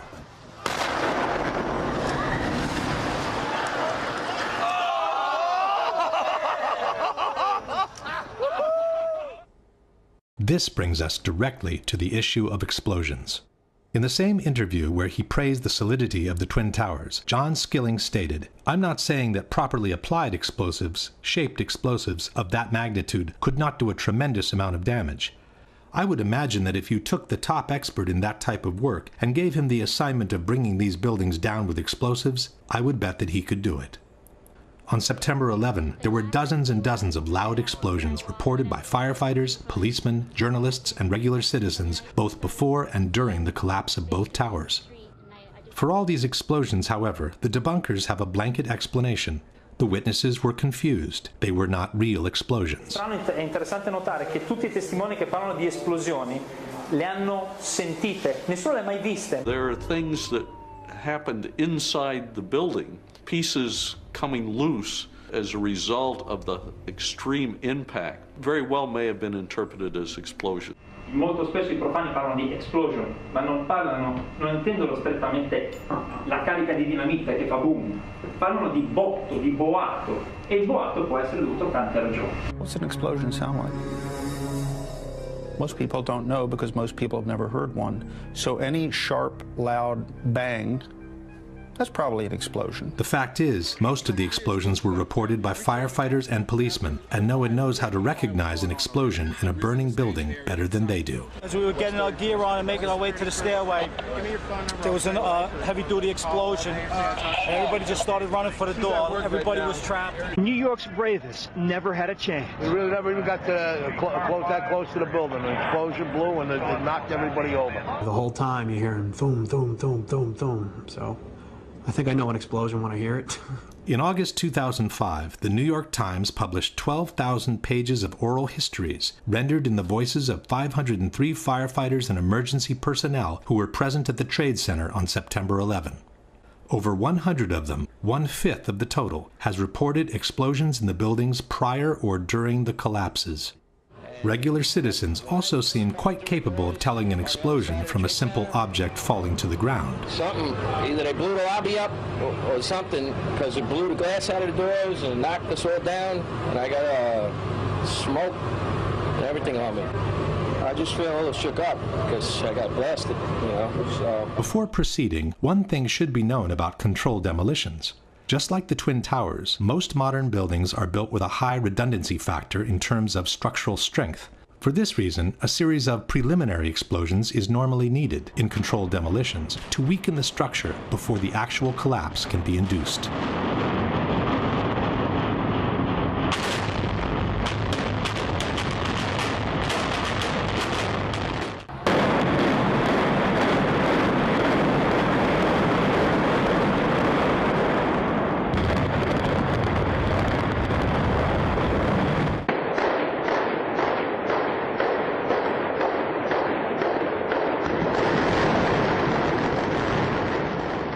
Obviously, in the case of the Twin Towers, it would not have been possible to set off the preliminary explosions all at once, just before the collapse. To make them less noticeable, it would have been wise to set them off at separate intervals, any time between the impacts of the planes and the collapse of the towers. For this reason, it's important to keep in mind the exact chronology of the events. 8:46, first impact into the North Tower. 9:03, second impact into the South Tower. 9:59, collapse of the South Tower. 10:28, collapse of the North Tower. 5:20 in the afternoon, collapse of Building 7. Witnesses normally call first explosion the one that came with the impact of the planes, while they call secondary explosions all those that took place in separate moments between the impacts of the planes and the collapse of the two towers. We got that first secondary explosion really got us spooked because we were in the building. Then there was secondary explosions and then the subsequent collapses. We've heard reports of secondary explosions after the aircraft impacted. According to several witnesses, there was a secondary explosion that took place in the basement of the North Tower just before the plane hit the building. At 8:30, he says he was headed to level B4 in Tower 1, 4 stories below ground. I go downstairs, the foreman tells me to go to remove the containers. As I'm walking by the main freight car of the building, in the corridor, that's when I got blown. I mean, the impact of the explosion, of whatever happened, it threw me to the floor. Morelli then remembers a second explosion, separate from the first. I was racing, I was going towards the bathroom, all of a sudden, I opened the door, I didn't know it was a bathroom, and all of a sudden a big impact happened again, and all the ceiling tile was falling down, the light fixtures were falling. According to the 9/11 Commission, it was the jet fuel pouring down the elevator shafts that caused the explosion in the basement. From the final report we read, a jet fuel fireball erupted upon impact and shot down at least one bank of elevators. The fireball exploded onto numerous lower floors, including the B4 level, 4 stories below the ground. But the witnesses described an explosion that took place in the basement before the impact of the plane. Very strong. Boom! An explosion so hard that pushed us upwards. Upwards. And it came from the basement between the B2 level and the B3 level. And at that moment, I thought it was the mechanical room where they have all the pumps and the generators for the building, that maybe a generator just blew up on the basement. Now, 20 years in the building, you know something that comes from the bottom and something that comes from the top. And when I went to verbalize that it was a generator, we hear, boom, all the way on the top, the impact of the plane on the top. 2 different events, 2 different times. There are others who remember several explosions after the one from below. It came from, I believe, at first we believed that it came from the mechanical room. Then we heard a series of other explosions that sounded up on the above levels of the building. I was in the B4 level, and on my way, I heard a bomb. So I says, probably the transformer again blew up. So I stepped back, finished what I had to finish, and I started towards the door again. And there come a big blast with a big ball of fire. The 2 separate explosions were recorded at a distance of about 9 seconds from each other during a business meeting that was taking place in a building nearby, One Liberty Plaza.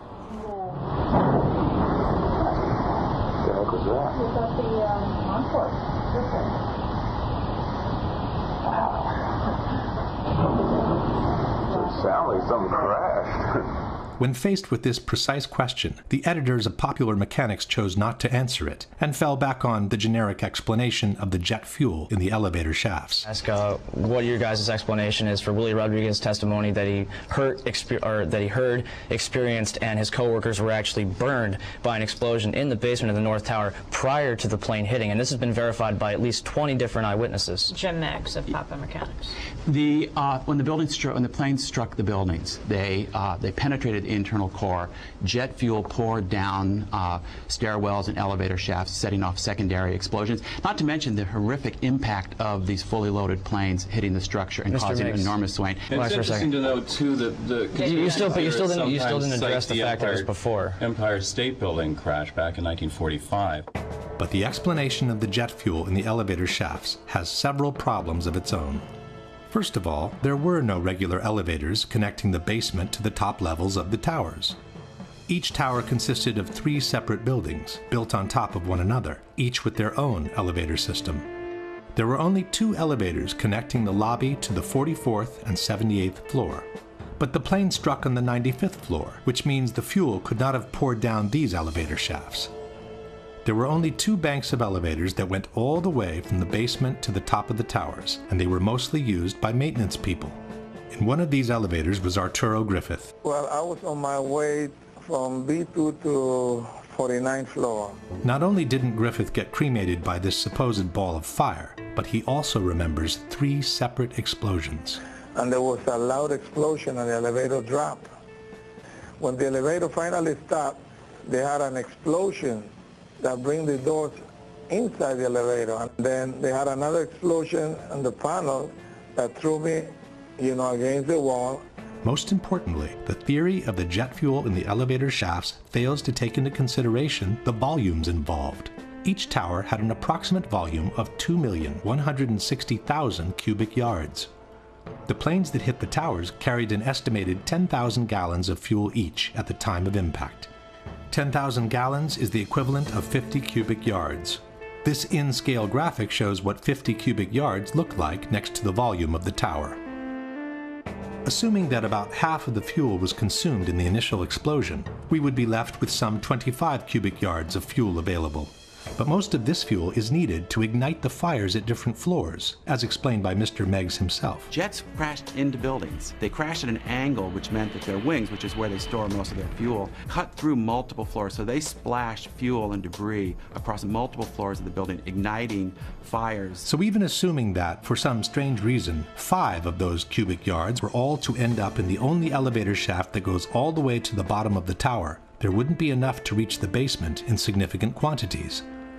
Your typical 10-foot by 30-inch backyard pool contains roughly 1,000 gallons of water, which is the equivalent of 5 cubic yards.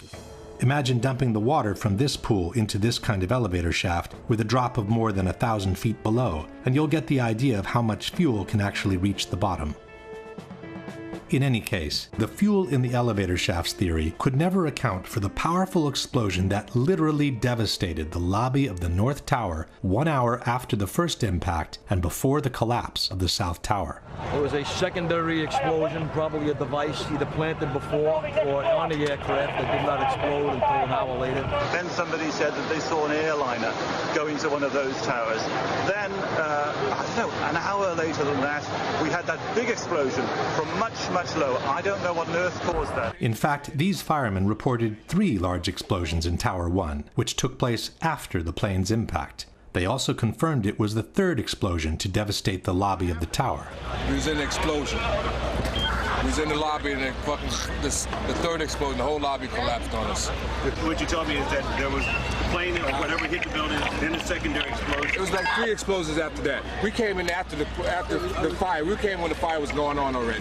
We was in the staging area inside the building, waiting to go upstairs.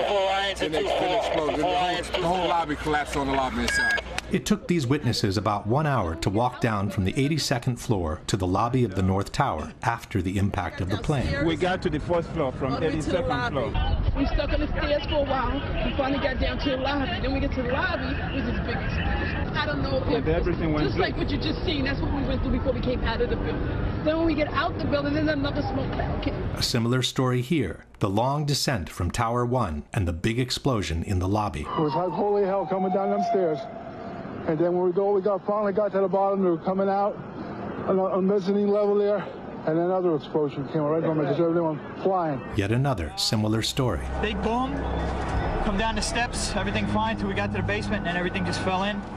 I got trapped in there with another guy, crawled out, kept getting hit in the head, bounced all around, finally we clawed our way out over the rubble. The situation in the lobby was such that there was no doubt on what had happened. The ladies that are with me were in the World Trade Center in the first building and escaped through the lobby where they believe there was a bomb in the lobby. We ran down the steps to the lobby. There was no lobby. Everything was torn up. We came outside in the lobby. There was no lobby. The lobby was totally gone. Did you see other people? People. There was a woman there with her face blown off.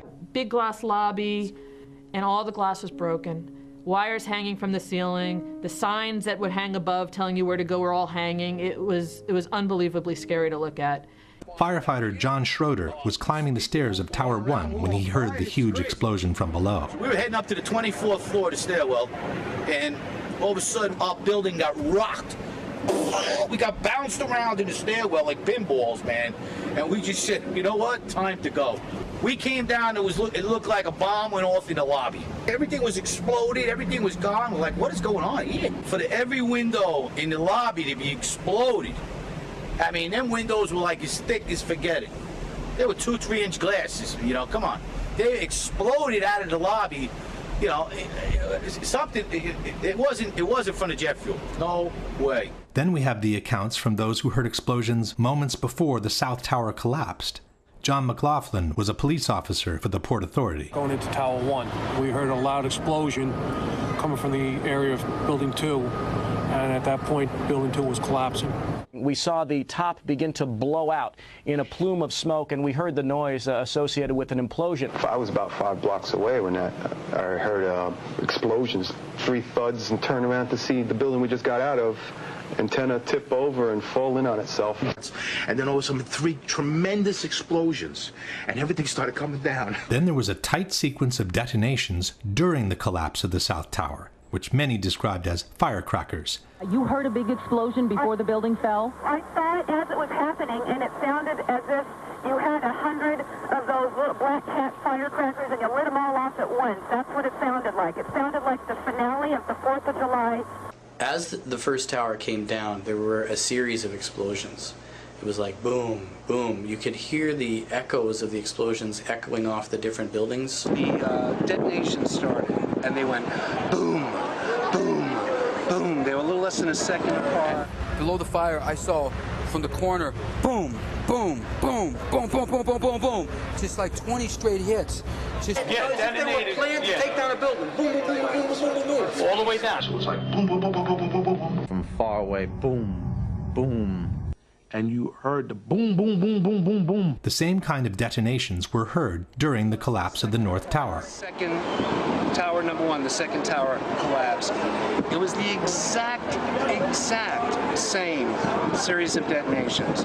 And then it started to sound like firecrackers. Crack, crack, crack, crack, crack. And we looked up, and the second tower was coming down. The debunkers doubt that there were explosions, they say, because no explosions were recorded in the videos from the collapses. Le demolizioni fanno rumore, fanno dei botti estremamente precisi, fortissimi come li avete sentiti. Come mai nelle immagini delle Torri Gemelle non ci sono le esplosioni, ma c'è un solo boato continuo? Lorsqu'il y a une explosion, on la ressent.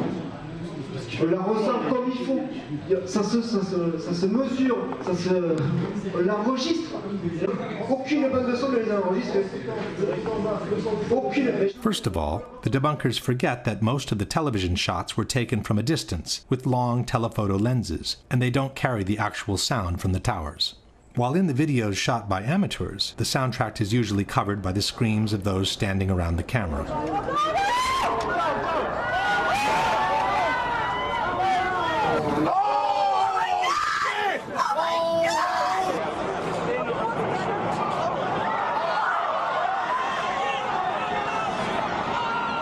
In any case, it's not true that no explosions were recorded by video cameras. In this shot, for example, a series of loud concussions can be heard just before the collapse begins. On the left, covered by smoke, is the South Tower, moments before the collapse.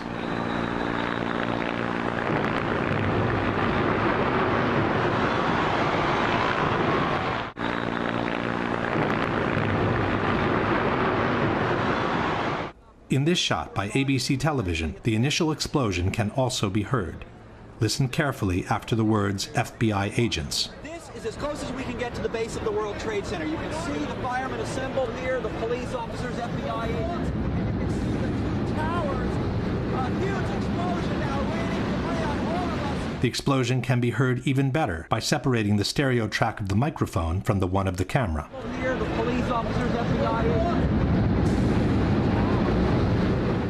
Here, the police officers, FBI agents. The same explosion can be heard in the same clip used in a PBS documentary. But a key question remained. Did their ultimate failure?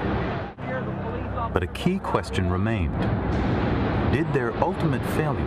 And then there were several explosions recorded after both towers had collapsed, like this one from this BBC video.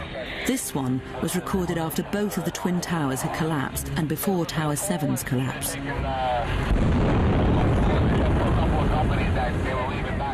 Amateurs also kept recording explosions after the collapse of both towers. It's now 11 o'clock.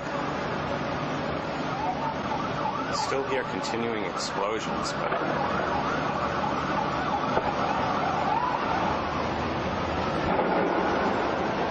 it's another explosion. This recording was made between 10 and 11 o'clock.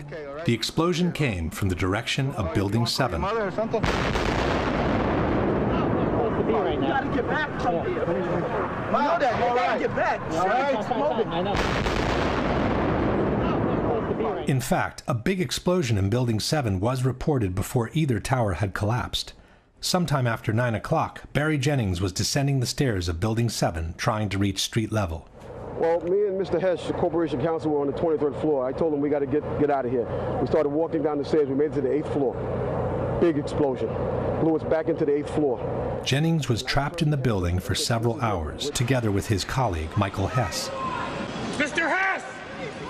8th floor, 7 World Trade. I pass the word. After they were rescued by the fire department, Mr. Hess confirmed the big explosion on the 8th floor. So, Mr. Hess, you were trapped in, I believe, 7 World Trade Center. Go ahead, sir. Yes, I was. I was up in the Emergency Management Center on the 23rd floor. Another gentleman and I walked down to the 8th floor where there was an explosion. In a later interview, Jennings has confirmed the explosion took place before either tower had collapsed. Both buildings were still standing. I was trapped in there for several hours. I was trapped in there when both buildings came down. While he was trapped, Jennings kept hearing more explosions. All this time, I'm hearing all types of explosions. In fact, explosions near Building 7 were recorded up to a few minutes before the building collapsed.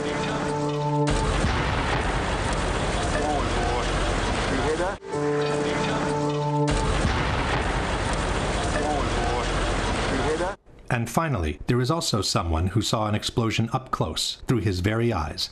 It's Ron DiFrancesco, the same person who had descended from the 91st floor of the South Tower all the way to the lobby.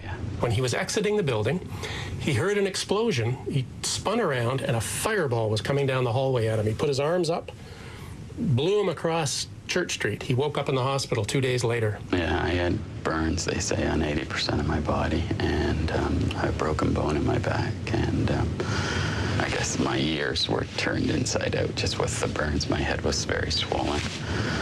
You know, I had my contacts in, so they were melted to my eyes, and... To doubt the content of all these accounts does not mean to have debunked the claims of explosions. It means to willfully ignore dozens and dozens of dramatic testimonies which describe a story of September 11 quite different from the one we have been told so far.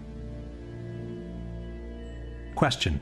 Given that after the initial explosion and the ensuing fires, there wouldn't have been enough jet fuel left to pour down the elevator shafts in substantial quantities, can you explain the at least 3 separate explosions reported by multiple witnesses at the time of the first impact in the North Tower?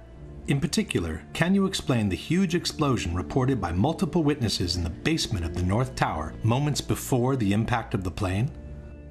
Can you explain what caused the huge explosion that literally devastated the lobby of the North Tower, according to multiple witnesses, about 1 hour after the impact of the plane and before the collapse of Tower 2? Can you explain what caused the big explosion reported by Mr. Jennings and Mr. Hess on the 8th floor of Building 7 before either tower had collapsed? Can you explain what caused the multiple explosions recorded by different camera crews, including the BBC and CNN, after the towers had collapsed and before the collapse of Building 7? Can you explain how more than 100 witnesses, most of them firefighters and policemen, could have all been mistaken in reporting explosions at the Twin Towers on September 11? Another element suggesting controlled demolitions are the so-called squibs, the puffs of debris that were noticed on the sides of both towers as the collapses took place. Squibs occur in controlled demolitions when concrete is forcefully expelled from the building by the explosions occurring inside. The individual explosions that I noticed 20 and 30 and 40 stories below the collapsing structure, those are what we demolitions guys call squibs. And that's another characteristic that seems to be evident. But for the squibs in the Twin Towers, the debunkers have a different explanation. A building like that, it's like a giant accordion. It's full of air. When the top of that building comes down, all that air has to come out. And where it comes out the windows. It blows out the windows. Quanto agli sbuffi, se pensiamo a questi piani che si schiacciano uno sull'altro, l'aria che esce, che porta polvere, fumo e detriti fuori, li spiega abbastanza bene. The debunkers forget that several squibs were observed 20, 30, or 40 floors below the level of the collapse, in an area where the floors above were still perfectly intact. There is no smoke or concrete to be pushed out here when the collapse has only reached this level at this point.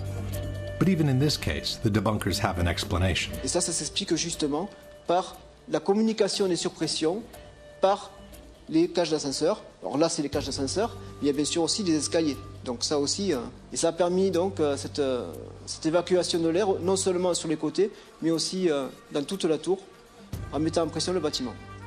But elevators and stairs have doors at almost every floor. Had there been such a strong compression from above, it would have pushed with equal force on all the floors below, not just the one where the squib occurred. In any case, this is clearly not broken glass. Glass fragments from a window would not even be visible from such a distance. These are high-speed ejections of concrete and other solid debris, which can only be explained by a powerful explosion having occurred nearby. There is even one case in which the expulsion of material, and possibly a human being, takes place before the collapse has begun. You see that blowout?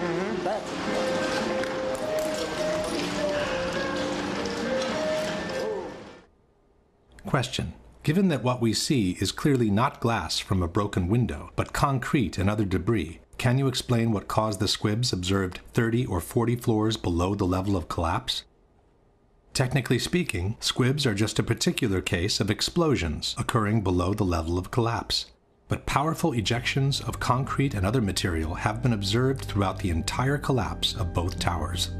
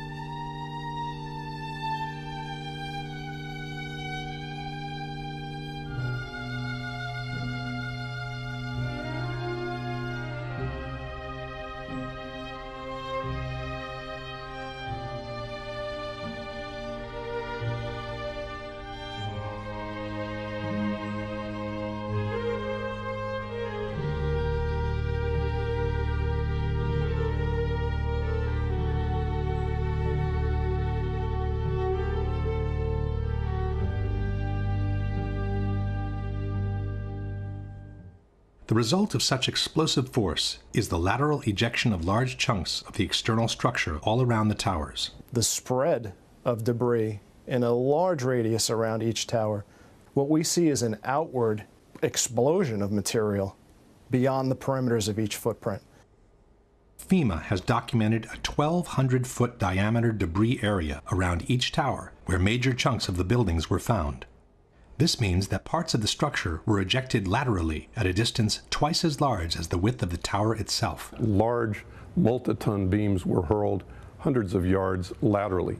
Gravity works vertically, not laterally.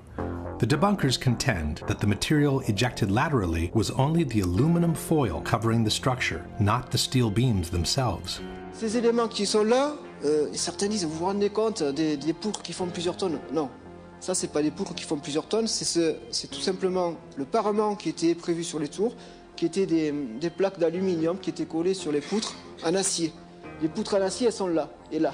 Ça, c'est juste des choses très légères qui ont volé, comme tout à l'heure ma touillette à café. Voilà. Voilà. Kiran is mistaken. The chunks of material being hurtled hundreds of feet away are not just aluminum covering. They are the same prefabricated blocks of steel structure used to build the two towers.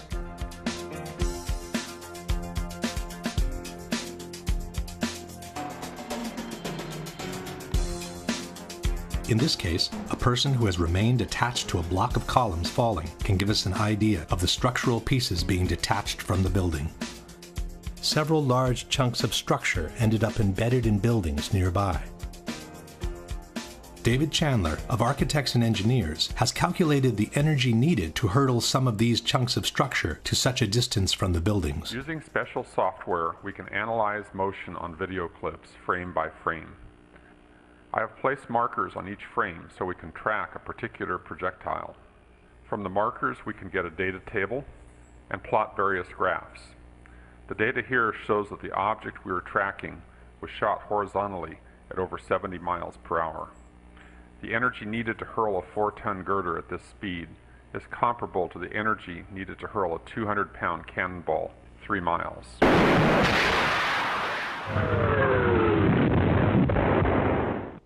Question.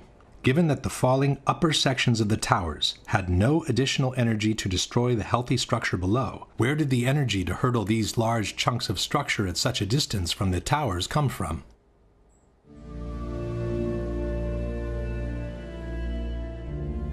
Once the smoke had settled and the recovery work commenced, more evidence pointing at controlled demolitions started to emerge.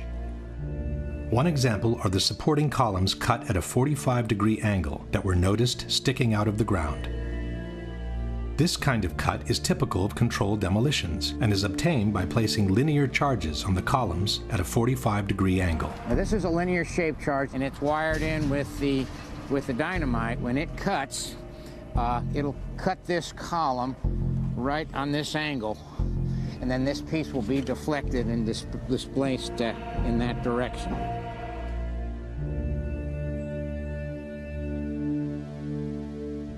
Some of those cuts on the larger chunks of the structure, called candlesticks, were made by ironworkers during the removal operations.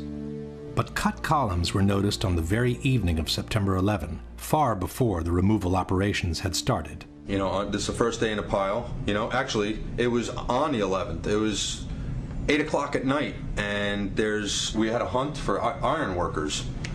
But meanwhile, there was tons and tons of beams that were cut with no acetylene to be had, nor iron workers to do the work. It's just physically not possible to cut that much steel in that amount of time, especially with no one to operate the equipment. It just didn't add up. When asked about the presence of columns cut at a 45-degree angle, Danilo Coppe, Italy's foremost expert in controlled demolitions, stated, "I'll confess, this is extremely curious from a technical point of view, as this is a very similar result to the one obtained with cutting charges." Another kind of cut commonly used in controlled demolitions is the so-called V-cut. This little V here gives it a place to slide off. That's all it does. And by putting them on at this diagonal, we're trying to fill this structure in this direction. A large V-cut is visible on this chunk of structure from Building 7. The same chunk exhibits also a 45-degree angle diagonal cut on the crossbeam, with a lighter V-cut at the end of the other beam. Can you suggest a good reason why ironworkers would need to perform V-cuts and a 45-degree cut on this piece of structure just to remove it from the rubble? Another element suggesting the use of explosives is the complete disappearance of the hat trusses, the large steel structures that connected and bound the towers from above. The hat trusses covered an area of 1 acre in size and sat on the very top of each building. There was nothing above that could have crushed them except for the antenna on the north tower, which in fact was supported by the hat truss. If a simple gravitational collapse had occurred, one would expect to find the hat trusses sitting on top of the rubble, partially deformed maybe, but still recognizable. Instead, both steel structures, each 1 acre in size, seem to have vanished into thin air. From the hundreds of pictures taken at Ground Zero, including the aerial shots, no recognizable section of the hat trusses seems to be visible. Curiously, the antenna from the north tower was found, deformed but still recognizable. But the hat trusses which bound the towers together and supported the antenna seem to have vanished completely. Possibly the most important unexplained phenomenon at Ground Zero are the extremely high temperatures registered under the rubble for many weeks after the collapses. On September 16, NASA shot these thermographic images of Ground Zero, indicating unusually high temperatures at the base of the 3 collapsed buildings. Despite the heavy rains of September 14th, the hotspots registered peak temperatures of more than 1,300 degrees under the rubble. 10 days later, the fires kept burning. What's to explain, Governor, the smoke that still comes out of the fire? There's still fire down below. There is such an incredibly deep pile of rubble, and the tower goes down. 5-6 stories underground. But we had ABC crews come back just in the last few minutes and telling us there are still flames coming out of the base of the trade towers. For the rescue workers, this became an additional burden on their already gruesome task. Out still on the rubble, it's still, I believe, 1,100 degrees. The guy's boots just melt within a few hours. On October 8th, the hotspots under the 3 collapsed buildings remained clearly visible. 6 weeks later, as the excavations progressed, the situation seemed only to get worse. Oh, it's unbelievable. And this is 6 weeks later, almost 6 weeks later. And as we get closer to the center of this, it gets hotter and hotter. It's probably 1,500 degrees.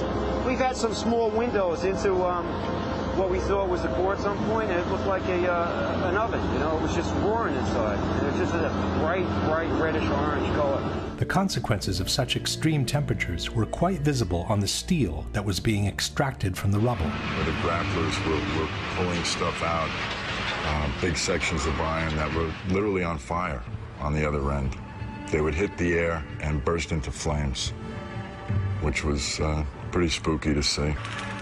You would create an air pocket by moving steel, fueling the fires underground. But, you know, these underground fires were just like the fires of hell. If you could make a video of what you perceive hell to look like, from fire shooting up at times, that's what would happen. You would be in the middle of what would look like steel, and then fire just would pop up. Firemen were coming out with, and ironworkers with their boots literally melted. And then the hose would come over and they would try to put that part out. I got there. Charlie Vichers was a supervisor of removal operations at Ground Zero.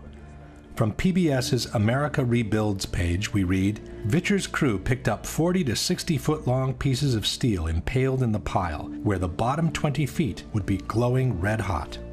Vichers said, trucks loaded with steel would pass by and you could feel the back of your neck burning standing 20 feet away. In an article called A Dangerous Worksite, the U.S. Department of Labor wrote, underground fires burned at temperatures of 2,000 degrees Fahrenheit. This was confirmed by Mayor Giuliani. There were fires of 2,000 degrees Fahrenheit below the ground. The Journal of the American Society of Safety Engineers wrote, thermal measurements taken by helicopter each day showed underground temperatures ranging from 400 to more than 2,800 degrees Fahrenheit. 8 weeks later, and the fires still had not subsided. You see how this debris is still smoking? That's from the fires that are still burning. 8 weeks later, we still got fires burning. So, I mean, these things are burning. At one point, I think they were about 2,800 degrees. 11 weeks later, and the fires kept burning. As recently as the end of November, it was still 1,100 degrees down underneath the rubble. As November turned into December, ice was noticed in the mornings above the ground, but the debris underneath was still smoldering. The weird thing was it was very cold when we were up there. I believe it was in the middle of the winter, but the ground wasn't frozen. The ground kind of like bubbled underneath your feet, which was kind of strange to me. It took until December 19, more than 3 months after the collapses, for the last underground fire to be extinguished. The debunkers have suggested different possibilities for this unexplained phenomenon. Ad esempio, può essere il fatto che all'interno sotto c'erano i piani interrati, all'interno c'è un parcheggio con le automobili. Nei piani interrati ci sono I generatori delle torri gemelle. Quindi ci sono molti materiali combustibili. Neither of these, however, seems to be a valid answer. In regards to the gasoline, the American Society of Safety Engineers wrote, 3 underground floors had been used as a parking garage with a total capacity of 2,000 cars. The cars were eventually located and removed. Some had exploded and were completely burned out, while others were in pristine drivable condition. The gasoline in a car either explodes or it remains inside the tank. It does not leak out and go looking for fires to be fueled. In regards to the generator tank, the Society of Safety Engineers wrote, 72,000 gallons of diesel fuel were stored in a tank on basement level 7. The tank was eventually located and inspected.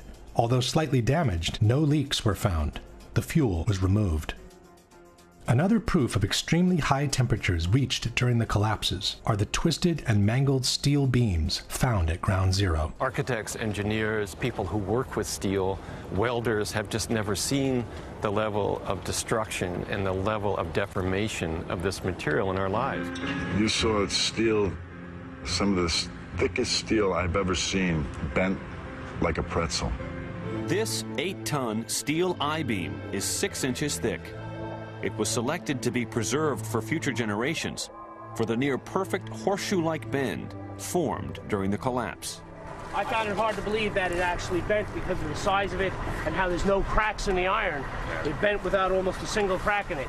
It takes thousands of degrees to bend steel like this. In fact, the temperature of 2800 degrees mentioned before is not casual at all, as that's exactly the temperature at which steel melts. And molten steel was repeatedly found under the rubble at Ground Zero. You'd get down below and you'd see molten steel running down the channel rails. Like you're in a foundry. Yeah, like lava. Like it was lava from a volcano. The fires got very intense down there, and it actually melted beams where it was molten steel that was being dug out. Just like they did for the explosions, the debunkers simply doubt the testimonies on molten steel as a whole. NIST has also denied any knowledge of molten steel at Ground Zero. I'm curious about the pool of molten steel that was found in the bottom of the tower. I know of absolutely nobody, and no eyewitness who said so, nobody who's produced it. I was on the site, I was on the steel yards, so I don't know that that's so. It is true, Mr. Gross did visit the steel yards where the remnants of the towers had been collected. But he must have been in a big hurry, as he didn't even notice the high degree of deformation of massive steel beams sitting only a few feet away. In any case, there are several highly credible witnesses who have reported the presence of molten steel at Ground Zero. Rich Garlock, a structural engineer working at Ground Zero, said, "Going below, it was smoky and really hot. Here, World Trade Center 6 is over my head. The debris past the columns was red hot, molten, running." A supervisor from the National Environmental Health Association, Ron Berger, stated, "Feeling the heat, seeing the molten steel, the layers upon layers of ash, like lava, it reminded me of Mount St. Helens." William Langewiesche is the author of American Ground, a book containing detailed descriptions of the conditions at Ground Zero. One passage mentions streams of molten metal that leaked from the hot cores and flowed down broken walls inside the foundation hole. Greg Fushek, who provided the rescue workers with global positioning equipment, stated, "Sometimes when a worker would pull a steel beam from the wreckage, the end of the beam would be dripping molten steel." Peter Tully of Tully Construction said that he saw pools of literally molten steel at the World Trade Center. Marc Loiseau, president of Control Demolitions Inc., was told by contractors at Ground Zero about hot spots of molten steel in the basements at the bottoms of the elevator shafts of the main towers. Dr. Abalassan Astane, a professor of civil engineering at Berkeley University, examined the remains of the Twin Towers. He said, "I saw melting of girders at World Trade Center. If you remember the Salvador Dali paintings with the clocks that are kind of melted, it's kind of like that. That could only happen if you get steel yellow hot or white hot, perhaps around 2000 degrees. Possibly the most authoritative account of all comes from Leslie Robertson, the engineer who had built the Twin Towers. We were down at the B1 level, and one of the firefighters said, "I think you'd be interested in this," and they pulled off a big block of concrete, and there was like a little river of steel flowing. Again, ignoring all these testimonies does not mean to have debunked the presence of molten steel below the rubble. It just means turning a blind eye to what the actual situation at Ground Zero was after the collapse of the Twin Towers. And there's more. Concrete normally doesn't melt in regular fires. In fact, one of the reasons it's used in civil construction is its resilience to high temperatures. Yet molten concrete was found at Ground Zero. Preserved at the New York Police Museum, this artifact caption reads, "During recovery efforts, several handguns were found at Ground Zero, including these 2 cylindrical gun casing remains and a revolver embedded in concrete. Fire temperatures were so intense that concrete melted like lava around anything in its path." Some debunkers have argued that this cannot be molten concrete, as the higher melting point of concrete would have also melted the steel from the gun. But the molten concrete could have already been cooling off by the time it encountered the guns, in which case it would not have melted them instantly. Here, for example, is flowing lava from a volcano, which is in the process of cooling off after having reached the melting point. As one can see, the lava surrounds the base of the trees without necessarily incinerating them at once. In a hangar near Kennedy Airport sits another artifact attesting to the extreme temperatures reached during the collapses. This formation is really 4 separate stories of the World Trade Center, compressed, compacted, incinerated, exposed to temperatures as hot as the inner Earth. I never knew this existed. Another of these artifacts, nicknamed the meteorite, contains both molten steel and molten concrete. One of the more unusual artifacts to emerge from the rubble is this rock-like object that has come to be known as the meteorite. It's this fused element of steel, molten steel and concrete and all of these things all fused by the heat into one single element. As we know, for concrete to melt, a temperature of several thousand degrees is needed, and the result will be much the same as the lava that comes out of volcanoes.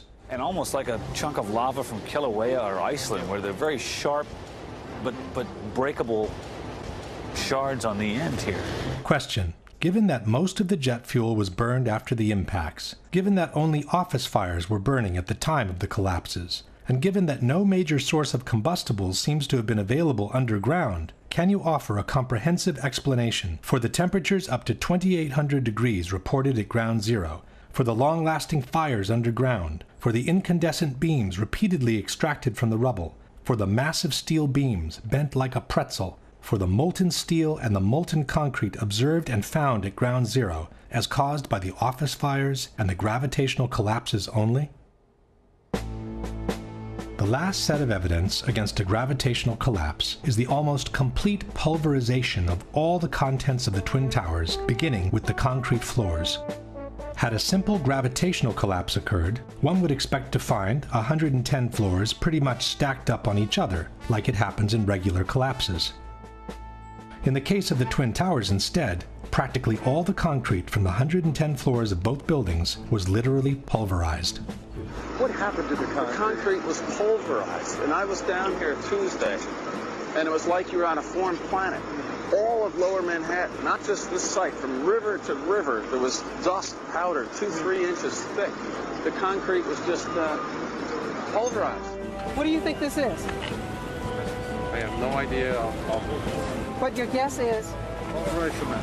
Pulverized cement? The concrete. The concrete wasn't the only part of the buildings that was pulverized during the collapses. We're talking here about 43,600 windows, 600,000 square feet of glass, 200,000 tons of structural steel, 5 million square feet of gypsum, 6 acres of marble, and 425,000 cubic yards of concrete, turned in good part into a cloud.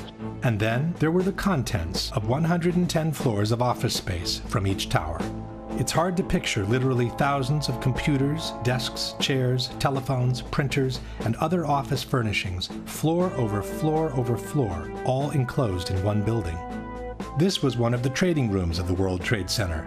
Had the floors simply collapsed on each other, all these things would have later emerged from the rubble, definitely crushed and torn, but still recognizable.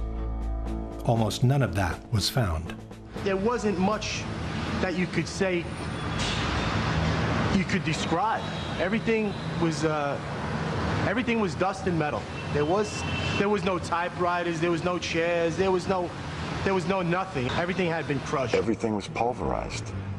There was, there were no desks, there were no phones, there were, maybe now and then you find a fragment of something, but basically everything was just pulverized. There wasn't a computer screen, a laptop, there was no office. I mean, it was, 210-story buildings of office equipment. You don't find a chair. You don't find a telephone, a computer. The biggest piece of a telephone I found was half of the keypad, and it was about this big. It was devastation. There wasn't one thing that resembled an office building, and this was the biggest office building in the world. I haven't seen a door, I haven't seen a phone, I haven't seen a computer, I haven't seen a doorknob. I think that stands out. Another thing that stands out is the complete absence of filing cabinets from the rubble. With 2 towers filled with offices from top to bottom, there should have been thousands of them, of every shape, size, and color. Only one was found, and it was definitely not in good condition. Perhaps the most astonishing object Shate found is something there should have been thousands of. This one probably only survived because it was in the basement. I'd pretty much given up trying to find some sort of intact file cabinet. But while I was at the compound for the Port Authority Police, this ball of metal about the size of a basketball was delivered to them. You can see what remains of the file folders. The concrete floors, the furniture, the computers, and the file cabinets weren't the only things missing after the collapses. The Twin Towers were also filled with people.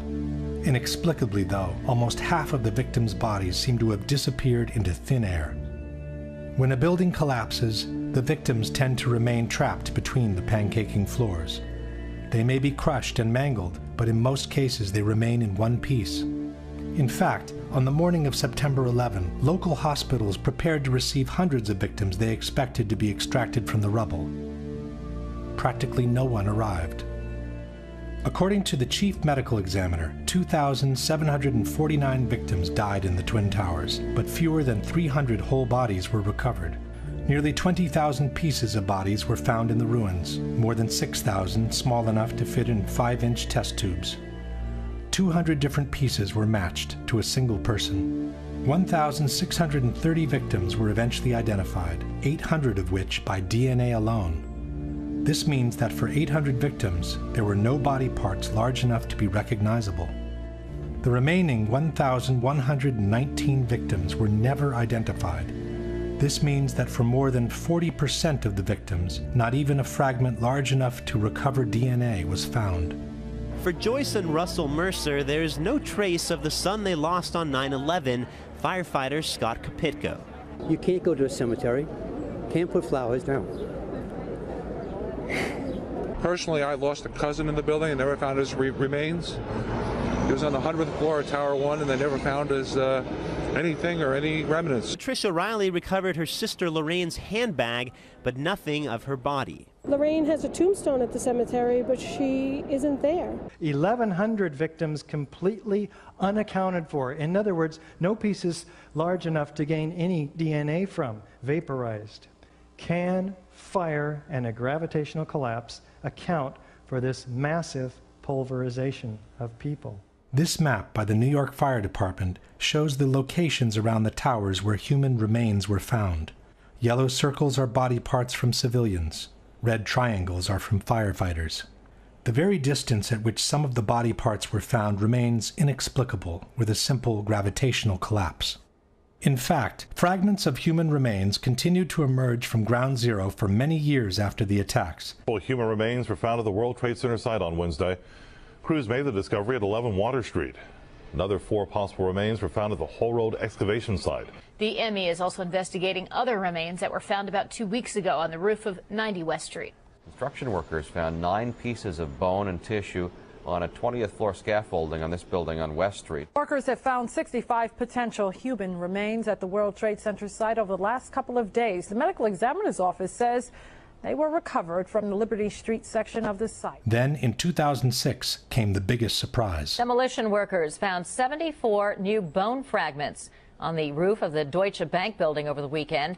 That's the most found since the end of major recovery operations at the site. The number of fragments found on the roof of the Deutsche Bank kept increasing by the day. Crews continue to find human bone fragments on the roof of the Deutsche Bank building next to the Trade Center site.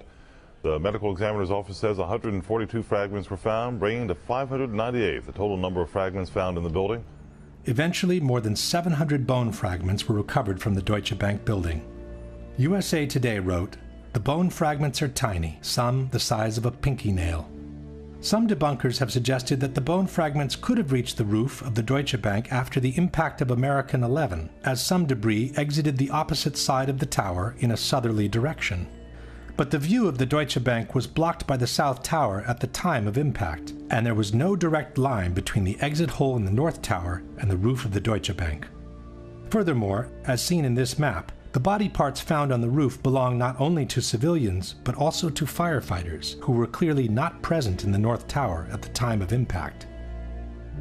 Question: Can you explain how a simple gravitational collapse, where the bodies remain trapped between pancaking floors, could have produced more than 20,000 body parts out of 2,700 victims, while more than 1,100 bodies left no fragments large enough to extract a DNA sample? Can you explain how a simple gravitational collapse could have produced the bone fragments and body parts from civilians and firefighters that were recovered from the roof of the Deutsche Bank building? At this point, we can summarize the evidence for a gravitational collapse and compare it with the one for controlled demolitions. The official explanation for the initial collapse, or sagging trusses theory, is fundamentally flawed for at least 3 reasons. There is no evidence that the fireproofing was widely dislodged from the steel trusses, no evidence for temperatures high enough to seriously weaken the steel, and no valid explanation on how the trusses could have pulled and broken the external structure on their own. At the same time, the initial collapse is fully compatible with a controlled demolition. The official explanation for the total collapse of the Twin Towers does not exist, nor was a scientific calculation ever attempted by NIST, as they have repeatedly acknowledged. At the same time, the full collapse of the buildings is fully compatible with a controlled demolition. The vertical acceleration of the upper sections to near free-fall speed makes it impossible to explain the collapses by gravitation only, without violating at least 2 fundamental laws of physics. At the same time, the near free-fall acceleration achieved by the collapsing towers is fully compatible with a controlled demolition. The amount of witnesses who reported powerful explosions and the ensuing devastation in the Twin Towers is overwhelming. Such explosions cannot be explained by jet fuel alone, while they are fully compatible with a controlled demolition. The squibs observed 30 and 40 floors below the level of collapse cannot be explained by the air pressure in a gravitational collapse. At the same time, squibs are the typical signature of controlled demolitions. Not all the diagonal cuts and V-cuts observed on the columns at ground zero can be explained by the removal operations. At the same time, these kind of cuts are another typical signature of controlled demolitions. The large area of debris around the towers, with the lateral ejection of elements weighing several tons, cannot be explained by a gravitational collapse. At the same time, these ejections are fully compatible with the use of powerful explosives.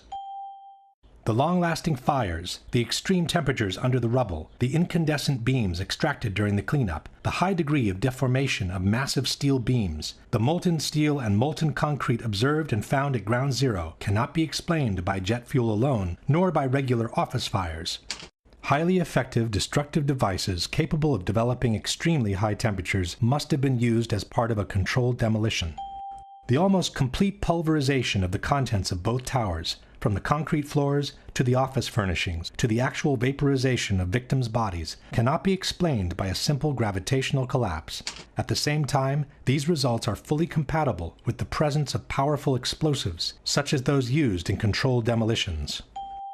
Unless a comprehensive, scientifically sound explanation for all the phenomena observed is presented, the only conclusion available is that the Twin Towers were brought down by some form of controlled demolition. After they published their report on the Twin Towers, NIST moved on to tackle the collapse of Building 7. What they faced was no easy task. Contrary to the Twin Towers, Building 7 had not been hit by an airplane. It was only partially damaged by the collapse of the North Tower, and it suffered fires that were anything but devastating. Nothing could have suggested it was going to collapse. On the other hand, it looked like the perfect controlled demolition. It featured the sudden onset of the collapse, the rapid acceleration towards the ground, the symmetrical descent of the structure, and it even appeared to have started the collapse from the bottom, as most controlled demolitions do. Professionals in the field of controlled demolitions, such as Dutchman Danny Juwenko, seem to have no doubt on what had happened. Dit is controlled demolition. Zeker weten. Zeker weten. Er is nagesprongen. Dit is in opdracht gebeurd. Dit heeft een team gedaan van experts. We weten heel goed wat ze doen, die jongens. Zie je vanaf boven gaan? Nee, je gaat vanaf onder. Die gaat vanaf onder, ja. Toch? Ja. Ze hebben gewoon kolommen weggeblazen. Er is nagesprongen. Similar comments were made by TV anchors watching the replay of the collapse. It's reminiscent of those pictures we've all seen too much on television before, when a building was deliberately destroyed by well-placed dynamite to knock it down. In spite of what seemed obvious to everyone, NIST came up with an absolute historical first. New York City, 2001. No tall building had ever collapsed primarily due to fire. But that's exactly what investigators believe happened to the 47-story World Trade Center Building 7 on September 11th. World Trade Center 7 collapsed because of fires. We really have a new kind of progressive collapse that we have discovered here, which is a fire-induced progressive collapse. According to NIST, the collapse was triggered by the failure of one specific column, number 79, located in the northeastern section of the building. So you look at the floors failing here, and eventually this column 79 is going to buckle, it fails, and then the entire vertical progression takes place. NIST blamed thermal expansion as the phenomenon that caused the collapse, which was also an absolute first in history. Our study has identified thermal expansion as a new phenomenon that can cause the collapse of a structure. For the first time, we have shown that fire can induce a progressive collapse. Coming from such a reputable organization, these kinds of statements should have sent shockwaves through the architectural world. What they're telling us is that our existing building codes, to which thousands of skyscrapers are currently designed, there's a serious problem. If NIST's findings were true, hundreds of skyscrapers from all over the world would suddenly be in danger of a collapse due to fire. This should have called for the immediate suspension of all high-rise constructions, widespread verifications in all existing skyscrapers, and a serious revision of fire codes and safety regulations for the new ones to be built. None of that has happened. Steel skyscrapers have continued to be built just as usual. The ones that caught fire, even when fully engulfed in flames, have continued to remain standing. And not one of the basic tenets of fire protection has been modified when it comes to designing high-rise steel buildings. At the same time, it should be noted that NIST's report on Building 7 was never published by a peer-reviewed publication. This means their analysis of the collapse cannot be validated from a scientific point of view. Even though this was an unprecedented event in history, we are being asked by NIST to take their word for the soundness of their conclusions. It's based on sound science, and it is consistent with all the observations we have. But it has never happened before, right? But the physics is consistent, it's sound, it's been analyzed, and we have the results. And we are very comfortable with our findings. They might have been comfortable, but the scientific community of architects and engineers was not. Science is never secret when it's done right. Science isn't science unless it's published, unless it's openly published and made available for criticism. Architects and Engineers has asked NIST to at least verify the computer model on which they've based their theory of the collapse. But also in this case, NIST has refused to make their data public. Structural engineers rail against NIST because they refuse to show the visualization. It's a black box. You cannot download any of this data. This means that also for the accuracy of their computer model, we have to take NIST's word for it. Here is our structural model showing the building collapsing, which matches quite well with the video of the event. This is the video of the event. On the right is one of the two animations released by NIST on the collapse of Building 7. When you observe the footage of how the building failed, and when you look at the animation of the failure, and compare that to what you actually observe in reality, I think they disprove their own theories. It is impossible for it to fail the way they said. The second animation released by NIST is even more inconsistent with the real event. While the animation shows a pronounced inward bending of the top of the structure, the video footage shows the entire top section of the building maintaining its shape all the way through the visible part of the collapse. This can be verified by different angles. If this is what NIST calls matching quite well, one can imagine what the reliability of their entire report can be. A similar problem is presented by the computer model NIST has used to simulate the progression of the fires in the building. This computer model was developed by NIST, and no one has been allowed to verify it. Again, we are being asked by NIST to trust them on its validity. We used a well-validated computer program developed at NIST for studying the growth and spread of fires to calculate temperatures throughout the building. On the right in this slide, for example, you see a detailed fire simulation showing the temperature of fires as they grew and spread on floor 12. The graphic shows the temperatures in floor 12 rising after 1 p.m. and peaking around 4 p.m. on the northeastern side of the building. But the same picture NIST has published in their report, which was taken between 3:49 and 3:54 p.m., shows that the fires have already died off across the entire eastern section of the 12th floor.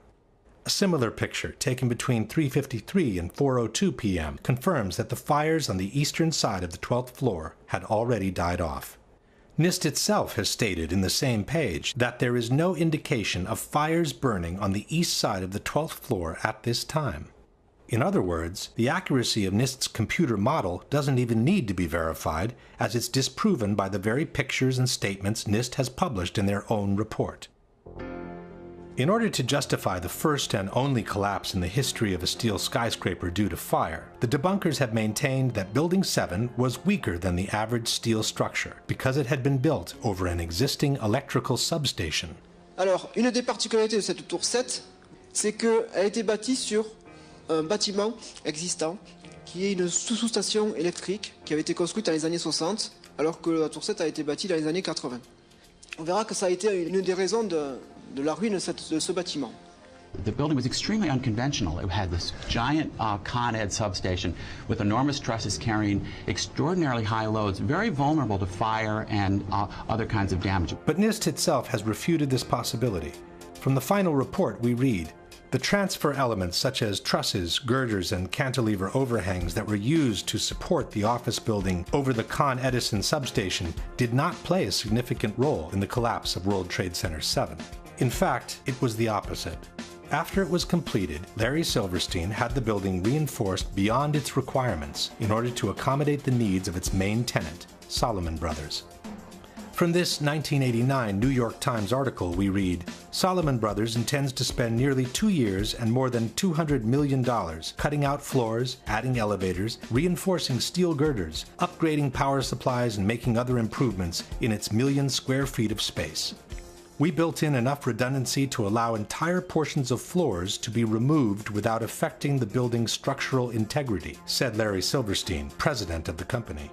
More than 375 tons of steel, requiring 12 miles of welding, will be installed to reinforce floors for Salomon's extra equipment.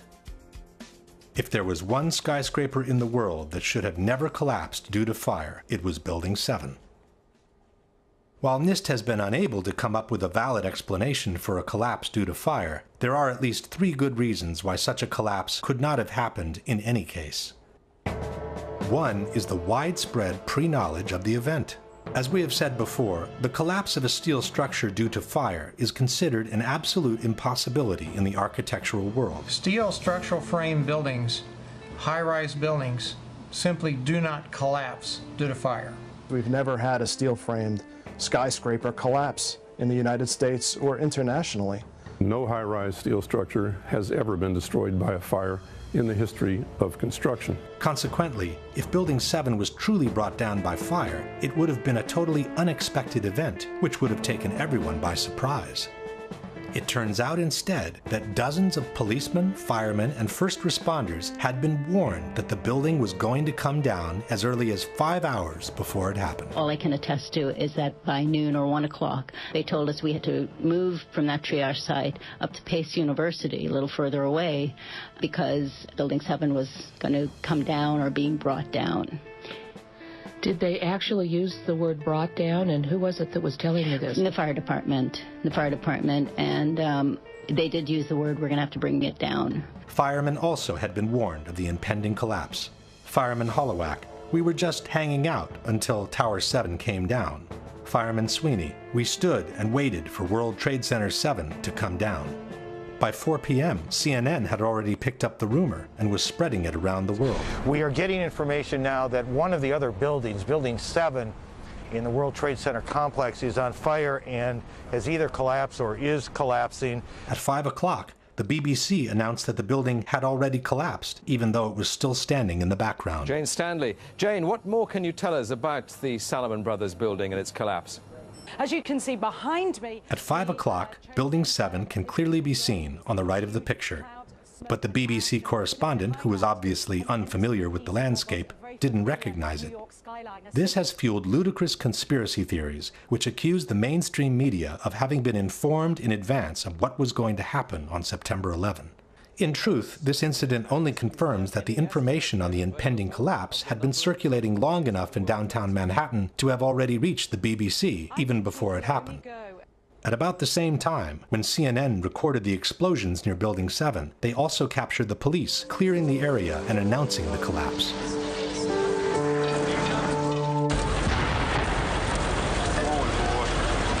Keep your eye on that building, it'll be coming down. The building is about to blow up. Moving back here. All right, guys? Sorry. We are looking back. There's a building about to blow up. This is the account by a paramedic who witnessed the collapse. You know, we heard this sound that sounded like a clap of thunder. Turned around, we were shocked to see that the building was, well, it looked like there was a shock wave ripping through the building, and the windows all busted out, and, you know, it was horrifying. And then, you know, about a second later, the bottom floor caves out, and the building followed after that, and we saw the building crash down all the way to the ground. There's even someone who heard a countdown moments before the building collapsed. First responder Kevin McPadden was stationed near Building 7, waiting for orders from a Red Cross representative. You know, he kept asking the Red Cross rep, what's going on, what's going on? And all the time he had his hand over the radio while he was getting a countdown. And then he's just like, at the last 3 seconds, he takes his hand off and you hear 3, 2, 1, and he had this like heartbroken face. He's just like, just run for your life. It was about a second or two after the countdown ended that you started hearing the explosions. Now, we're talking about bombs. Because, you know, you get that like, bam, you know, there's like a little explosion and then the force. And then boom, boom, boom, boom, boom, boom, boom. That was the building coming down. Question. Given that the collapse of a steel skyscraper due to fire would have been an unprecedented event, how could so many people have known about it so many hours in advance? If the police clearing the area expected a structural failure due to fire, why would they use such an expression as, "the building is about to blow up"? Can you explain how an unprecedented, totally unexpected collapse due to fire could be predicted with absolute precision by an actual countdown? The second reason that makes the official explanation by NIST untenable is the symmetry of the collapse.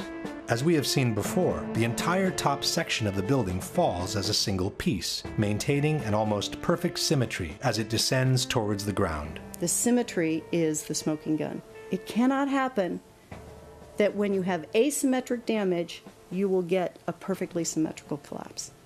And all you need to do is look at the videos and see that. The exterior columns on the outside, as well as on the inside, at the bottom would have to be severed almost at the same time.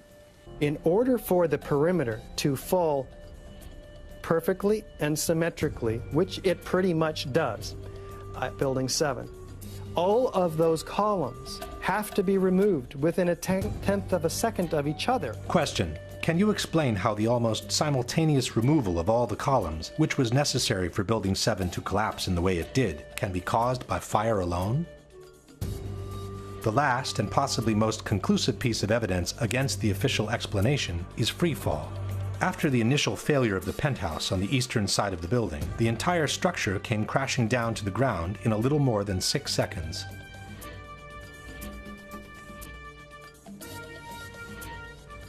David Chandler of Architects and Engineers has measured the downwards acceleration of the building from the start of the global collapse. We can measure the acceleration of Building 7 by video analysis.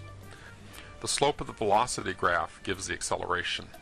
Note that global collapse starts suddenly, and for the next 2.5 seconds the building accelerates at the rate of 9.88 meters per second squared. In other words, the rate of collapse of World Trade Center Building 7 over the first 2.5 seconds is literally indistinguishable from free fall in a vacuum. When Architects and Engineers presented NIST with these calculations, they forced them to correct their preliminary report and acknowledge the free fall of the building for the first 8 stories of the collapse. From NIST's final report we read, a more detailed analysis of the descent of the north face found 3 stages. The first was a slow descent with acceleration less than that of gravity that corresponded to the buckling of the exterior columns at the lower floors.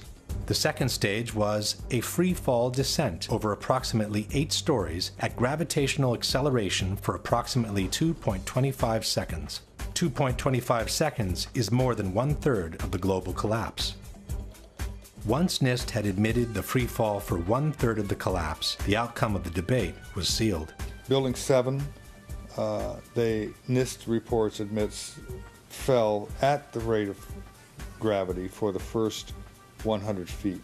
Well, that's impossible unless there's nothing resisting it. NIST has always acknowledged this. Free fall time would be an object that has no structural components below it. And, as we have seen before, the almost simultaneous removal of the supporting structure can only be obtained with a controlled demolition. The building didn't disappear so the building can fall for 100 feet at free fall speed. That's impossible. That evidence alone would indicate that the official story doesn't hold water. Question: can you explain how free fall, which requires the almost simultaneous removal of the supporting structure, can be achieved without a controlled demolition? This very question was posed to Senator John McCain by a 9/11 researcher in April 2013 during a C-SPAN broadcast. Senator McCain, the National Institute of Standards and Technology asserts that the collapse of Building 7 was caused by fire, yet they acknowledge that the first 100 feet of that collapse took place at free fall acceleration. Now, engineers will tell you that fire cannot do this, and that the only method by which it can be accomplished is the use of pre-planted explosives. Your question is what? Well, how do you explain this discrepancy of 100 feet of free fall without the use of explosives? To tell you the truth, this is an area that I am not very familiar, and if you would drop me a note and mention that we talked on C-SPAN, I'd be glad to get you a more complete answer, but It is unfortunate that Senator McCain could not answer, as he is the person who wrote the foreword to the popular mechanics book, Debunking 9/11 Myths. In the foreword, McCain stated, "Any explanation for 9/11 must start and end with the facts. The evidence must be gathered and analyzed. Then, only then, can conclusions be drawn." But now that the evidence has been gathered and conclusions can be drawn, he claims ignorance on the whole matter. This brings us to the last question, which is not only for the debunkers, but for anyone who cares about freedom, democracy, and an honest government. If you were aware of solid evidence disproving the official version and suggesting the involvement of some rogue elements of the government in the terrorist attacks, would it be more unpatriotic and anti-American to ask for a new investigation, or to turn a blind eye to it and pretend such evidence doesn't exist? Given that the people's trust in institutions is of paramount importance for a nation's well-being, would that trust be better served by denying the evidence of a conspiracy, or by bringing those suspected to accountability in a court of law? We leave the last word to the first responders, who have been dying by the dozens after having inhaled the poisonous air from Ground Zero in the total silence of the media. I want to tell you tonight about the people we call heroes and are still in growing numbers living in terrible physical and economic circumstances as they struggle with the carcinogenic effects of the toxic chemical soup Ground Zero became. Can this side of the room, everybody stand up? Everybody on this side, if you're all rescue workers, will be dead in 4 years. Thank you. You'd all be dead in 4 years. That's our statistics. That's what's happening. In 7 years, it doubles.